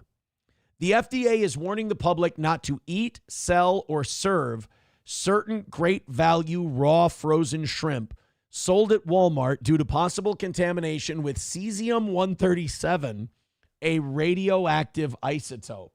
First of all, I do love the phrasing of this. You're not supposed to eat, sell, or serve. Who's buying great value raw frozen shrimp and then trying to flip it on the black market? Yo, dog, I got garlic Texas toast and I got raw shrimp. I got raw shrimps from Walmart. What you need? Yo, this one will make you fucking glow, son. This will make you grow a third eye, a horn in your head like my boy Aaron did, and a sixth nut. You're going to love these shrimps. U.S. Customs and Border Protection alerted the FDA about possible cesium-137 detected in shipping containers at 4 U.S. ports. Testing on frozen shrimp from the distributor, Indonesia's BMS Food. Oh my God, they might have got it from Fukushima. Also tested positive. However, no shrimp that has tested positive for cesium-137 has entered the U.S. food supply. You know what? I understand the better safe than sorry on this one. Just throw it all out and start over. There's an old saying, it goes, there's plenty of shrimp in the sea. And that's as true today as it was the first time I got divorced.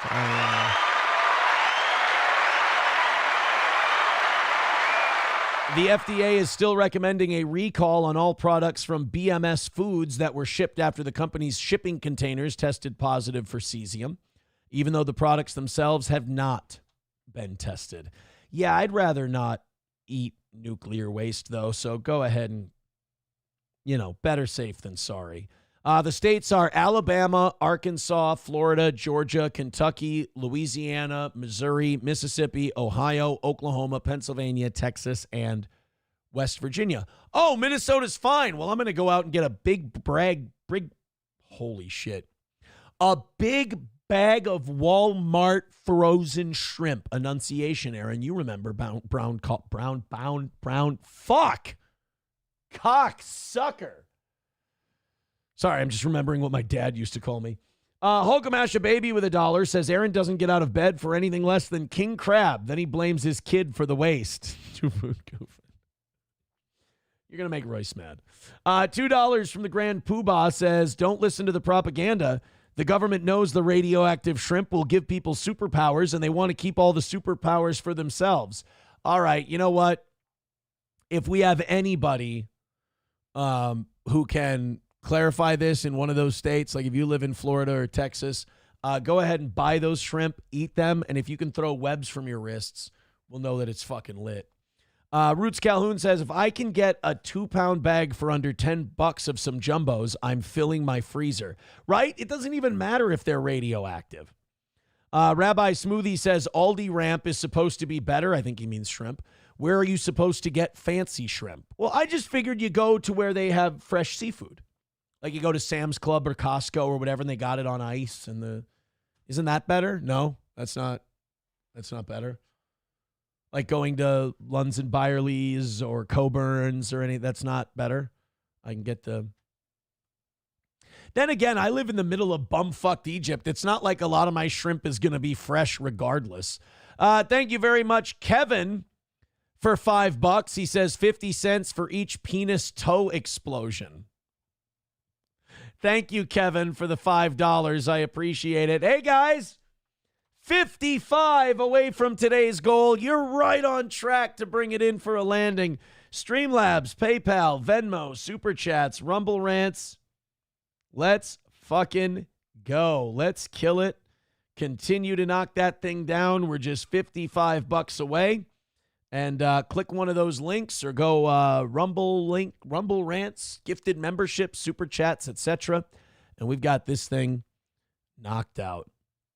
Rabbi Smoothie says, yeah, we don't have any of those fancy stores around here. Oh, the news calls those food deserts.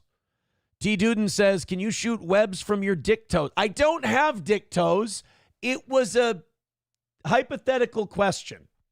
Chips and Diff says, you live like an hour from Lake Superior. Okay, wait a minute. I'm about to ask a really fucking stupid question. I'm about to ask a really, really dumb question. Are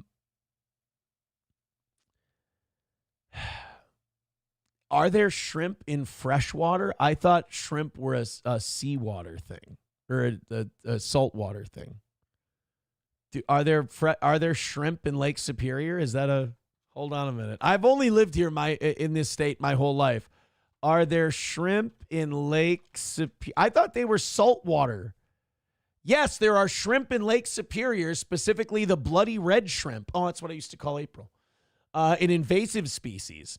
This shrimp, native to Europe and Asia, was first discovered in Lake Superior's Duluth Harbor in 2018, when only a single specimen was found initially. It marked the first confirmed presence of this invasive species in Minnesota. That's like the best invasive species to get.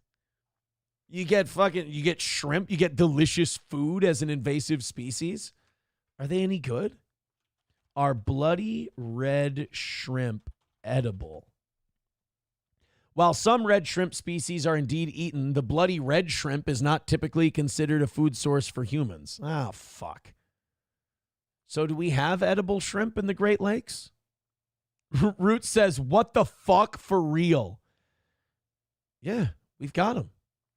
Papa Shab says, whoever gets the radioactive shrimp powers is definitely lame as hell. What the hell would shrimp powers do? Make you a superhero that pairs well with cocktail sauce? No, I think what shrimp superpowers would do was it would give you the ability to move laterally very quickly. I think, but only in the water. Oh, no, you would have no. If you get a shrimp superpower, your superpower would be the ability to impress a trailer park girl on a first date. That would I believe that would be your superpower at that point. Chips and Diff with a general rule says never munch on the bloody red. That's a good idea. Hey, it turns out there might not have been someone was saying in a super chat that there was a shooting at the Texas Capitol. It sounds like that was just a threat. Shooting, Texas Capitol. Evacuated after shooting threat citing political situation. No, somebody was just really happy that they got a promotion. They saw their text and they went, oh, Allahu Akbar. And then they shut down the whole thing. I thought it was an overreaction myself. But yeah, so far, no shooting at the Texas Capitol. Chevy fan says Marjorie Taylor Greene has Arby's in her pants. Aaron has a baby shrimp in there. That hurts my feelings. Numero Uno says the radioactive shrimp is what April called Aaron's dick.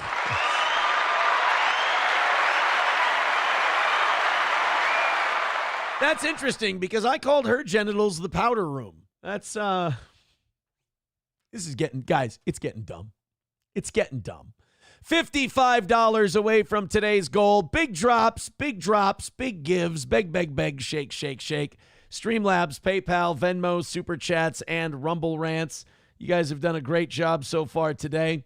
Let's bring it home for a landing. So no shrimp from Walmart. Just stay away from it. This I thought was so fucking stupid.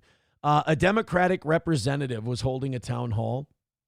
And I'm really hoping we can push back against this and start making the clarification for people that entering the country illegally is committing a crime.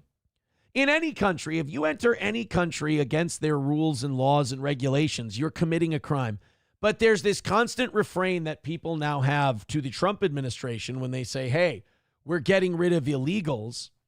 And the Democrats will go, oh, come on, but these illegals haven't committed a crime. And it's like, well, they trespassed to get into the fucking country.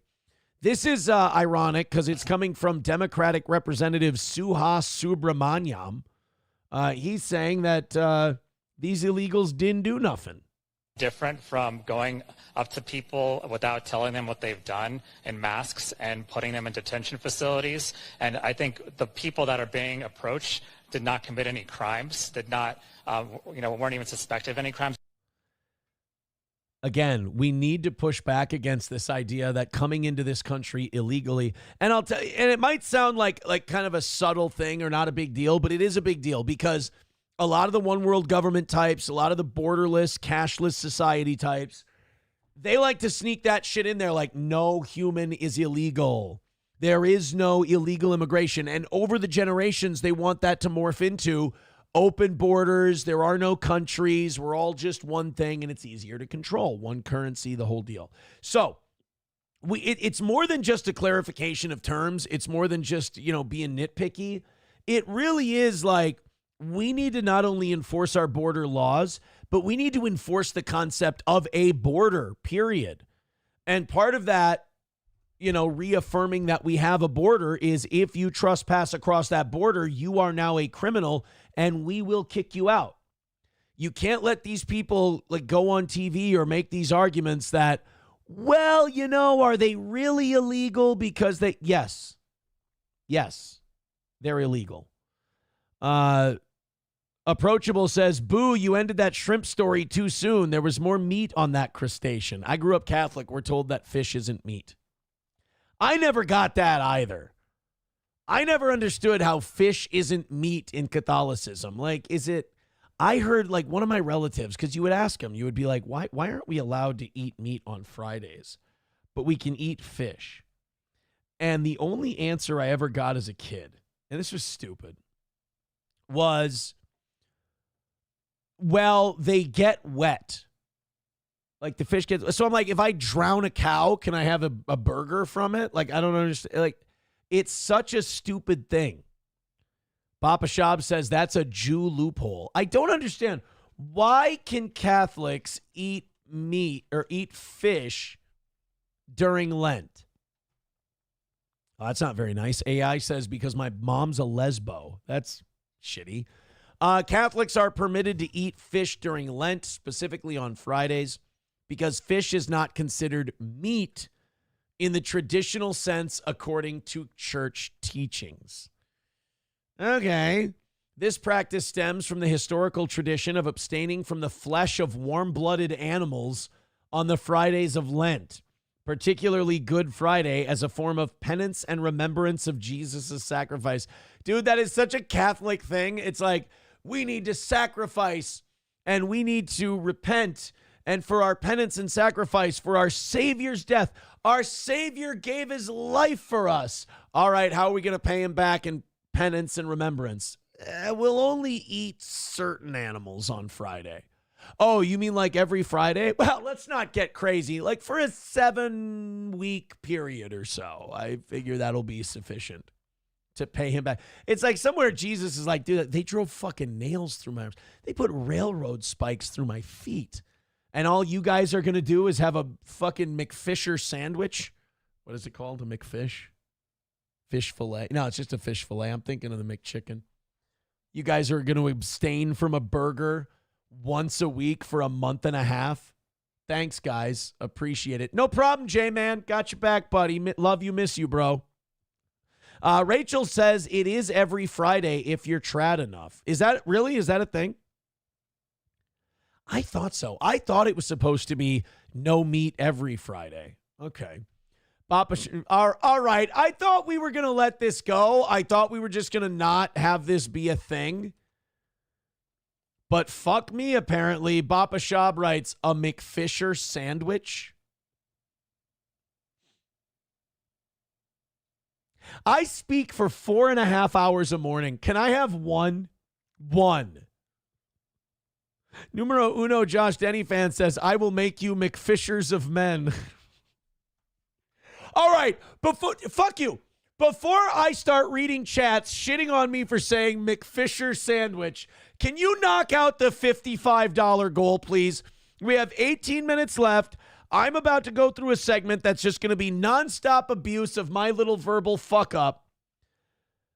Please throw in a couple of bucks. Streamlabs, PayPal, Venmo, Super Chats, Rumble Rants, gifted memberships.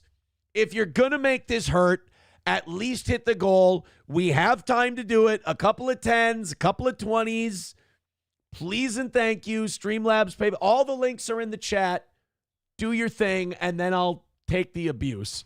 Random Bacon with $2 says, please run for Minnesota government and start deporting people. Yeah, they'd love my record. Just play a couple of the shows, do a background check. Should work fine. Roots Calhoun says, oh, it's just an Irish fisherman. Jahar says, we should stick nails in our hands. All right, now we're going a little far. Like, imagine that every Friday. They're like, love you, Christ. Wham, fuck, ow, Jesus Christ. Last week's just fucking healed. And I think that one hit the bone. I don't think Jesus would want you to do that. Like, let's find somewhere between a McFisher and iron through your hands. That would be good.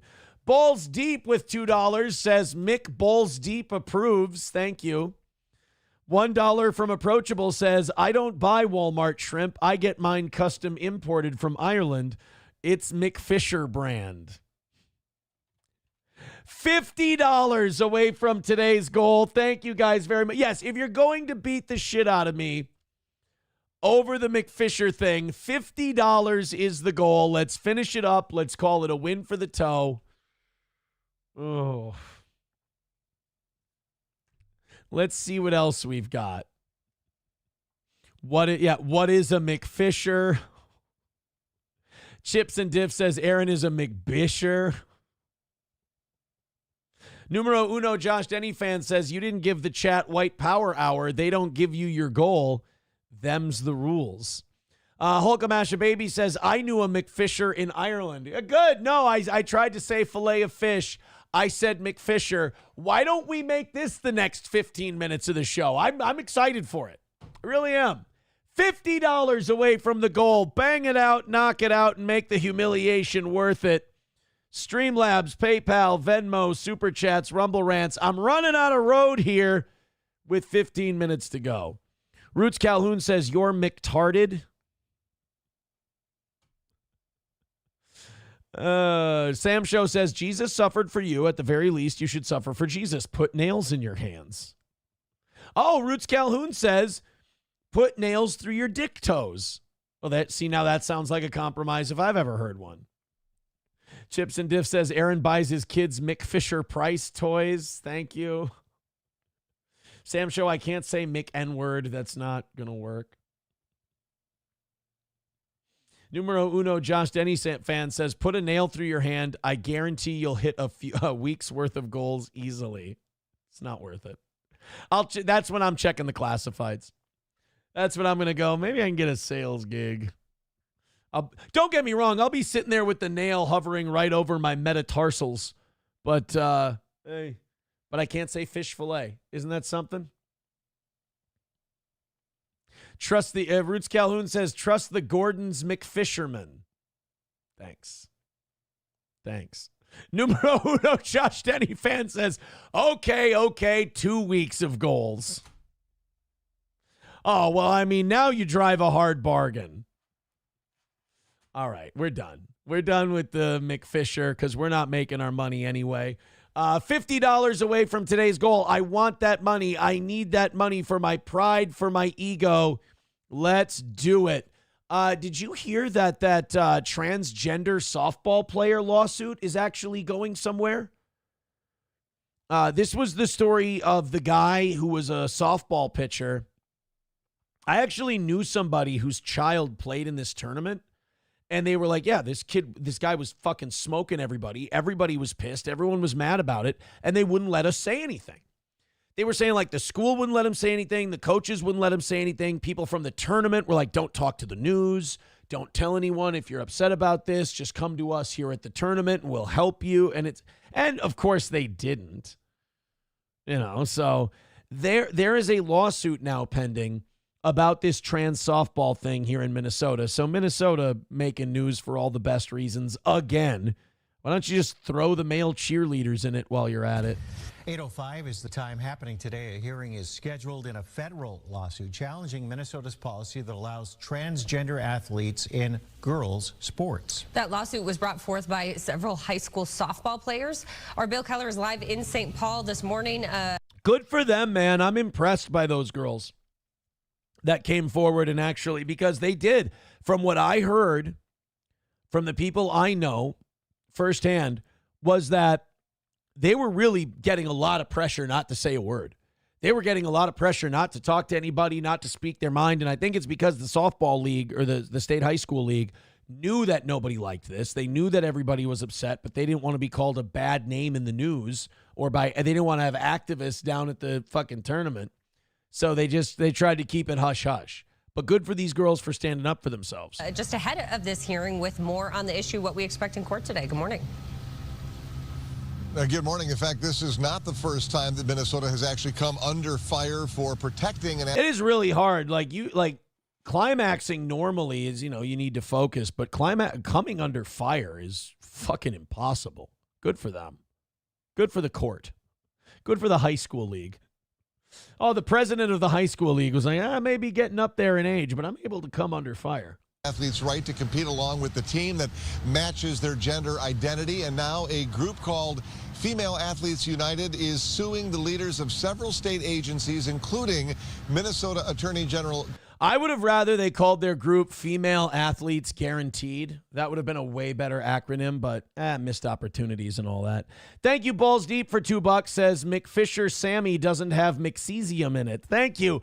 $50 away. Help us out. Streamlabs, PayPal, Venmo, Super Chats, Rumble Rants. I'm trying to do a show right up to the limit. All you got to do is hit the goal. $50 away. We got 10 minutes left. Help us out. That means you. Don't wait for somebody else. Just throw in some money. Keith Ellison and the head of the State High School League. In its court filing, the group cites concerns from 3 metro area high school softball players. The civil lawsuit is seeking an injunction. They want to block transgender athletes from competing in girls' sports. But the state argues that those athletes are protected under Minnesota law. In fact, after President Trump signed an executive order banning trans athletes from girls' sports, the Department of Justice threatened legal action against Minnesota for its policy. So is it worth it? Like, take the fucking hint. You've got all these high school girls, and they can't all be right-wing, fascist, hateful people. Some of them might just be girls who want to play softball.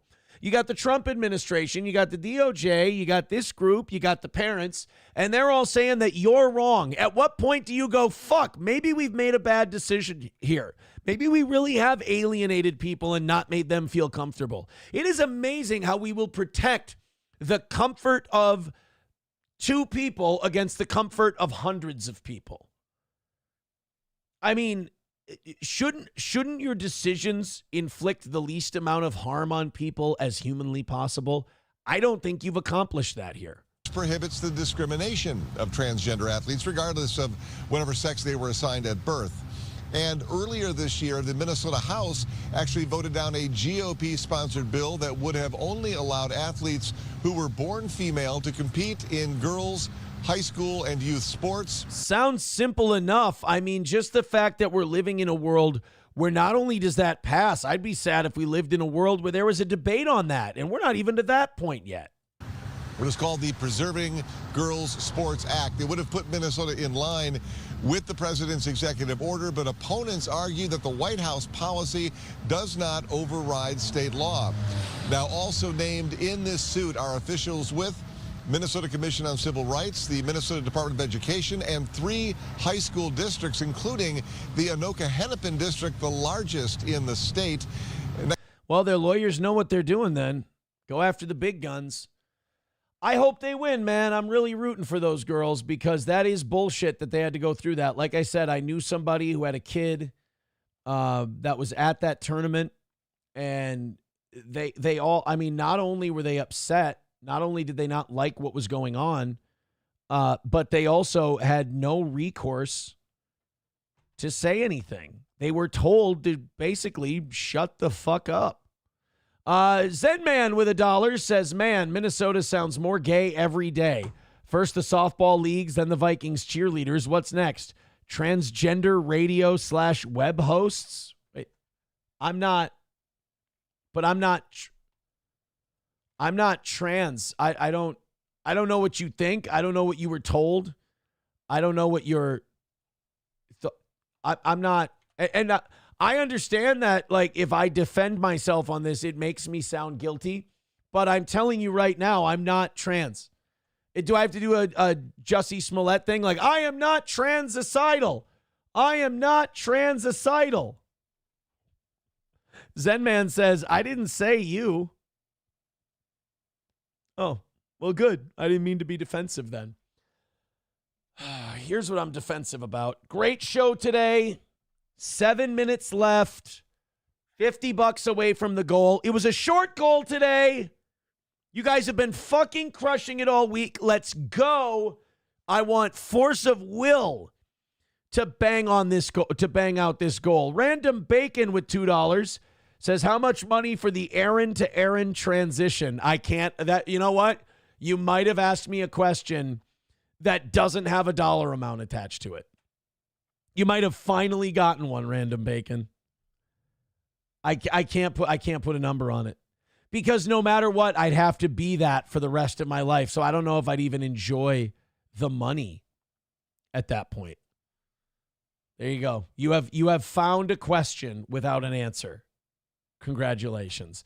$50 away from the goal. No, $50 away from the goal. I just realized that question was asked and then I immediately said $50. Please don't throw $50 in asking me to chop my cock off. That would not be okay. Throw in some money because you love the show and you want to see it hit its goal and you want to see it do well. Let's do that. Streamlabs, PayPal, Venmo, Super Chats, Rumble Rants. I'm fine with begging for the end of the show here. We did 4+ hours of really great shit. I got to debase myself a little bit here, but I really want to knock this out because A, it was a short goal. If we can't knock out a little over 200, we're in trouble. And then also, we've got a perfect week going, and we're very close. We've only got 2 goals left, so I want to do this thing. Baba Shab says the McVeigh now with 10% less goal. Not if this shit keeps up. Come on, baby. $50 away. Be one of the heroes. 5 gifted memberships on Rumble is all it's going to take. Appreciate it.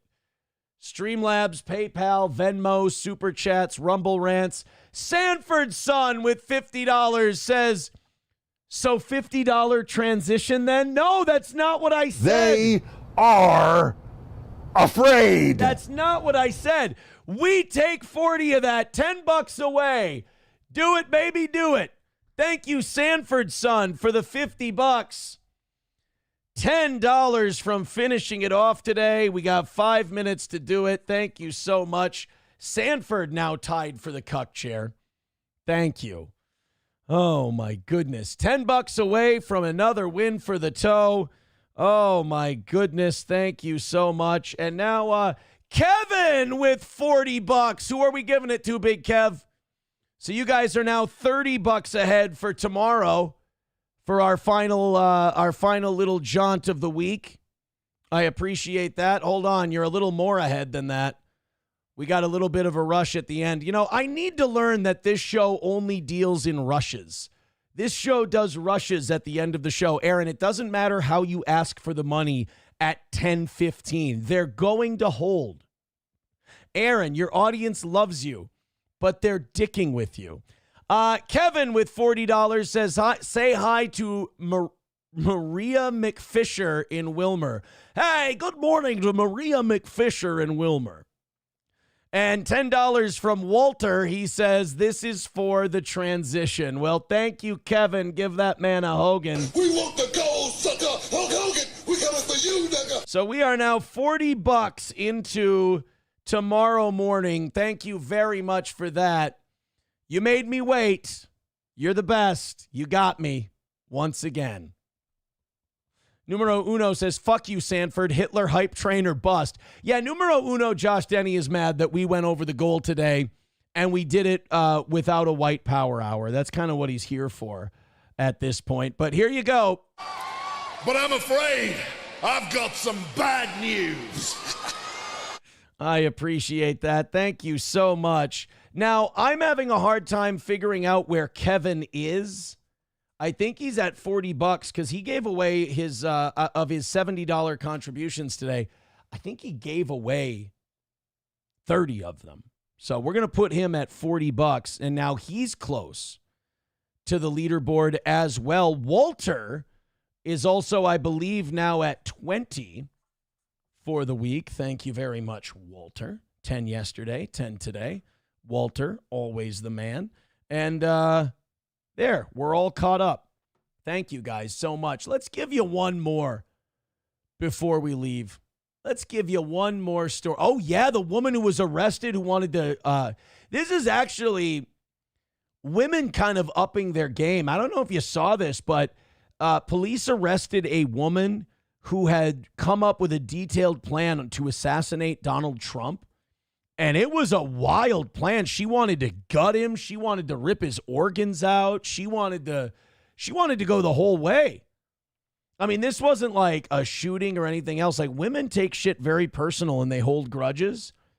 This would have been a new style of assassination. An Indiana woman faces federal charges for social media threats to disembowel Trump. Yeah, you can't do that. You can't say you're going to do that. You can't even say you want someone else to do that. I don't even think you can say if someone were to do that, I'd be happy. You can say that about normal people. You're like, oh my God, if that dog just ate my neighbor, I'd be so happy. You can say that. That's legal. That's totally fine. You can't, I don't think you can say that about the president, though. They just put the dog down.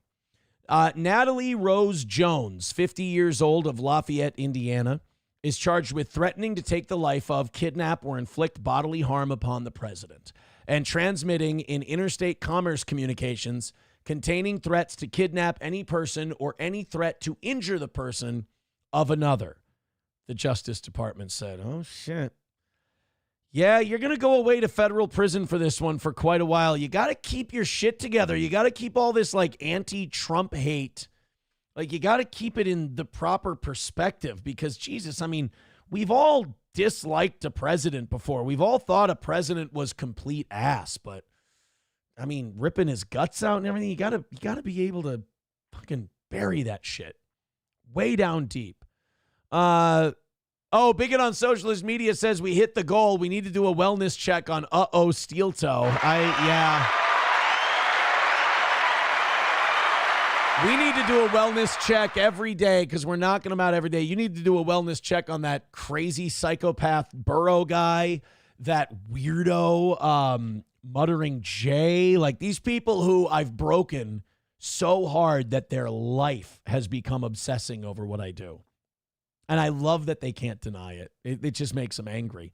Do a wellness check on them. Make sure they're okay. Atomic Ray with $1 says, this is what I come for. The bad news. Well, guess what, guys? We got to give them some bad news today. A killer show, an OBS crash in the middle.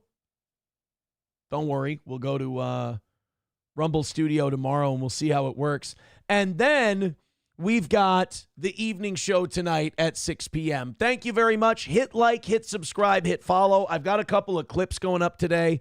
I think we'll do the Adam Sosnick one and probably the Howard Stern one today, and then we'll do Loudoun County tomorrow. Take it easy. Have a great rest of your day. Love you guys. I love the ball busting. You're the best. Thanks for your support, and we'll see you soon.